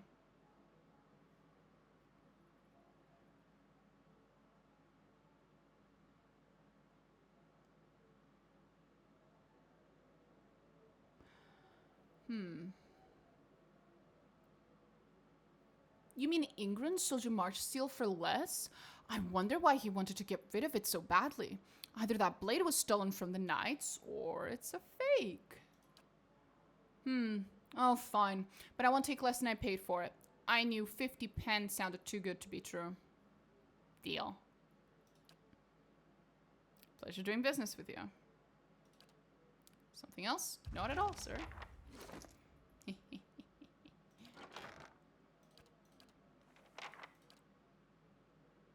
There's the little dagger.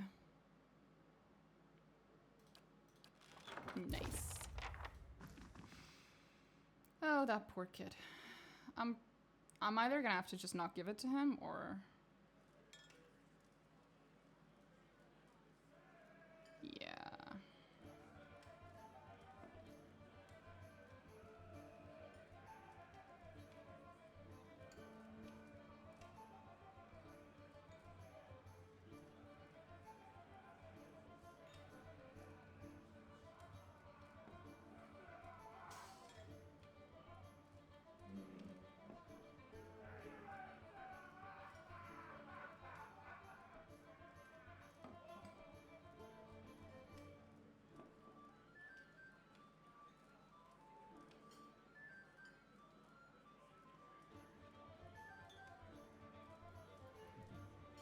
I'm here.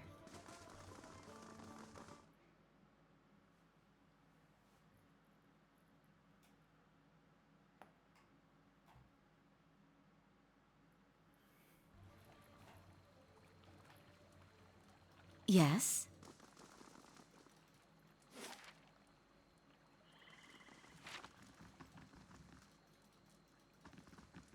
Hey, buddy. So, here's the deal. I have the dagger.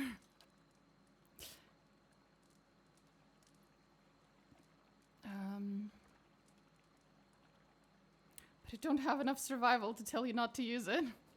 Or to tell you how to use it. Fuck.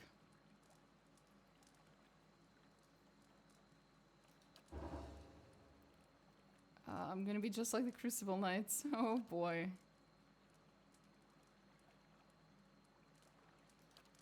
So about that secret. I saw one of the actors hide something under a loose stone near the theater. Probably nothing as good as a March steel dagger, though. Thank you for telling me, Gordy. Bye! Watch this. Gordy spins and slashes with his dagger, barely missing his own arm. Oh, no. Oh. Nothing's happening here, Mr. Guard. Oh, God. Okay, yeah, we're just gonna keep this... We're going to keep this dagger in our inventory, and we'll come and give it to Gordy as soon as we have 4 points in survival. Or at least 3, because then I can just yes? get the buff from...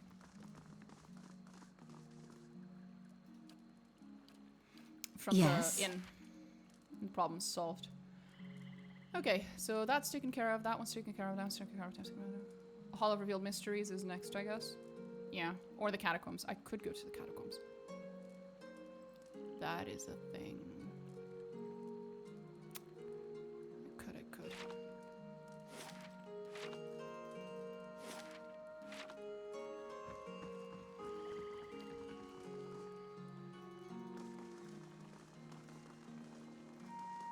I think I've been here. Yeah, I haven't bothered. Let's see what we've found. And this is the thing, by the way, that he is telling us about. It's this little loose stone. Oaken's Scarab figurine. Nice. Nice. Let's see what lies this way. Sorry, I can't talk right now. The statuesque woman has a gaze that could cut stone. She turns her chiseled cheekbones to the sky and favors you with a look of acknowledgement. Her eyes shimmer under silvered eyeshadow and the razor-precise line of kohl. Before you can speak, she throws her hand up in dramatic fashion. Hail and well met. Autographs after the performance, please. Great art requires great concentration, and greatness is expected from the Revel of Stars. What do you do, and what is the Revel of Stars? We are the finest theater troupe in the city. Right, because there's a lot of them. We believe that the best art is immersive and true to life. We stage our performances right here in Copper Lane for the edification of all. I suppose I can spare a moment for a fan. What do you do? That depends entirely on the demands of the role. She lays a slender hand on her chest. I am the Pallid Knight, the Widow of the Wood, and the Warrior Queen Mokka. Wait, CG is J. Moja. Moja, all at different times. To live a different life each day is a glorious thing indeed, my friend. Her mind deceives, her voice enchants. She seeks to become what you desire, to blind you to the truth. Do not trust her, watch her. Thank you, Grieving Mother. And, Grieving Mother's correct. This woman is, not a good person. Does the Revel of Stars take in many new members? But of course, good drama is a balm to the soul, and we wish to offer a true theatrical experience to as many as possible. What kind of members do you take? We'll take in the new and old, the tall and small, the experienced and inexperienced, whoever is best suited to fulfill a role to the utmost. How long do you keep members? As long as they're able to satisfy the demands of their roles. True acting can be a grueling process, so some last longer than others. I'd like to ask something else, I guess. Very well. If you happen to know any aspiring thespians, please send them my way. We always have a place for novices. Very well. Fucking weirdo. Yes? I'm just gonna walk all over their theater.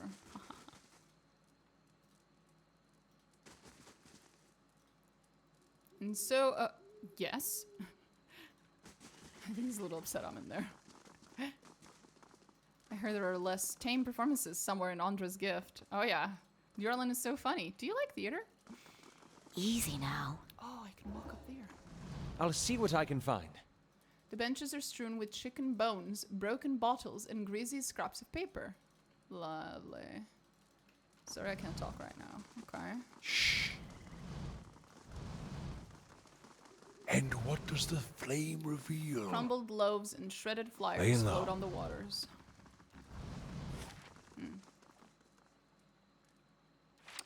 This is where Dalton is. So, we have the Hall of Revealed Mysteries to go still as well. Right.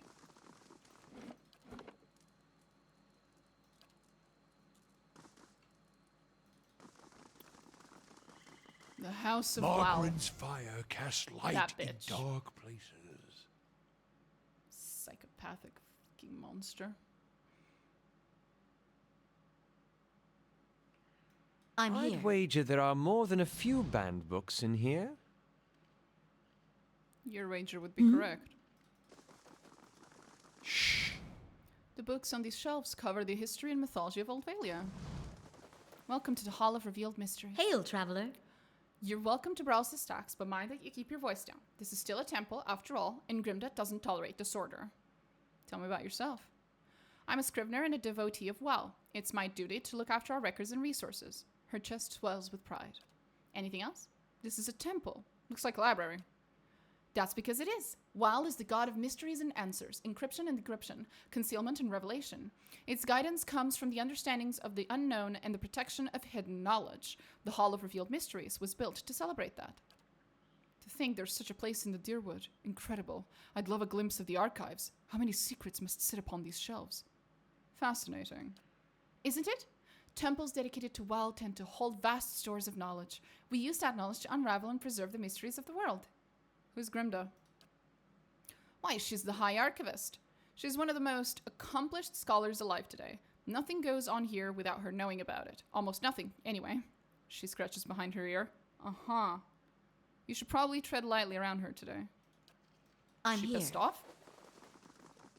I'll see what I can find.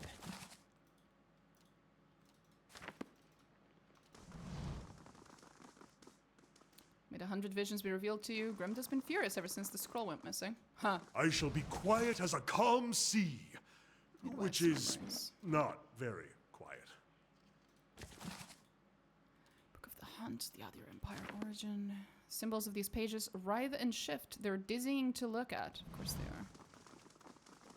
My thoughts will be as silent as my feet. The library has an entire section devoted to ancient Glamvathan geometry. Oddly specific, but okay, buddy. The Sermon of Struggle. Medical. The White That Wins. That's where my character's from. Hello. Travels Hello? of Errol of Levy. Many Faces of Varath. Saints War. No entry into the archives without Grimda's permission. Right. Of course, ma'am. I would never even think of doing so. Hello. Hello? Of course.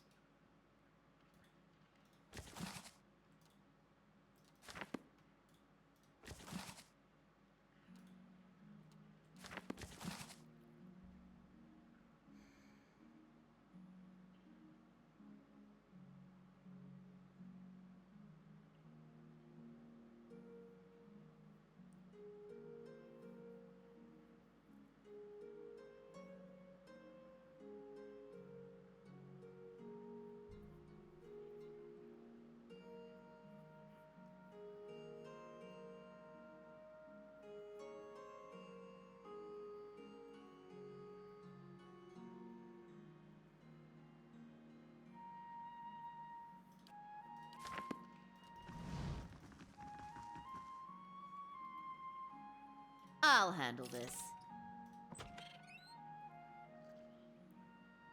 I shall be discreet. Hmm? Yes? What?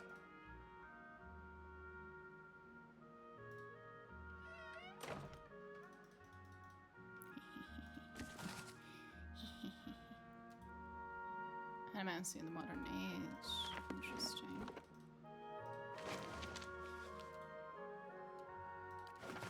Some scrolls, nice.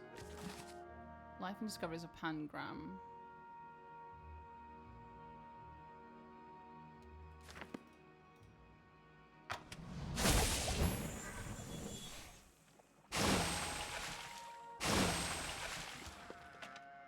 Theorems of Pangram.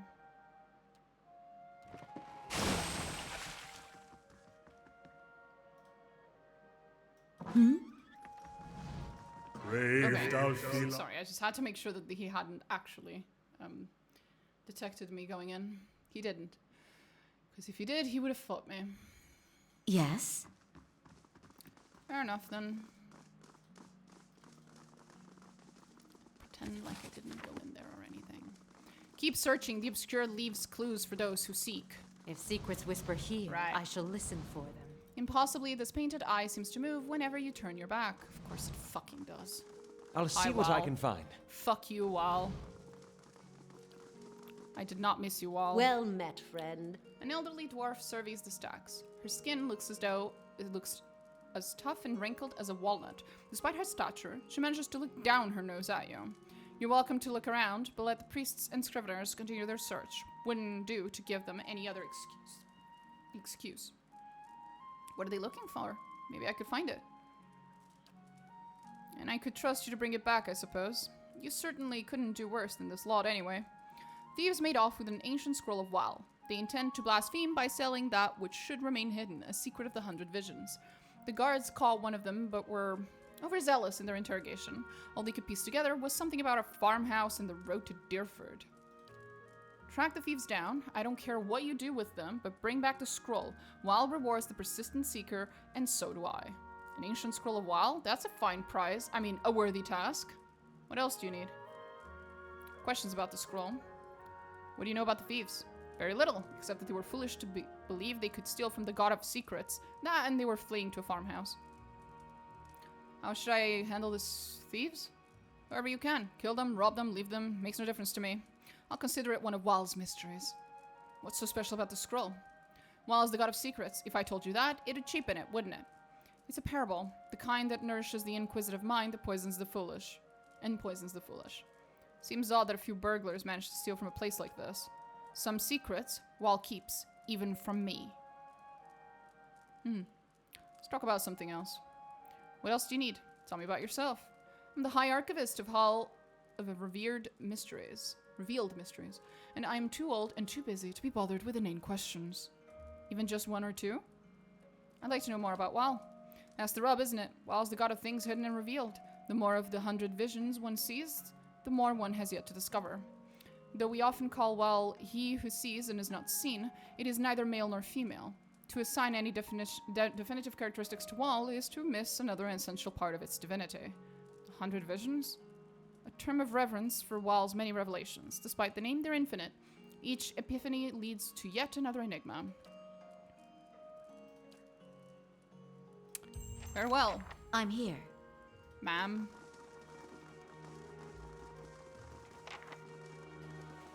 Farmhouse and the road to Deerford. I think I know where it is. I remember this quest. We get to chat with Wal in this quest. I shall. Shit.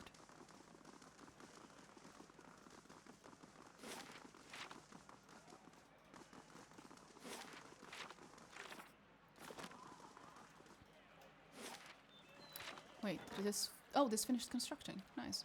Might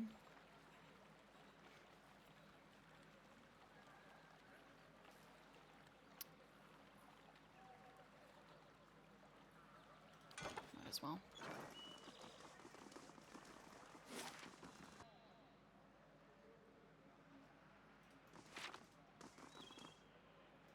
You must gather your party before venturing forth. Thanks.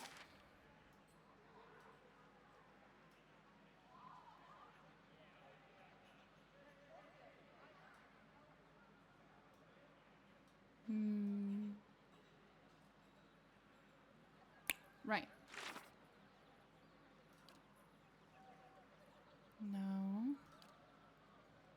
One of the things mentioned an abandoned farm on the path to Deerford. An abandoned farm, I don't feel like checking. 1 second.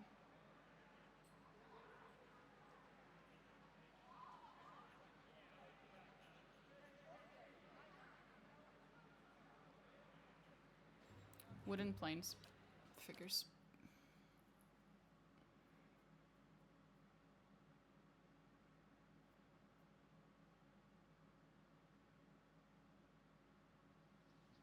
I'm here.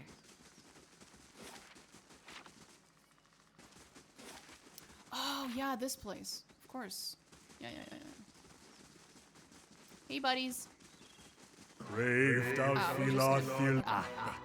Worth it. Rock!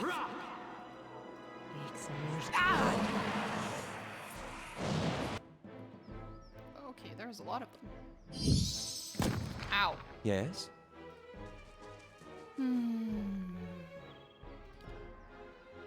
Love. Nice. Yeah! Following your lead. 4 times.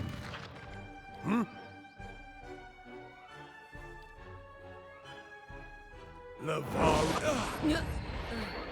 I'm here.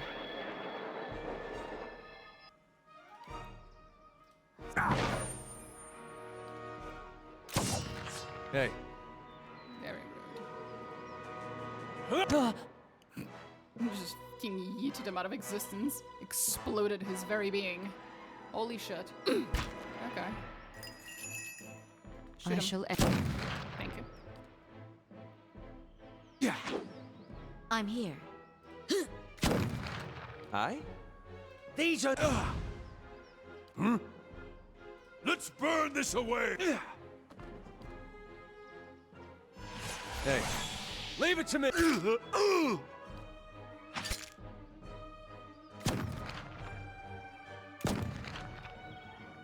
I shall. I need to kill Aloth. This is gonna be a problem. Following your lead. Let's Your thoughts must flow deep. I wish you knew. I'm here. Attack! There we go. Yes?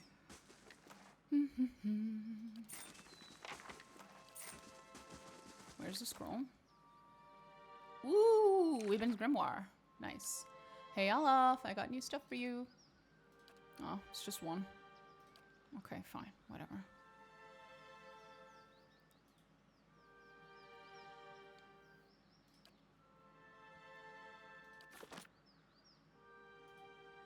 This ancient scroll is bound with silver thread. The broken wax seal is stamped with the shape of an eye. The scroll at first appears to be gibberish, a collection of symbols and characters with no apparent connection between them. As you study them, however, you could swear that the characters begin to move. Slowly, almost imperceptibly, they shift and crisscross and realign, and you're able to read the text. A simpleton seeks out a wise man, said to know the answer to every question. Please, says the simpleton, you have to help me. The world terrifies me. I wake each morning and I don't know why. I make choices each day and I don't know what will happen as a result. I go to sleep each night and I don't know whether it will be my last. When the simpleton finishes, he notices that the wise man is weeping. The simpleton apologizes profusely and asks the wise man what he has said to upset him. The wise man shakes his head and wipes the tears from his eyes. He answers, some people have all the luck. You fucking kidding me?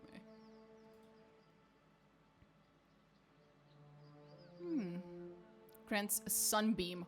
Holy shit. Oh, that's pretty good, bro. That's pretty good. Yoshimitsu clothing. Cool. That's pretty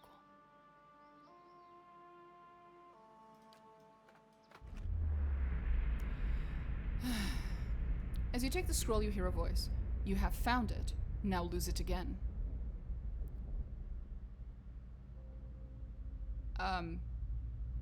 High Archivist Grimda asked me to bring this back.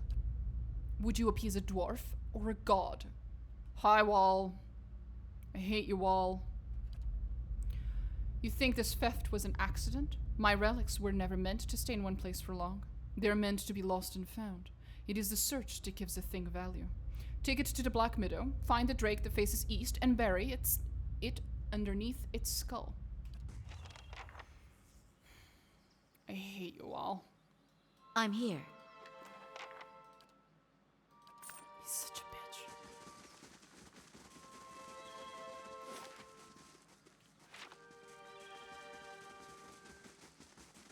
You must gather your party before venturing forth. Mm-hmm.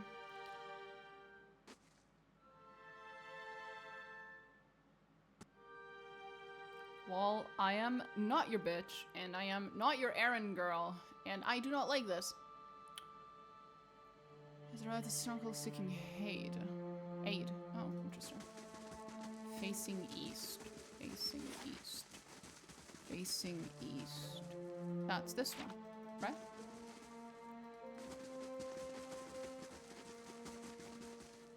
Bury the scroll of well. Well done, Watcher. Fuck you. As you cover the ancient scroll with the last handful of soil, the shifting voice speaks in your head once more. Go fuck yourself, Wall.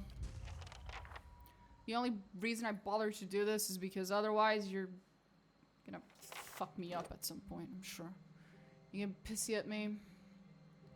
I do it out of fear of retribution, not out of love for you, buddy. Fucking Wall. I'm here.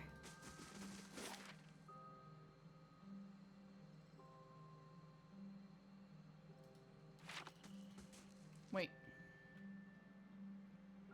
Since we're here, we might as well go back to Kednua.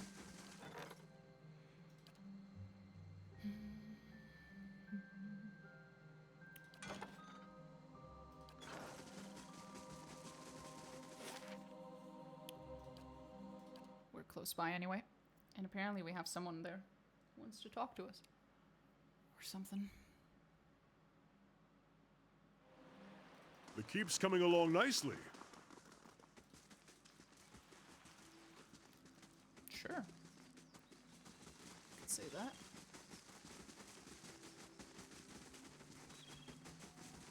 Hey! We have access to a little house now. We didn't have access to this before. I guess I just finished.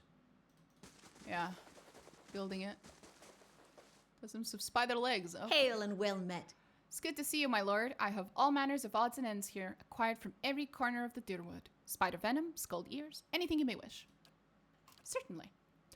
Ooh, some good shit. That's some good fucking shit. She does have some pretty good shit, not gonna lie.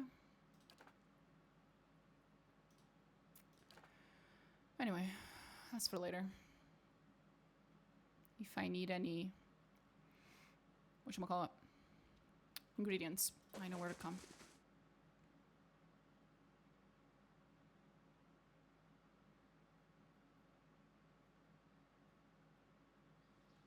The keep's coming along nicely. You could say that, buddy. Ooh, there's another one. What's in here? Let's see.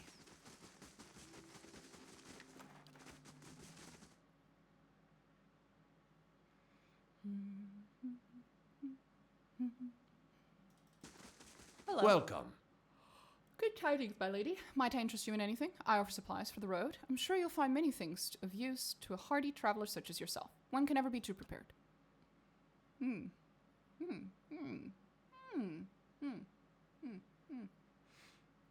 not wrong. That's quite I'm nice. here. Basically, he has basic weapons and armor with fine enchantment on them, which is not basic. It's nice. I'm here. Better indeed. Thank you.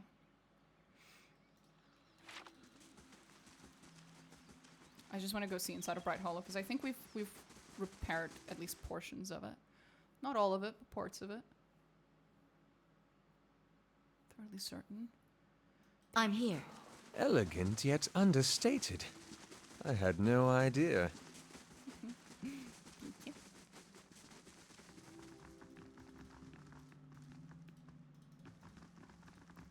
Ah, look at that. So pretty. Let's see what lies this way. Shh.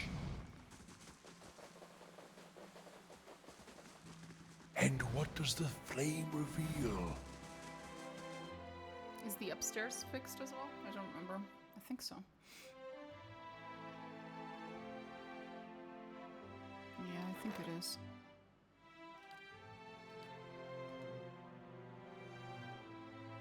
Yeah, it is. Everything's fixed. It's all so pretty.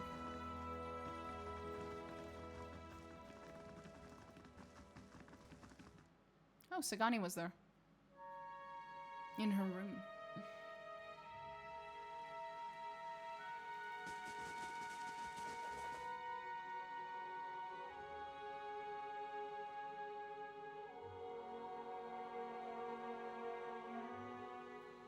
The keep's coming along nicely. Thank you. Okay, so supposedly we have someone who wants to talk to us here.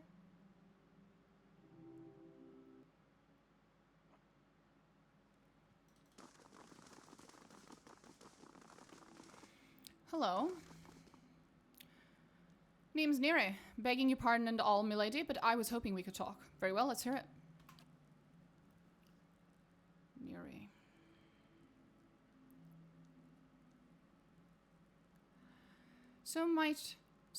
Might be I got myself nicked here and there for a few unsavory deeds. My name's on posters all over Defiance Bay now. Make it harder to walk about freely, if you get me. Me thinking it's the time for me to seek out new horizons. Deadfire Archipelago seems nice. Then I'm out of everyone's hair. Only I could use some help getting there. Not that I'm asking you to do this for free, mind. I picked up a couple things here from a fellow I know. Not much good to me if I'm caught, I say.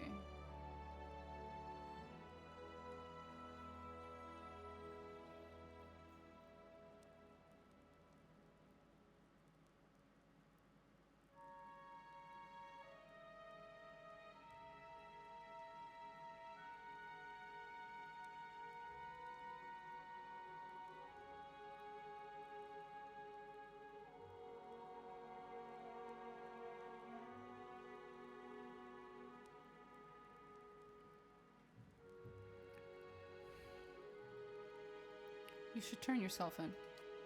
You can't be serious. They'll hang me! I'll see they give you a lenient sentence. It's better than living as an outlaw. Yeah, alright. It's been hard trying to find a burrow to hide in. Might be best just to start over clean. Thanks for giving me an honest chance at it, I guess. Good luck, man. Anything else? I think there was another person in here.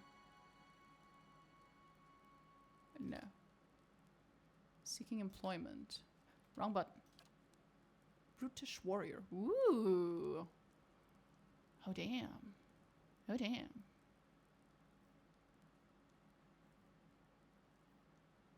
+3 +2.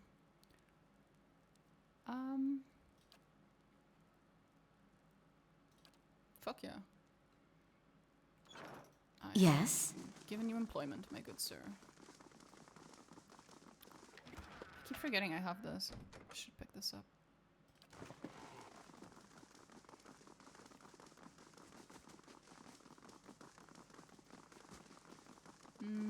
Have I fixed all the other parts of the keep? Oh. Look at all these books. I don't suppose we could stay here a while. Holy shit.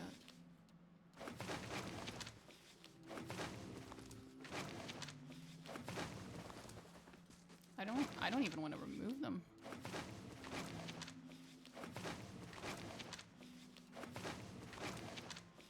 Lessons.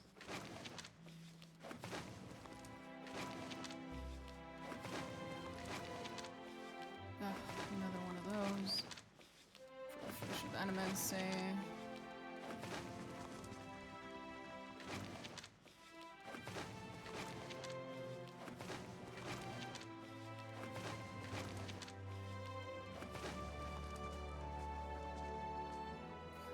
Deerwood's old colonial borders, a settlement called New Dunrid is marked in the place of a present-day Defiance Bay. Ah, that's cool. Final Journal of Jonas, of course. 10 Years of Dawn. Many Faces of Barath. Varathian scripture. Imensi. Hadmouth Hadrat. Very interesting shit. Neophasian prayer. How sweet. I'm here. Okay. My thoughts will be as silent as my feet. Looks like we managed to And what does the flame reveal? fix this room as well. Very pretty. Looks good as new. Hmm?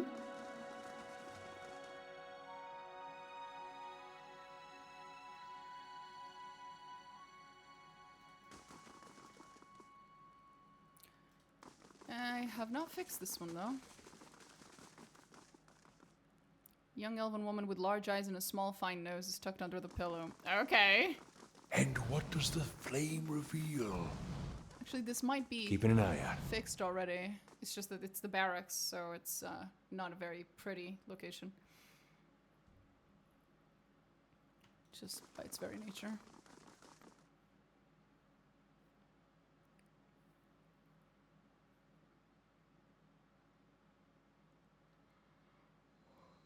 The stones and the spirits in this place have begun to heal.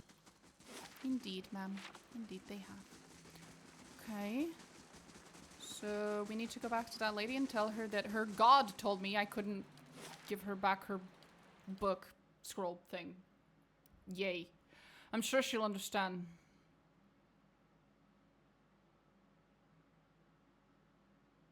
And it's definitely not going to come across as if I... Oh, for fuck's sake. Hey, you think we could get another dog? Keep this one company? Just a thought. We do have one. It's in your backpack. Look. Hmm? Oh, I love it there.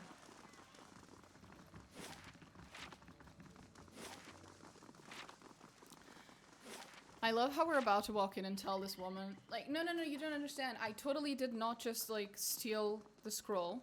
Your god spoke to me inside of my head and told me that I had to hide the scroll in a random place because the point of these mysteries is for them to be searched for. I promise I didn't just fucking steal it.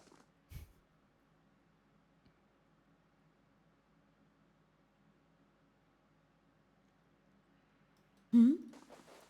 I'm sure this is gonna go well. Hey, ma'am. You're not gonna fucking believe this. Wild spoke to me. I know. I'm not happy about it either. Good day to you. I found a scroll, but Wild asked me to hide it again. I'd call anyone else a liar with a story like that, but coming from you, there is a certain logic after all. And if you've served Wild, then you've served me too. Thank you. Wild is both a keeper and discoverer of secrets. May this hood aid you in revealing what is obscured and keep you hidden from those who wish you harm. You are also free to visit the other archives and take whatever books or scrolls you find in the open. Spreading and circulating new mysteries is part of our service to the obscured. What else do you need? Nothing, ma'am. Nothing at all.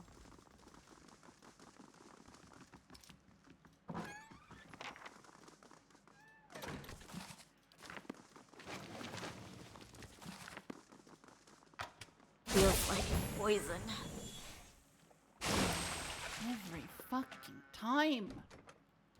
I forgot.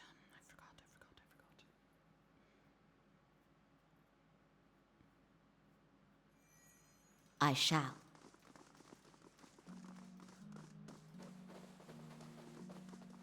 Oh. The better part of valor. I have to talk to her first. Greetings.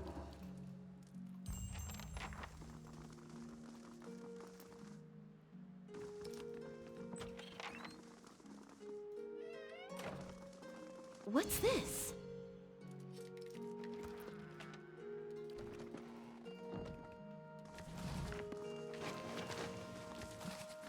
Hello? Hello? I had Grimdo's permission, bitch. Bye!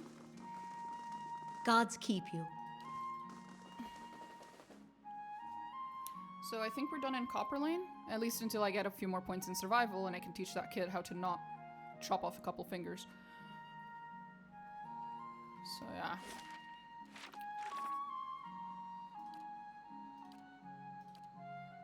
We could go I'm into here. the catacombs.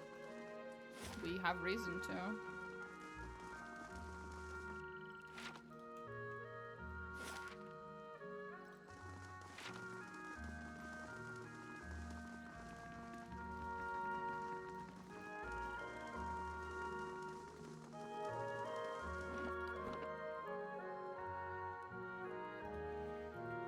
To the catacombs. Here we go. I'm sure it'll go well. Nothing bad will happen. There's nothing wrong with the catacombs beneath the city. No ghosts, no... there's someone dead already. That was fast. Margaren's fire casts light. Viscous, in foul-smelling dark sludge places. ebbs in the trenches. Right. Dead initiate. As you approach the dead man, you can feel the faint traces of his soul lingering, a stunned uncertainty holding it in place. When you near, without warning, the soul hurries towards you as though you were a solitary light in the dark, dank gloom of this place, come to usher it away. Its essence invades your consciousness. You are in a different body now, walking deeper into the catacombs, cloaked in a dark robe with a mask pulled over your face. You're following a familiar path along the canal, heading to a room built around a statue of a figure wearing a robe much like yours. Others await, clothed in hoods and shadows. Ahead is another figure dressed like you, traveling in the same direction. You don't know his name and that's how it's supposed to be. Out of the darkness, something monstrous grabs the other figure. You turn to flee, but find yourself face to face with a troll. The panic pounding through your brain is interrupted by razor edge, teeth, and claws. You snap yourself out of the dead man's memory. The corpse lies on the damp and grimy ground. His hood and mask are missing and his clothes are shredded. And what does the flame reveal? Right.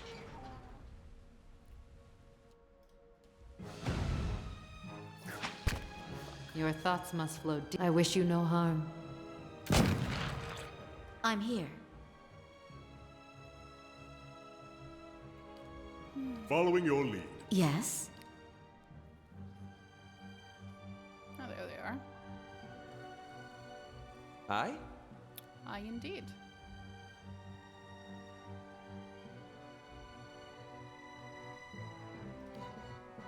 Lavaru beyond seek! Let's Brave Dalfilathilim. Lavaru beyond seek. Hey.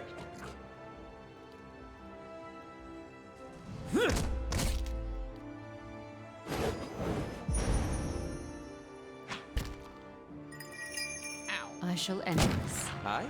I shall deal with this one. Verathis! There's a lesson to be. Let's burn this away. Laying low.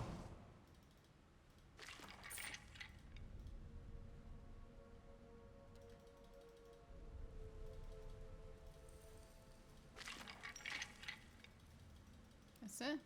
Really? Nothing else in here? Fair enough. Hello? Hello? Is it me? Oh boy, oh boy, oh boy, oh boy, oh boy, oh boy. Okay. That's one way to start.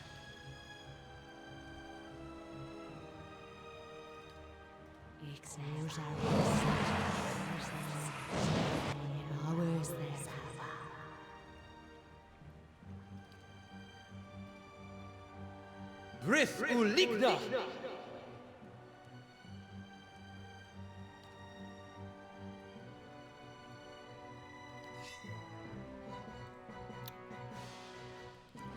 Right. We got the bug, the Kana bug. 50-50 chance that I have to restart the whole game.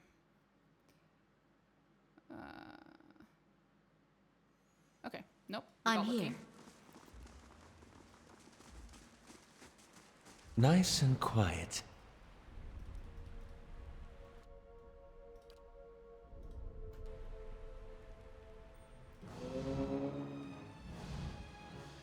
been poisoned. I shall end this. How may I help? Like this. Grith Uligna! Let's end this! Let's burn this away! Hey, leave it to me! I'll let Margaret's fire bless this one.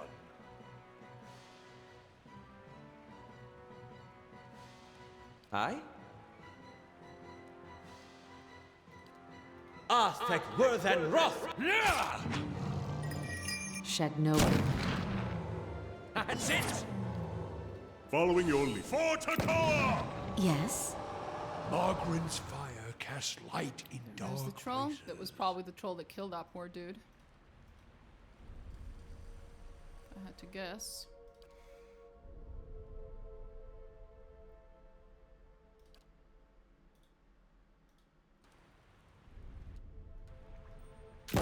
Your thoughts must flow deeply indeed. Shed no blood. I shall end this. Aye? That's it! Nice. Following your lead. For Takoa! Let's burn Now just use this. Lavaru beyond Seek. Hey. My thoughts will be as silent as my feet.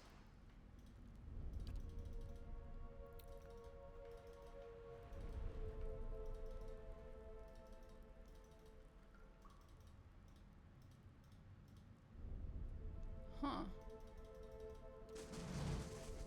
Let's see what lies this way. Really? Ah, I thought so. These places always have traps. I was finding it weird to see that they didn't. Let's see what lies this way.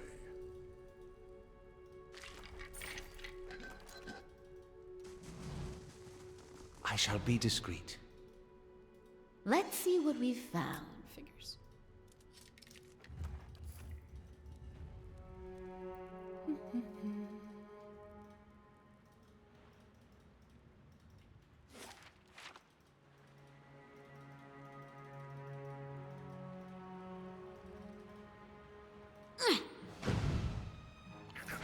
Brave Dalfila. I shall end this.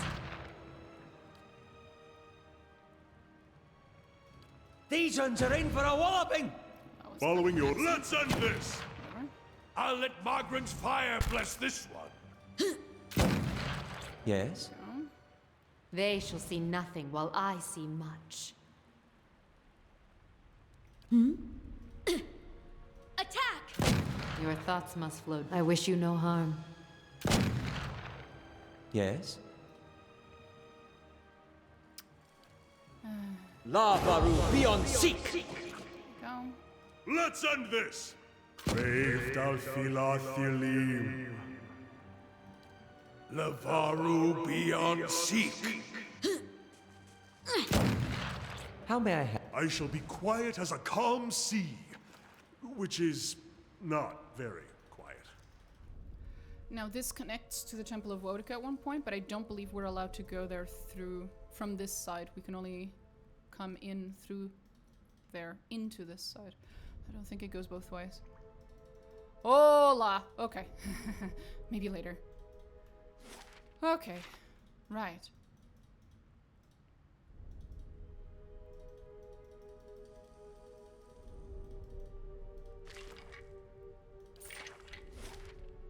Temple of Wodica. Maybe I'm wrong. Maybe you can go through this side. Holy shit.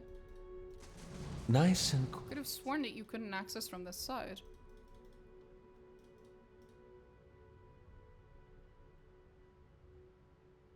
Onward! Your thoughts must flow deeply indeed. Shed no blood.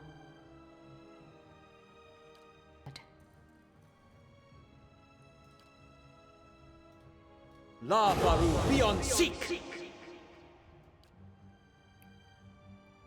Let's end this! And we got the bug. Oh, God bless you, Connor. God forbid that ever happens when we're in the middle of a like important boss fight or something. Holy Yes? shit. That would kill me. They shall see nothing while I see much.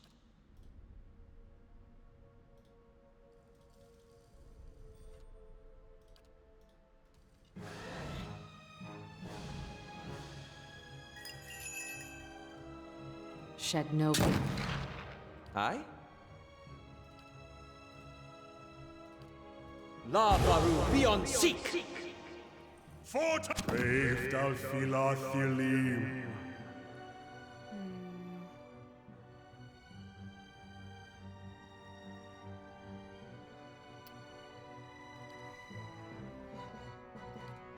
Lavaru beyond seek. Charge! Hey.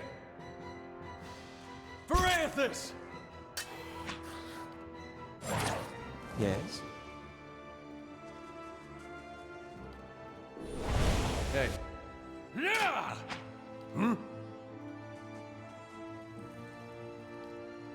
Lavaru beyond seek.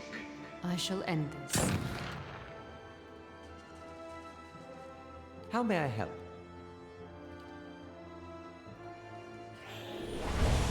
I'm here. Charge! Following your lead. I thought that would be enough. Forticoa! That was. Okay. It'd be easier if they were all together, you know. Then I could use AoE more effectively. Fuck. Damn it! Fuck. We gotta take better care of Aloth. Yeah, you could say that.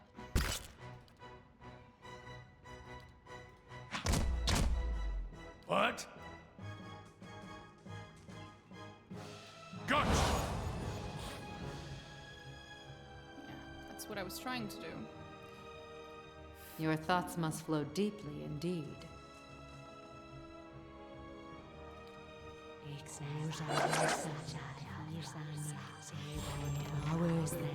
That one just died of, I don't know, heart attack. Another one.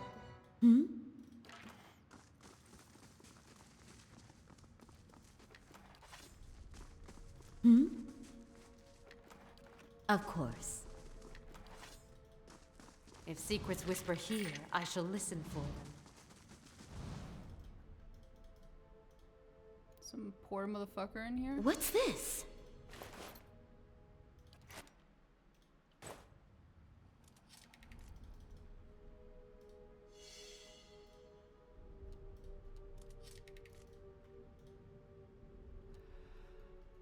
I remember your name. Heligathane, Heligathane, Heligathane. When do I... Oh, the dude. Upstairs. He told me about this person. He told me this is the one who killed the lady he liked.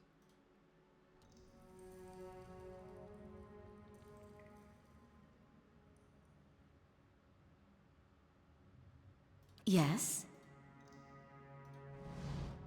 A lone figure in tattered robes shuffles across the chamber, muttering under its breath. As you approach, the figure halts and swivels its head towards you. What's this? Who disrupts Helix's work? So what are those creatures behind you? Just a few personal projects. Sorry souls, stuck in their mortal shells. Their flesh is as dead as mine, though their minds are not as well maintained. They flock to me like worms to drakes. They're not half as intelligent, but they serve for amusement. If there's nothing else, be on your way. I was exploring the catacombs. Then go, and thank your gods I'm not hungry.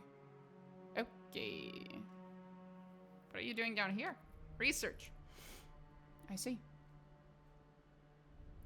Animancy and necromancy have peace and quiet, as well as an abundant supply of subjects. I see. This creature appears to have suffered horrific burns. Its skin is blackened, and its limbs have melted and fused. It plods stubbornly across the room. Hello? Creature does not seem to register your words. Leave the creature be.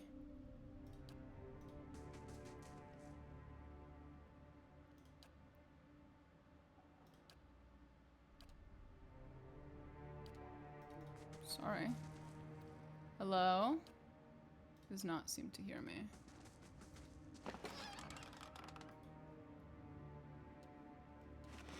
The better part of valor.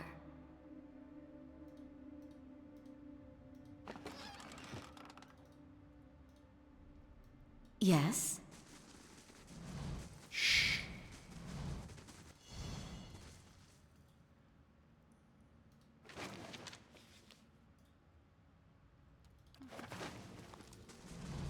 Margaren's fire casts light in dark places. What's this?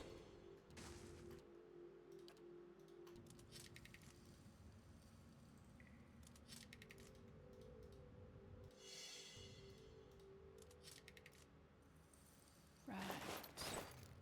So this is where you get your subjects from. Hello. Ma'am. Thing. Person. You're Helig. Dalton sent me to look for Rowena. He leans back and bursts into raucous laughter. His threadbare robes drift apart, revealing an amulet and a ragged wound running from chest to throat. It spatters a black viscous fluid on the floor with every cackle. That old fool is still alive. I do hope he still doesn't bear a grudge for that incident. It was so very long ago. Can you tell me about Dalton? Only that it's a miracle or a joke of the gods that he's still alive. The only thing he loved more than his fetching lieutenant was the idea of his own legend. He said you killed Rowena and the rest of the North Watch Rangers. Did he mention that they hunted me down like a rabid dog? I just wanted to continue my studies. Attitudes towards animancy were not what they are now, and necromancers have never met with such much acceptance. But there are corpses now, and so am I. Surely that's well enough behind us. Do you know where Rowena is? Oh, you could say that. If you were to retrieve my grimoire from Modred, I'll let you in on the secret. Alright, what do you need me to do? When animancy started getting popularity, I came to Defiance Bay in hopes of finding a place where my research would be met with more acceptance. Worked at a Brackenbury sanitarium for a few months where I met Modred. Let's just say Modred and I didn't see eye to eye. Got so bad we were threatening to kill each other on a daily basis. Obviously that bastard made good on his threat. Sank a dagger into my chest while I was sleeping and dumped my body in the catacombs. If Modred killed you, how are we having this conversation? I preserved my mind and my memories within Gwithan magic in a few timely preparations, yet now my soul is anchored to this decaying husk. Modred stole a life from me and left me with this wretched corpse. And this craving? Right. Modred keeps all that is precious to him in a trunk in his laboratory, just as he stole my grimoire. On your way to Brackenbury Sanitarium, then, bring me my grimoire and my revenge, and you can have your Rowena. If there's nothing else, be on your way.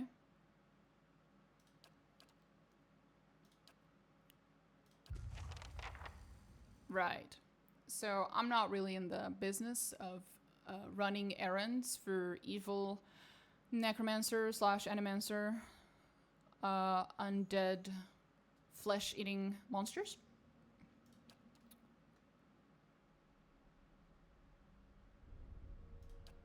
He seems to... well, you could say that if you were to retrieve my grimoire. Do.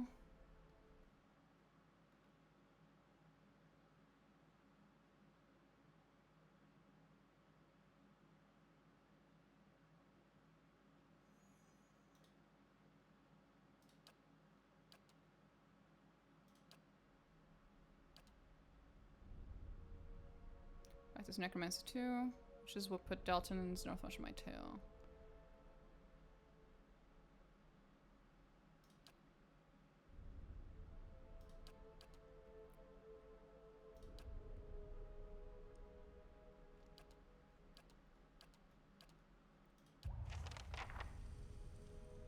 Of course.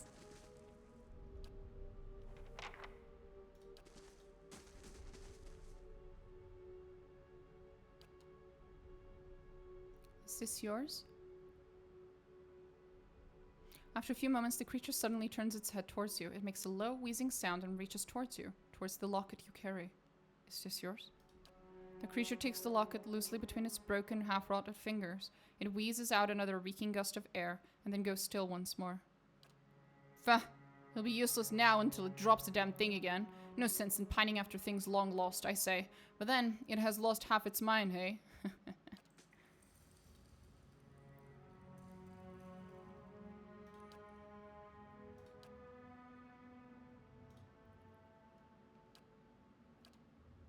Yeah, I think I know who Rovina is.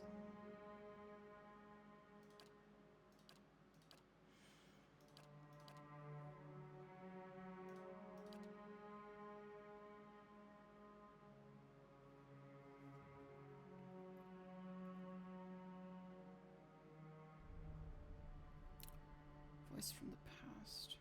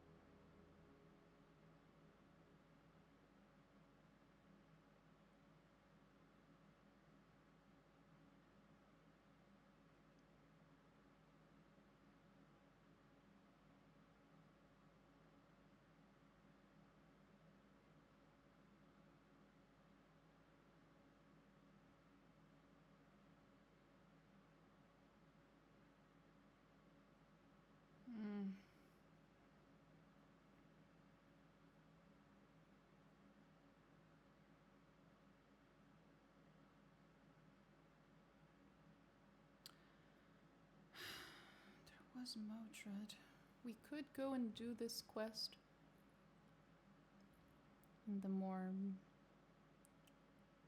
normal way. Or we could just kill this fucker now. Yes? Fine. Doesn't matter. And what does the flame... We'll come back and kill him anyway. Might as well.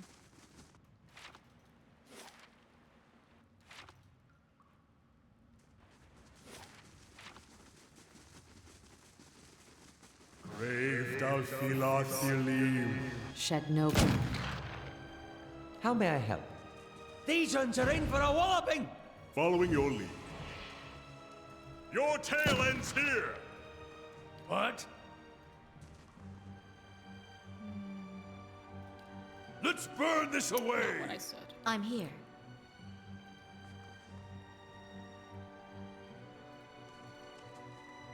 Charge! Of course.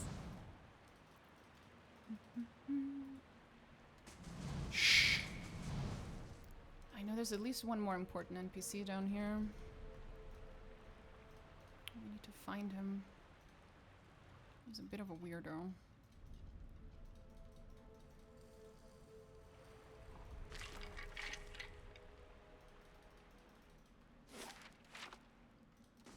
Hello? Hello? Light, flame, and sound. We'll keep to ourselves. Laying low. And what does the flame reveal? I shall be quiet. Brave Dalfilathilim. I wish you no harm, shed no blood.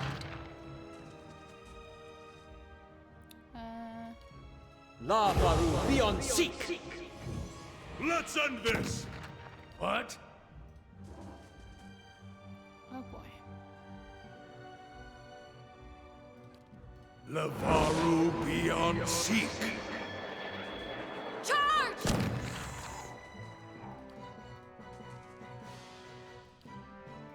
It's not working! Hey.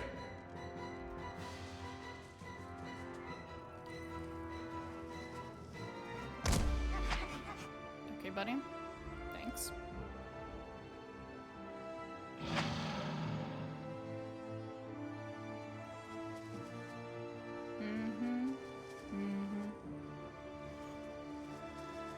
Right, there's a lot of them. Fuck, there's a lot of them. Fuck.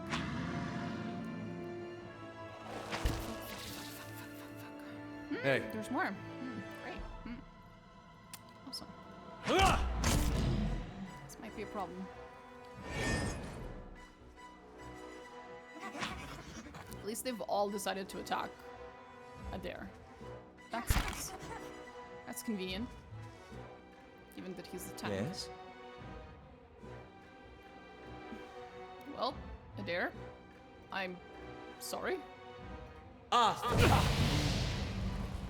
You know how it goes.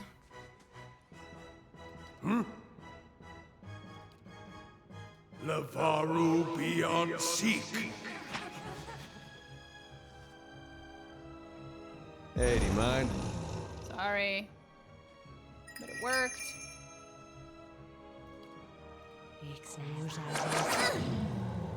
Ow.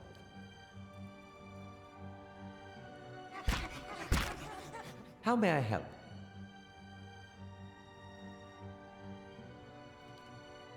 Aztec worth and wrath!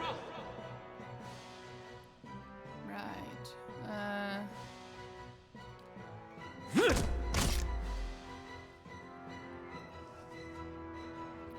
still someone up there. It's not Following your shocking. lead. Let's end this!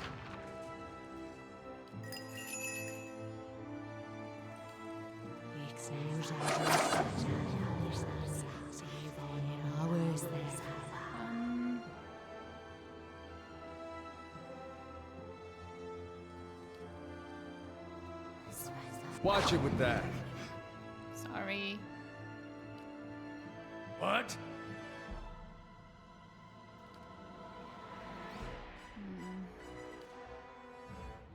Lavaru beyond seek. Shed no blood. Shoot.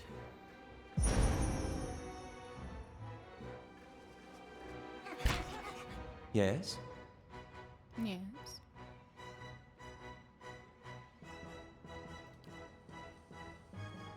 Brith Uligna!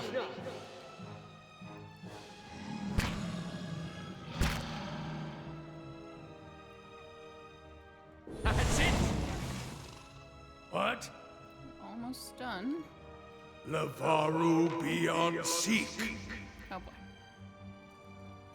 Of course. Your tale ends here! I shall end this. Nice. Hey. Blast! Yes? Charge!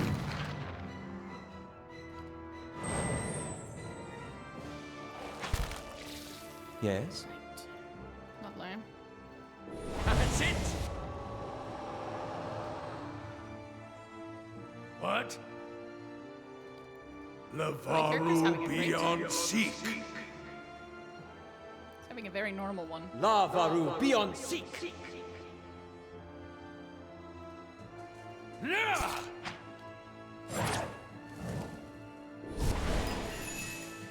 I shall end this. Yes? Your thoughts must flow deeply indeed. So who's up there that keeps having it turn but not using it? Yes? If secrets whisper here, I shall listen for them.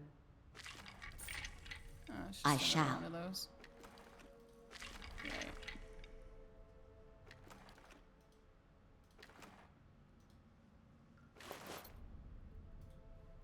Wodica Hood. I'm here. No comments.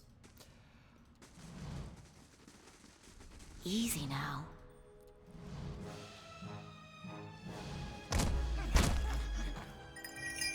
I wish you no harm. How may I help? Nice. That's it! Following your lead. Braved Alpha. There's a lesson to be taught. Yes? Braved Alphilathilim. Shed no blood. Yes?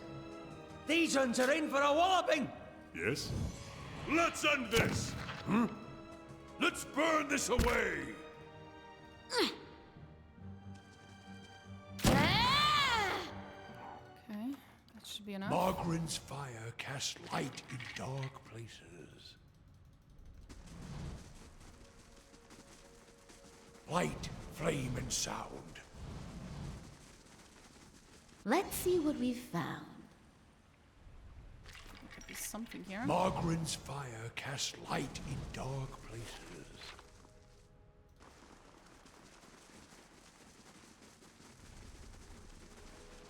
Laying low. Let's see what lies this way. They shall see nothing while I see much. If secrets whisper here, I shall listen. I'll see what I can find. Okay. Looks like we have no choice but to go through one of these doors. Okay, let's see what's down here. Eorn, right. This small Orlan man appears to have pulled together some crates and scraps of cloth to make a rather sorry-looking little camp. The thick fur on his limbs is matted and his clothing smeared with blackening grime. He looks startled as you enter, his eyes widening in alarm. Welcome. Hello there. Wasn't expecting any visitors down in these parts. Have you seen a woman named Rovina? Sorry, but I don't know anyone by that name.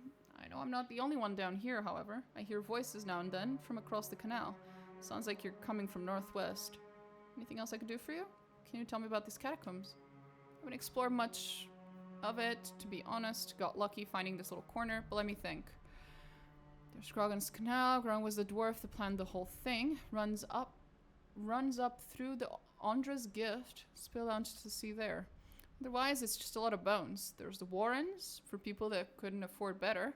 But it's all flooded now. Fancier folks, they have their own resting places down here. Drier places. The Dukes of Deerwood are down here, actually, if you want to pay your respects. What are you doing down here? I've been a little down on my luck lately. Didn't have anywhere to stay, so I thought I'd come down here. Nobody pokes around in the catacombs much. Not until you, anyway.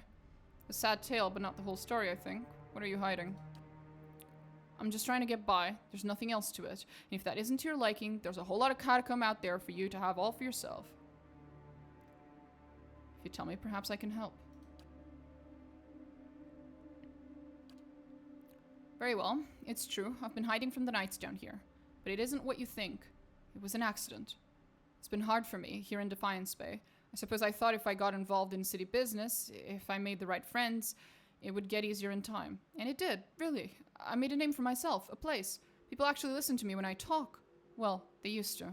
People can get very passionate about these things. We were discussing. I think it was shipping agreements, of all the things to fight over. But this one night, this man, he got very angry. I think maybe he'd had a little too much at the inn. and I guess he didn't like an Orlan talking back at him. I struck him, he came towards me, and I hit him, and he went over like a tree. I guess he struck his head on the way down. Turns out he was a knight. The Crucible Knights won't care how it happened. They just want me gone. They won't let me live long enough to see the rope, please. I just want to get out of this city. The second I can get money for passage, I won't trouble anyone again, I swear it. I'll live quietly, but you can't, please, you can't tell them I'm here. Oh, boy.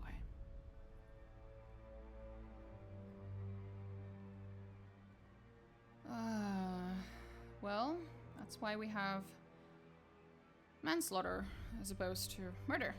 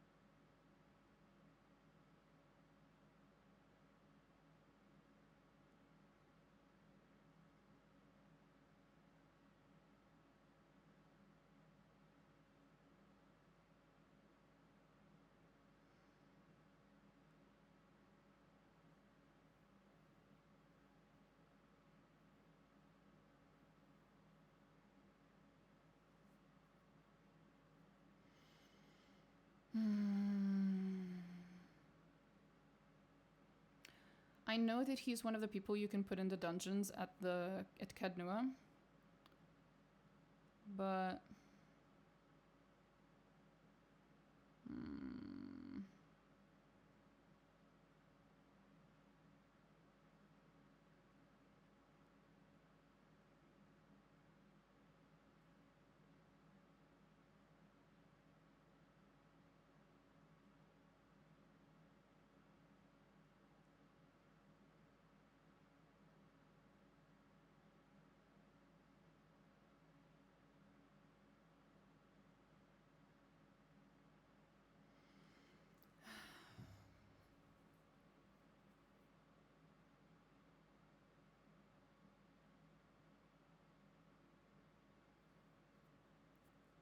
here, this should be enough to buy passage out of Defiance Bay. But this is... They said you were a kind soul, but I wouldn't have imagined. This will see me out of the city and well away. More specifically, to Deerford. I'll go visit you in a bit.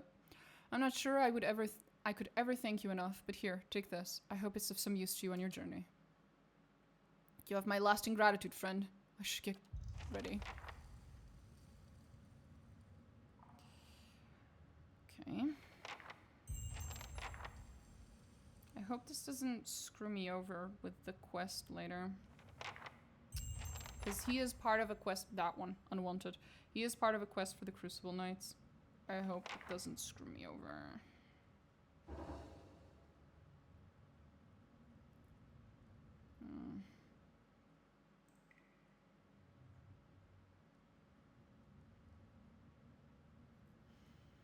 Oh well. Well, we did get some rabbit fur gloves. Plus 0.1 to crit damage multiplier. Oh, cool. More crit. Neat.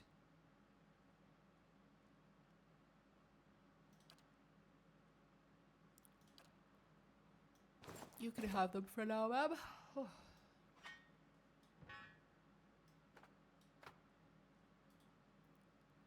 +2 stealth, +1 perception.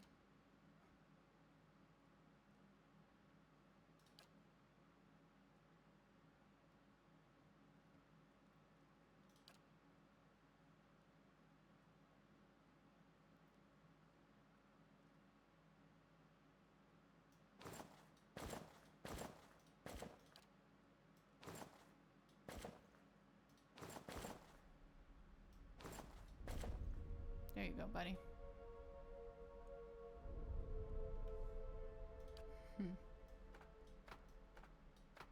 Why do I have so many? Oh, right, because every time you disarm a fucking trap, it goes into your inventory. I keep forgetting. My thoughts will be as silent as my feet.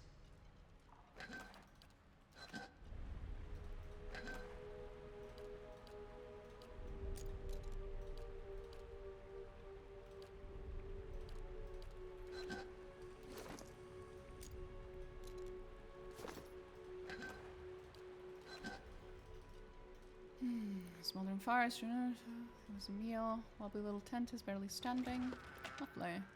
Queen that was. Right. I'll handle this. Okay. And now the last location in the catacombs. I'll have this open in no time. I wish you no harm. Right. Hi? Sure, buddy.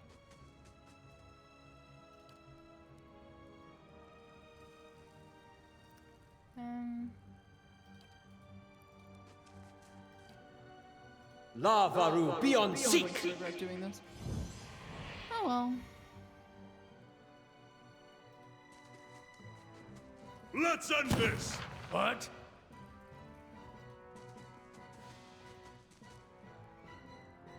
Not even slowing it down! Yes?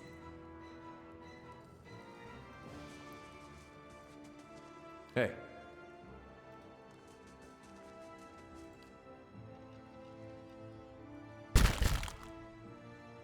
Whose side are you?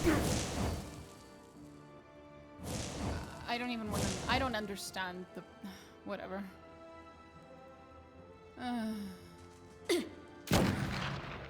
Hey. Leave it to me! Hey. Leave it to me! Yes? Keeping an eye out.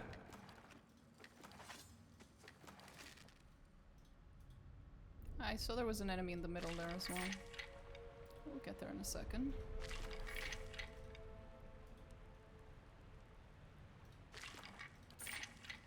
Just a regular skeletal fighter. Okay.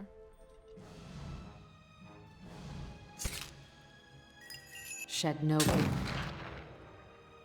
How may I help? These uns are in for a walloping! Your Let's burn this away! Hey. Leave it to me! Hey.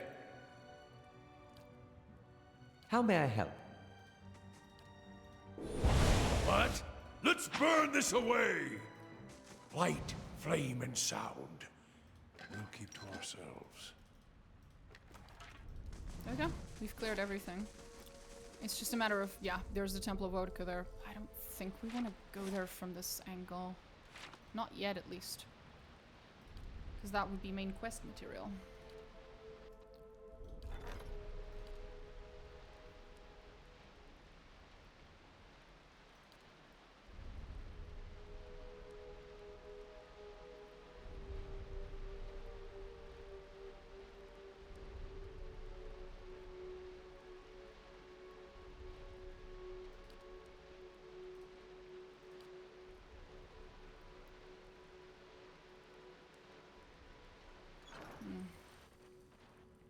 Looks like I have to go to Caed Nua to deal with some fucking weirdo.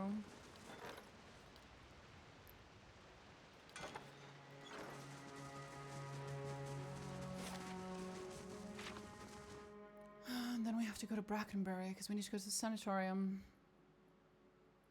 to deal with the Animancers at the behest of an undead freak.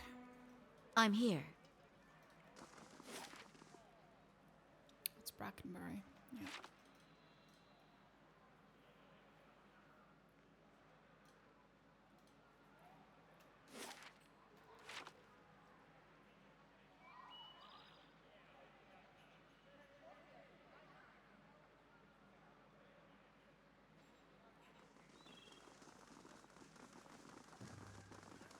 You must gather your party before venturing forth. Back to Caed Nua. So who the fuck is this dude that wants to talk to me?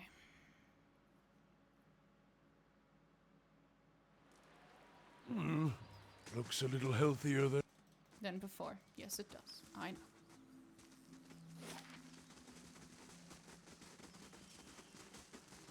Artificer's Hall, that's new.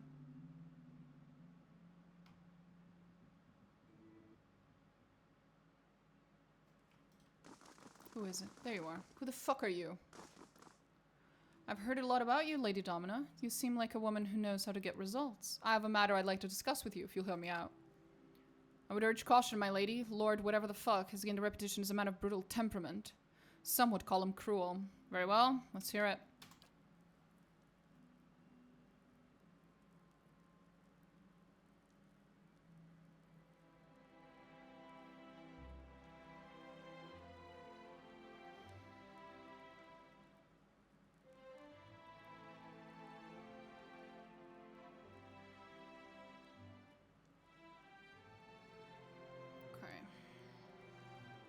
As a rule of Cadnoa, I'm sure you've seen your share of troublemakers, people determined to tear you down so you can share in their misery.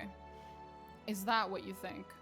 I've had a few incidents on my land, rabble-rousing peasants, you see. Shameful as it is, they've gotten somewhat out of hand, refusing to work, threatening my guards, spouting this nonsense about unfair treatment. It's not as if I don't pay them. In any case, I fear they won't back down. The situation will only get worse if I don't put an end to it. Things may get a little messy. I thought it best to consult you on the matter first. Right.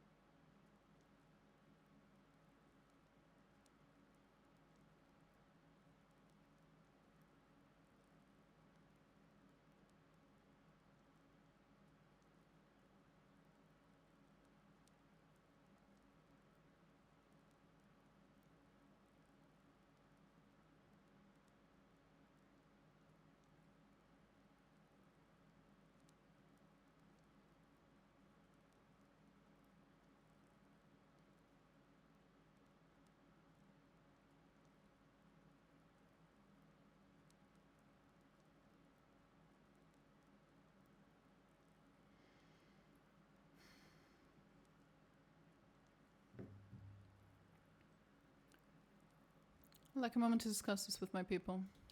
Of course. Aloth, I need you to travel to Bremengen's keep. Warn the people. I shall act quickly.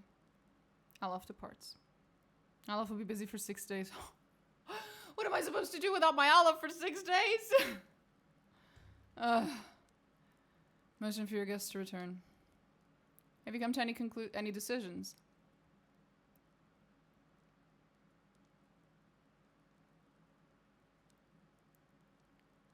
Well, this would require me to be deceptive, though. Fuck. No, thank you.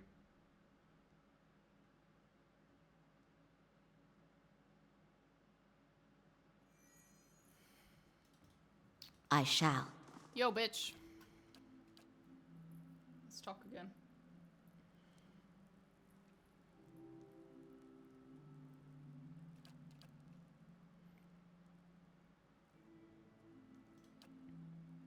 Spin of the valve of efficiency. These peasants should know their place. Oh, seize him. Holy shit, I could just fucking kill the man. That would be funny, but not nice. What exactly have these peasants been saying? Oh, the usual, that they don't enjoy the benefits of their labor, that they're treated too harshly, they're lazy, my lady, that's all. Right. In these matters, it's best to find middle ground. Grant them a few freedoms, so long as they continue to work. I'll try. It's widely known that you have quite the talent for negotiation. It was never my strong suit. I can tell. All the more reason to value your counsel. It seems a reasonable solution. Thank you, my lady. The only reason you got away alive with this is because it would require me to lose my boy Aloth for a whole 6 days, and I can't do that. I'll miss him.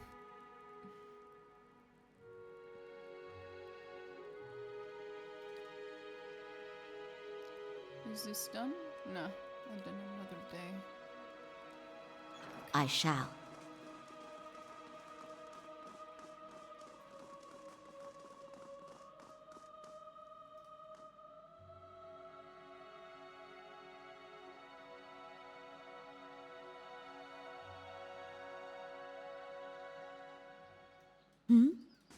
Better indeed.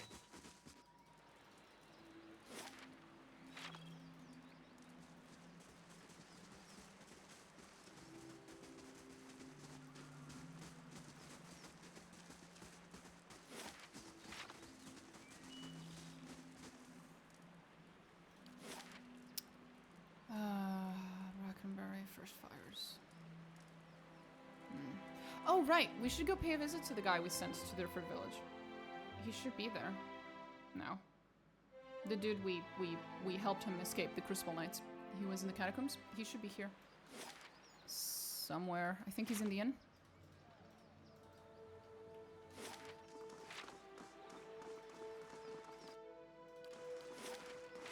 Oops. There we go. Run, run, run, run, run, run, run, run.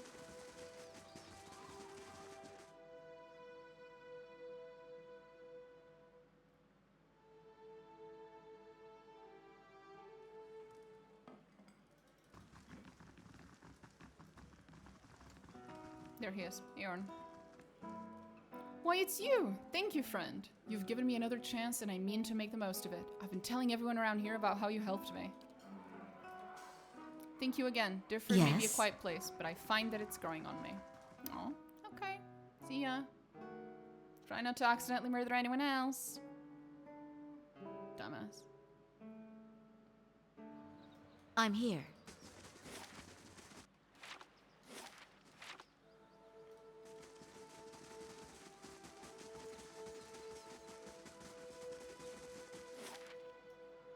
And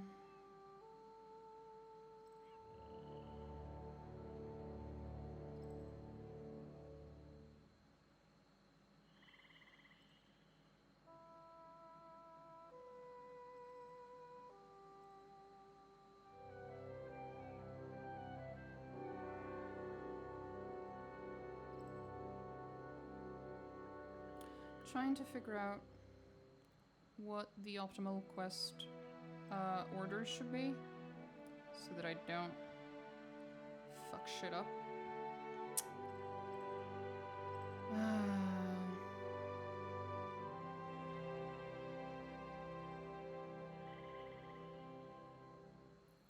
I guess we can go do the main quest. I'm here. The first time I played this game, I fucked up the quest order basically, and I just put off the main quest as much as possible. Thus, I completed literally absolutely everything that I could possibly do inside of Defiance Bay and around it before I even did this quest, Never Far from the Queen.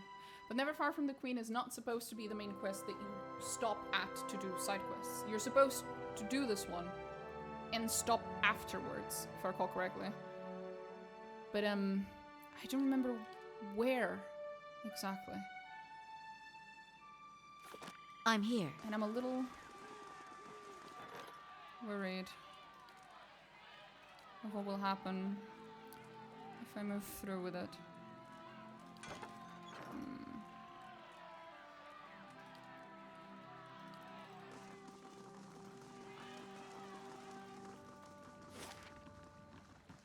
We did that, we did that, we did that, did that, did that.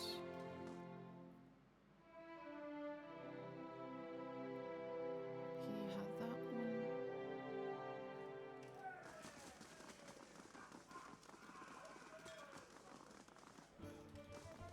Hello. Can I get a room?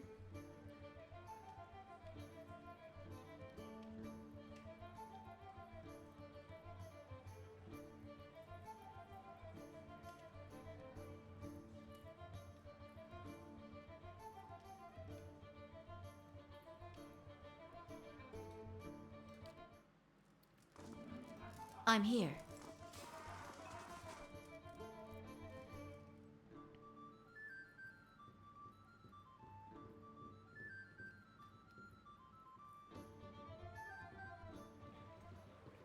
I'm here. Going to do the main quest early. Here we go. So that would be first fires.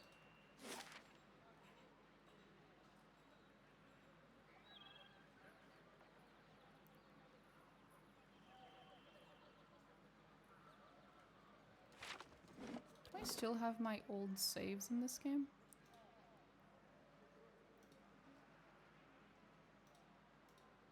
Ah, I do. Okay.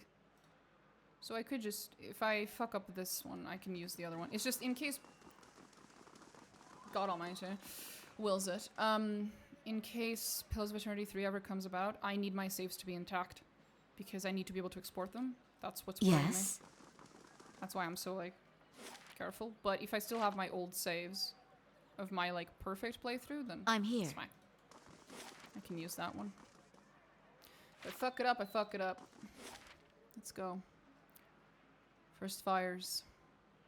I think that's where the Wodika temple is. I think so.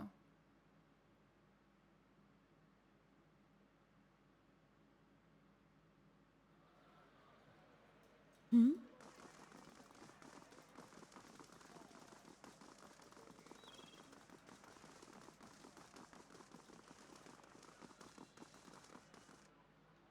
Smith down, solve problems. Yeah, you could say that.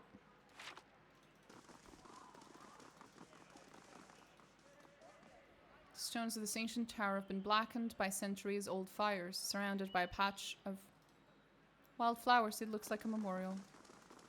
Aww. Keeping an eye out. Mine's here, all shallow.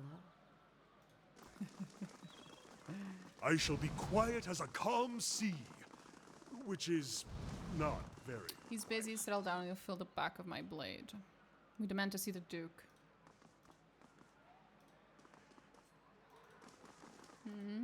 What's going on?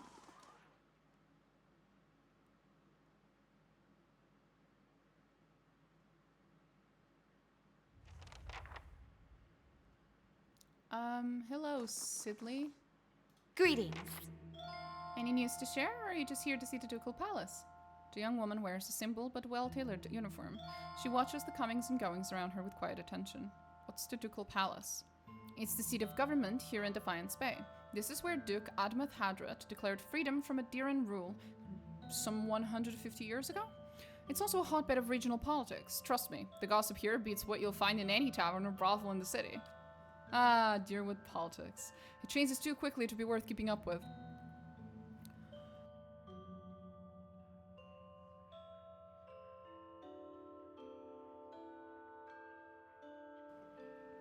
Better to strike up conversation in taverns than try to loiter inconspicuously in the palace corridors.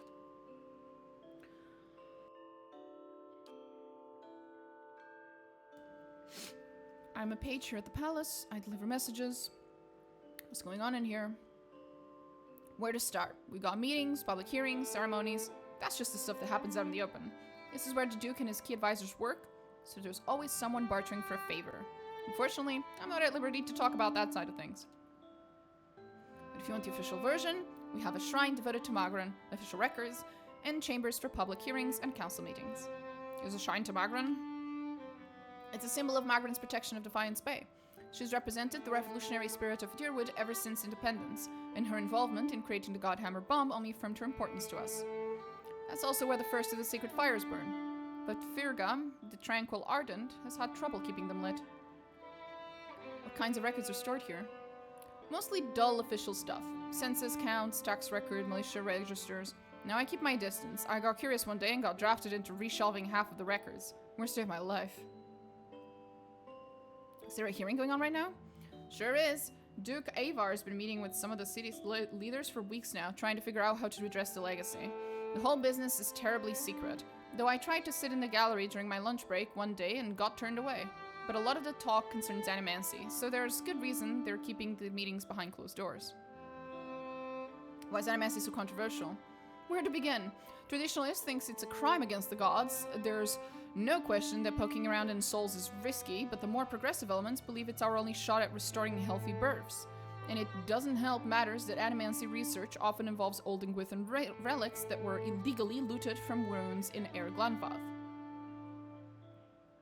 What do you think about animancy? Me? I think the real danger of animancy is confusing a real scholar with an expensive fake. We get a new case here every day. Some poor couple in the Gift or Copper Lane who spent every copper they had on a miracle cure for their unborn child. It never works. Breaks your heart. There's usually nothing we can do for them. The legacy? White One's legacy. What are Hollowborn? We already know all this. Anyway, the legacy is what politicians have been whispering about lately. Tell me about the Duke. That would be Ivar Wolfgren. Don't let the title fool you, though. Our dukes have been elected since independence. Some find Duke Ivar rather coarse. He's a frontier noble. Personally, I think a rough and tumble type is just what Defiance Bay needs. Goodbye, ma'am. Yes? For all the information. How very exposition of you. Most bright Magram, transform us with your flame. A stone figure of a warrior gazes towards her raised hand. It's empty, but the palm and fingers are blackened. Well met, friend. Praise be to Magran, and welcome to her temple. How may I be of service? I thought this was a palace. It's both, really. It's the palace from which Duke Ivar governs, but it's also a place of honor and worship for Magran, the goddess who led us to independence and who has always watched over our city. You seem upset. What's wrong? This is about the fires, isn't it? They're just symbols. You can't put your faith in them. Slow down. Tell me what this is about. The sacred pyres all around town. You must have seen the statues of the goddess around the city, holding up empty braziers. I've kept them burning steadily for 15 years, but I haven't been able to conjure them for months now, and people need to see them more than ever these days. What does that mean? It's my devotion and prayer that keeps them lit. But lately, when I try to pray, all I can think about are the Hollowborn all over the city, the grieving families, the refugees. What strength do we gain from a soulless child? How could Magran allow us to suffer like this? What strength do we gain from adversity? From trial and test? The fires don't wither because she lacks in faith. They wither because she does not understand how to be faithful to a whore. A whore wants neither praise nor devotion. A whore wants to be compensated for her services, and Magran is paid and pleasured in sweat and struggle and pain. This mewling imbecile is unworthy of Magran's womanly heat. Right. And this has shaken your faith? But I believe Magrin may be speaking to me again. This will likely sound so far-fetched to someone like you. Lately, I've been having visions. A place in the wilderness with pools filled with sunbursts of color, strange falls that seem to rise to the heavens even while they splash into the earth. And behind the falls is a cave filled with fire and heat and danger and a dragon. I've been there, yes. And some token of my goddess. Yep, I have it. And I know there's something there. But where it is or how I got there? I've been meaning to ask around at the expedition hall to see if anyone recognized the description. To be honest, though, I don't know what I'd do even if I found the place. Worthless. Like so many of Magrin's flock, afraid of her god's tests. If Magrin speaks to her, it is to hasten an end to an hypocrite's life. And this vision is certainly a death trap for the weak. I journeyed to Searing Falls myself. This is what I found there.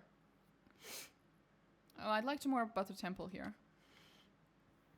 Magrin is the most revered goddess among Derwoodans, so it's no surprise that her temple is part of the ducal palace. Her fire symbolizes trials, revolutions, and the blazing of new paths, all of which are important to us. This is the first of the secret pyres.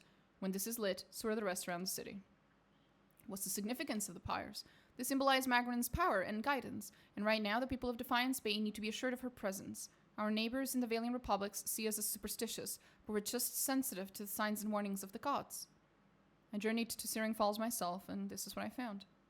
By the flame, do you know what this is? It's a fragment of the Godhammer bomb.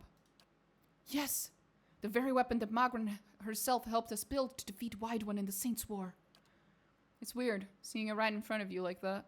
Before it was just stories. Never seemed real. So why don't I feel any different? What god does this do? What good does this do?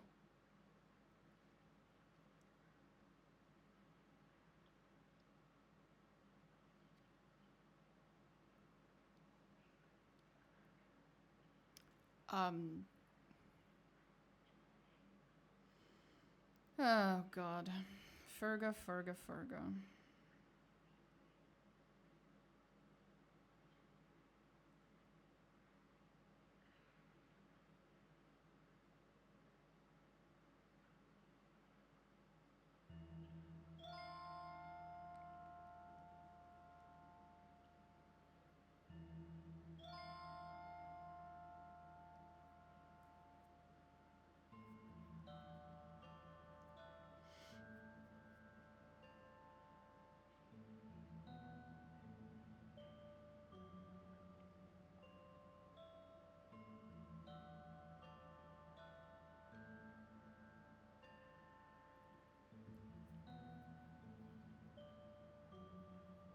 Perhaps she's entrusted him again to end the legacy. There you go.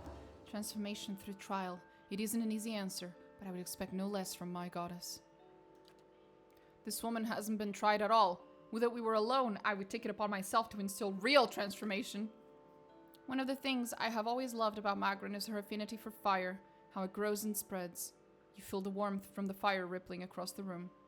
You've given me what I needed. I'll make sure to give the people of Defiance Bay the support they need. Defiance Bay, extraordinary positive. Now let me give you something you might need. A weapon worthy of the goddess herself. Please accept it as thanks for your service to Magrin and to me. It was not to Magrin. It was mostly to you and the people of Defiance Bay. I don't give a shit about Magrin. Fuck that bitch.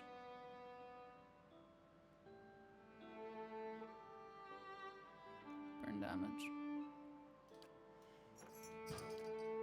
I'll give this to our boy.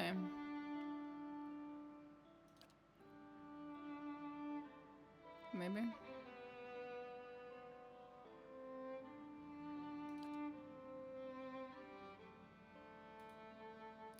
The origin of this item is a point of contention among the followers of Aethas and Wotica. Eothasians claim that their priests had a commission in the early aftermath of the Saints' War. Wodicans, on the other hand, claim that the item is older than that and an instrument retribution against Oathbreakers of the Steel Grot. Right. Right.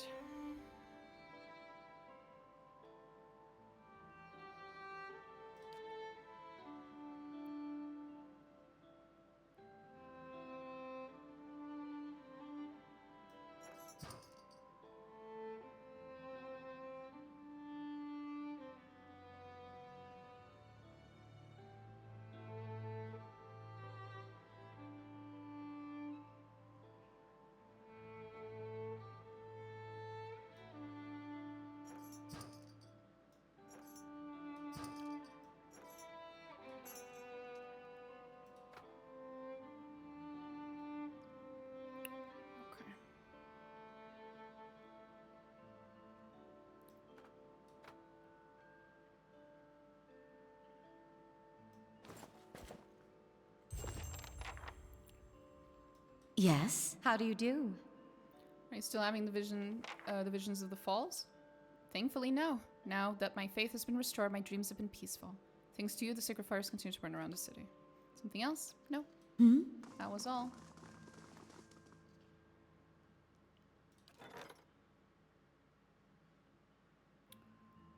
Remembrance ashes. Friendly target revive. Ooh. It's a revival item. Nice. Yes? I shall be discreet. Damn, that would be stealing. How unfortunate. Nice and quiet. I'll wait for a And better time what for me does to the steal it. flame reveal? I shall be quiet as a calm sea, which is not very quiet.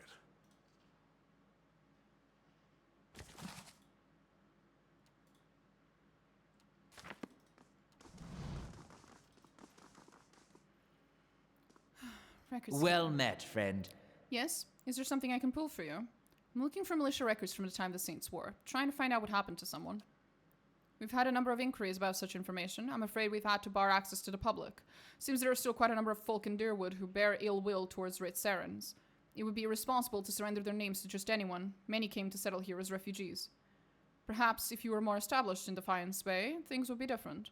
But I have no reason to suspect you to be any different from the others. We've come a very long way, buddy. I just need to find out about my brother. I don't even know what side he fought for. You must understand, I've heard many such stories. I'm afraid there is nothing I can do for you. God fucking damn it. Hmm?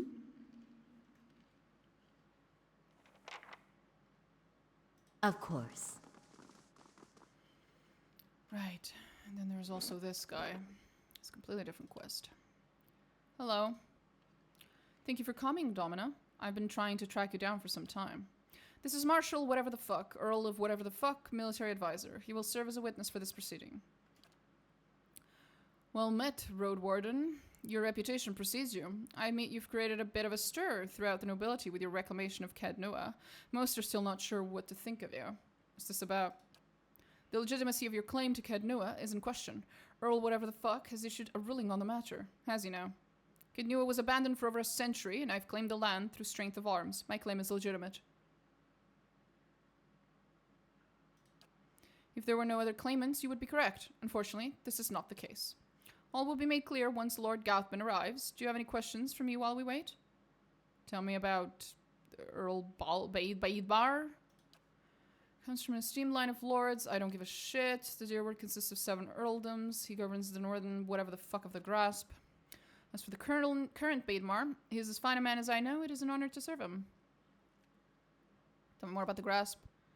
It is now the largest of the 7 earldoms. Right. It encompasses notable settlements such as Neo-Homar, Garens whatever the fuck, and of course, Cadnua. Well, so you say. Yenwood. Right. What do you know of Gauthman? Well, I've met him but once. It was ample time to determine the character of Lord whatever the fuck, or lack thereof. He is descended from an old Adiran line that predates the War of Defiance. His great-grandfather, I'm not reading that, was the Earl of Yenwood during the war. That is, until he was stripped of his lands and driven from Deerwood.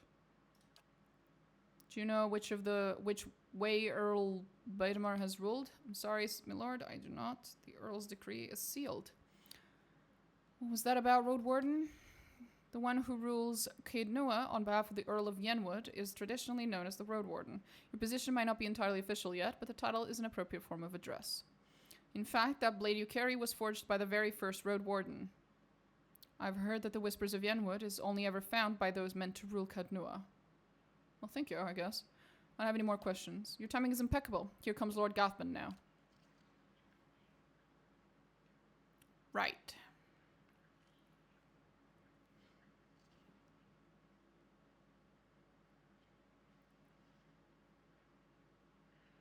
An opulently dressed man strides towards the Chancellor, his sandy hair trailing him like a banner caught in a light breeze, boot heels echoing throughout the hall. An elven woman with cropped hair dressed in dark, glinting male shadows his steps before taking position alongside him. She watches you unabashedly, taking your measure.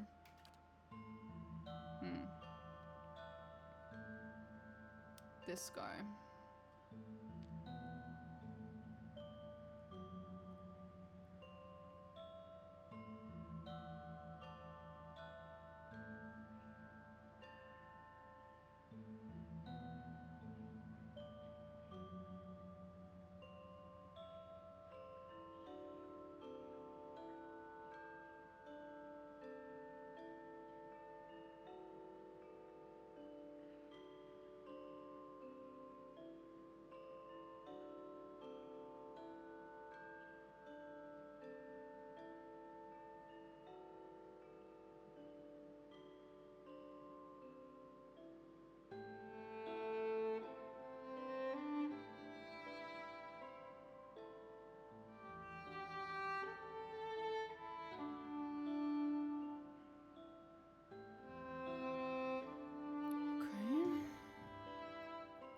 Let's move past this formality as quickly as possible. I have other matters to attend to.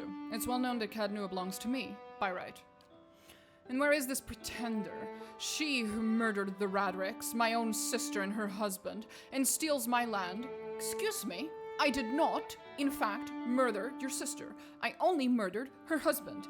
Her husband murdered your sister. Anyway, where is this lowborn wretch? I'm not lowborn. I am a noble. Bitch. Warren clears his throat and glances at you. This woman here, this is the Lady of Cadnua? I would say my pleasure, but it really isn't. And I'm not one to lie. I thought she was just another servant, perhaps a valet or a scullery maid. Actually, I'm a fucking noble, you rude-ass peasant. I don't know what distant lands you come from, but your title carries little weight in a Deerwood. Chancellor, read the decree. You're from fucking Adir! Your title carries even less weight into Deerwood. What do you mean? Fucking bullshit, what is this motherfucker? The audacity of this bitch. Read the decree, I'm losing my patience with this backwater fop. Can't wait to kill him. Warren breaks the seal on the scroll and unfurls it. Regarding the matter of the Gathbin claim on Cadnua, Earl Baedmar finds the Gathbin claim was never relinquished. By law, Cadnua is the rightful property of the Gathbin family. I knew it! I'm not yet finished reading, my lord. Gathbin rolls his eyes and motions for the Chancellor to continue. However, the Earl recognizes Dominus' part in reclaiming Cadnua, a site that has stood abandoned and even some would say cursed for over a century. Before Cadnua is returned to the Gathbin family, the Earl has decreed that Lord Gathbin will provide compensation in the form of... Absolutely not. My lord? The amount is quite reasonable and a requirement for your land to be returned to you. If you'll just allow me to finish, I will not pay a single copper to this miscreant for my ancestral land. Do you think I'm blind to the Earl's motives, lackey? He thinks he can send a message with this insult. I have a message you can send that son of a whore. Gathbin raises an open hand as the Chancellor shrinks from him, arms raised in defense.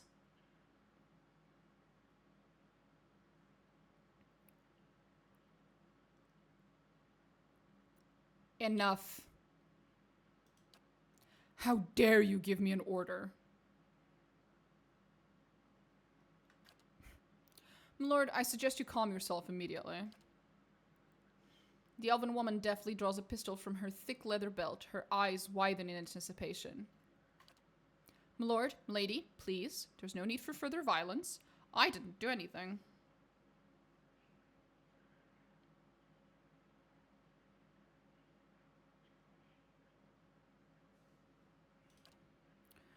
Lord Gathbin holds your gaze for several heartbeats, his eyes burning with hatred.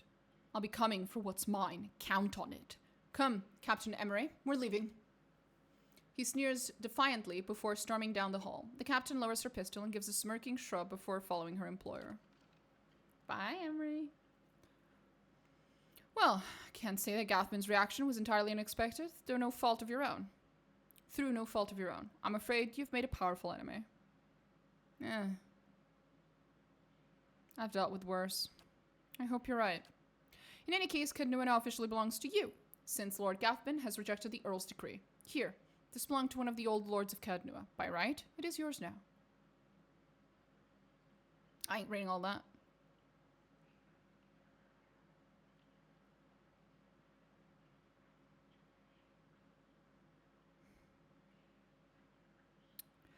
Have this sent to Lord Gathbin as a token of friendship. This is a generous offer, and I'll make sure it reaches Lord Gathbin. It was a pleasure to finally meet you, milady. Perhaps we'll speak again under more pleasant circumstances. Farewell, Domina.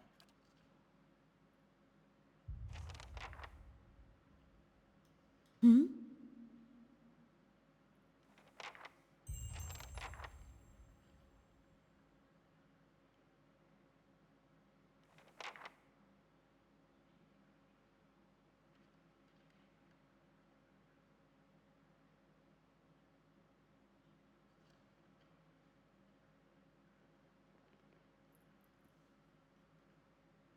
I shall. Well, this has been fun.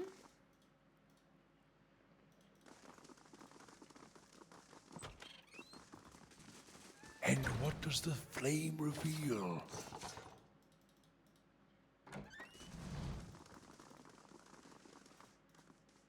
Only people with official invitations are allowed to observe the animacy hearings. Yeah, it's kind of a big deal. It's the end of Act 2. Beginning of Act 3.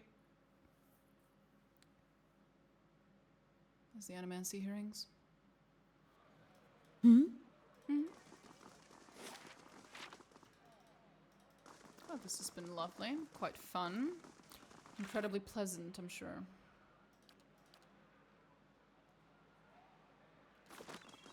Hey. Hey. How are you feeling about that whole situation? Defiance Bay is... Well, it's not exactly what I was hoping. Say what you want about Gilded Vale. At least they could all agree they wanted to hang me. Tell me about your brother. Woden was, about everything you'd want your firstborn son to be.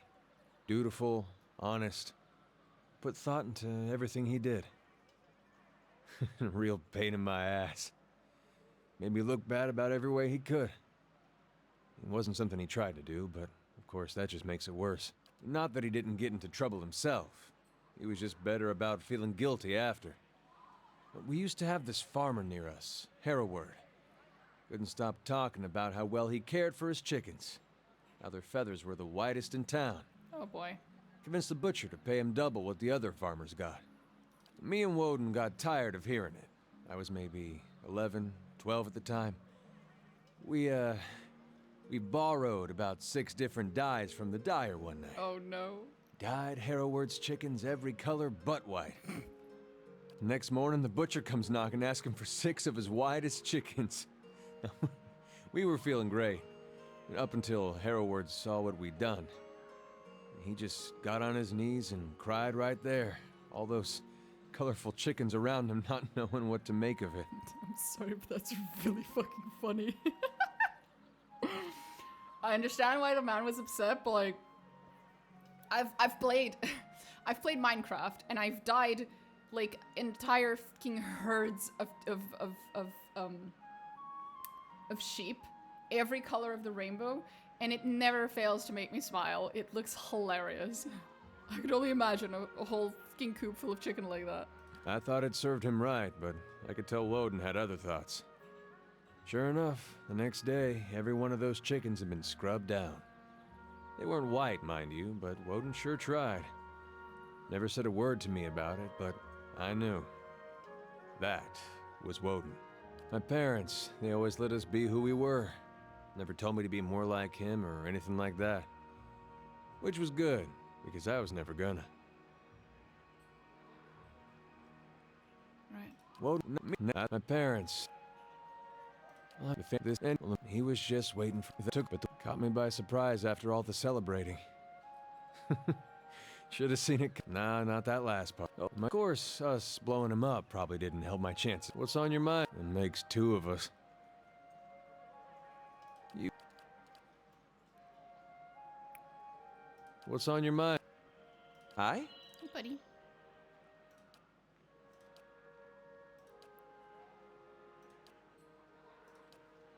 Yes? Valiant Embassy. Crucible Keep. Margaren's fire casts light in dark places. Nice and quiet. Laying low. This looks like the place Maywald described. Yep. This is it. We're here. For sure.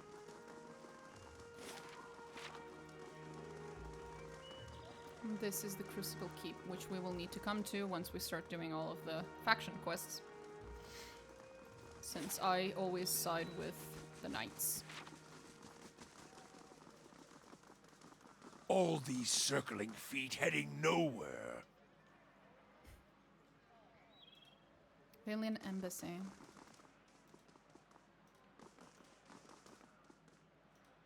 You've business with the Republics? Not really, but I'll stop by, see if anyone has anything to say. I'm here.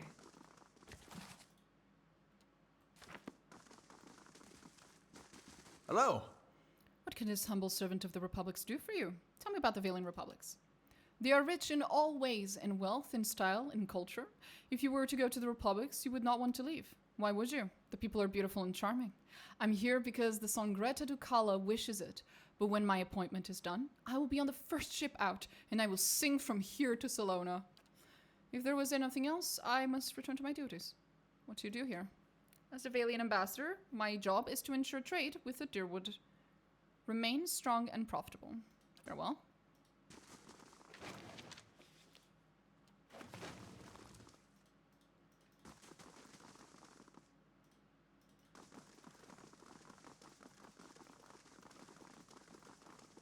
Spread across the table are the blueprints of an in-progress trade deal between a merchant company from the Republics and a Deerwooden Werewolf collective. I'll handle this. It's done. Obsidian lamp figurine. Cool. The flag depicts the symbol of the Valiant Republics, a ship sailing beneath 5 radiant stars. Okay. I shall be discreet. Gift bringer Aiden. Interesting. It's done. Hey. Nice. It's all mine. That too. Why not? I think that's it. We're done here. There's nothing here. The Crucible Keep is like a place to get quests. I don't know if I want to go there yet. That's like a whole thing.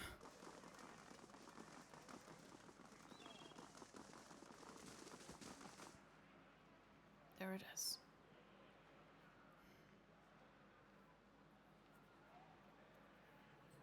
Praise to the exiled queen.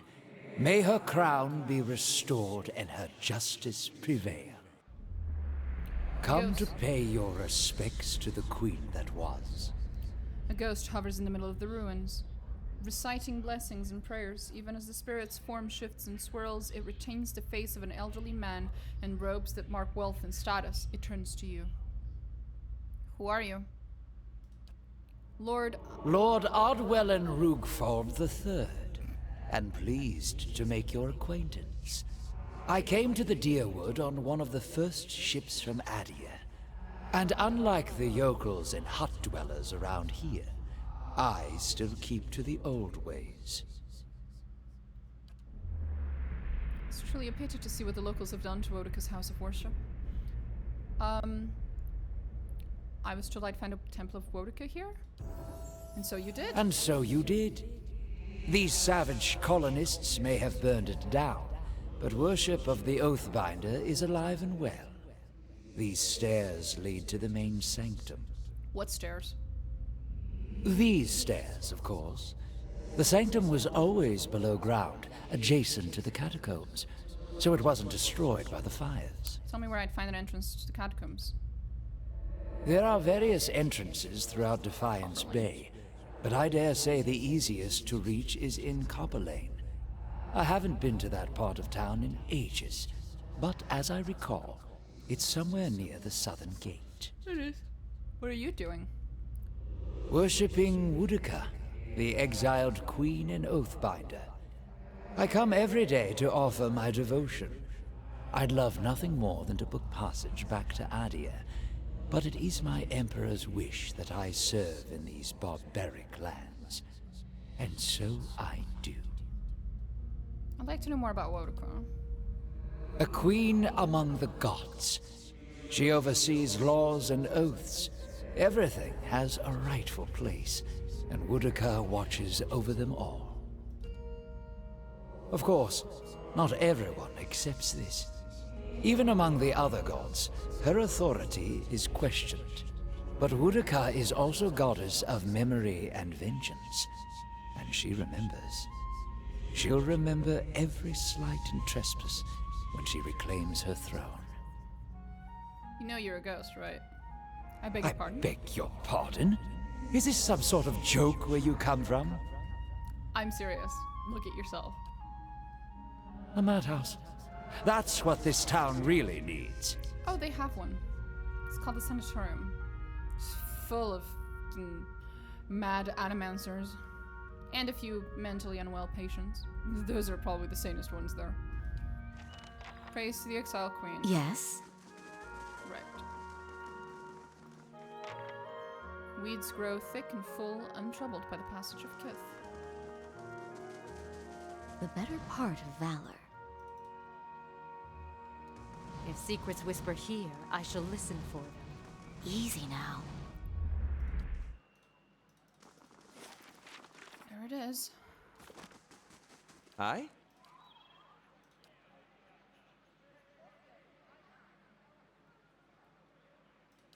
I'm here.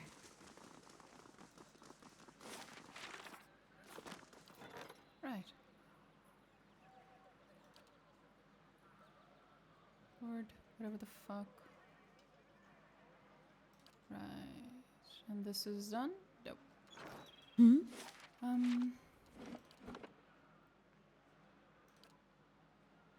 I shall. Should probably at least finish here and go to Crucible Keep.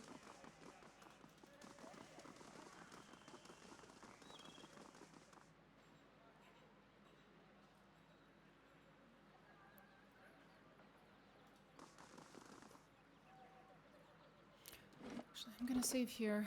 We can do this tomorrow. I have shit to do. Finish.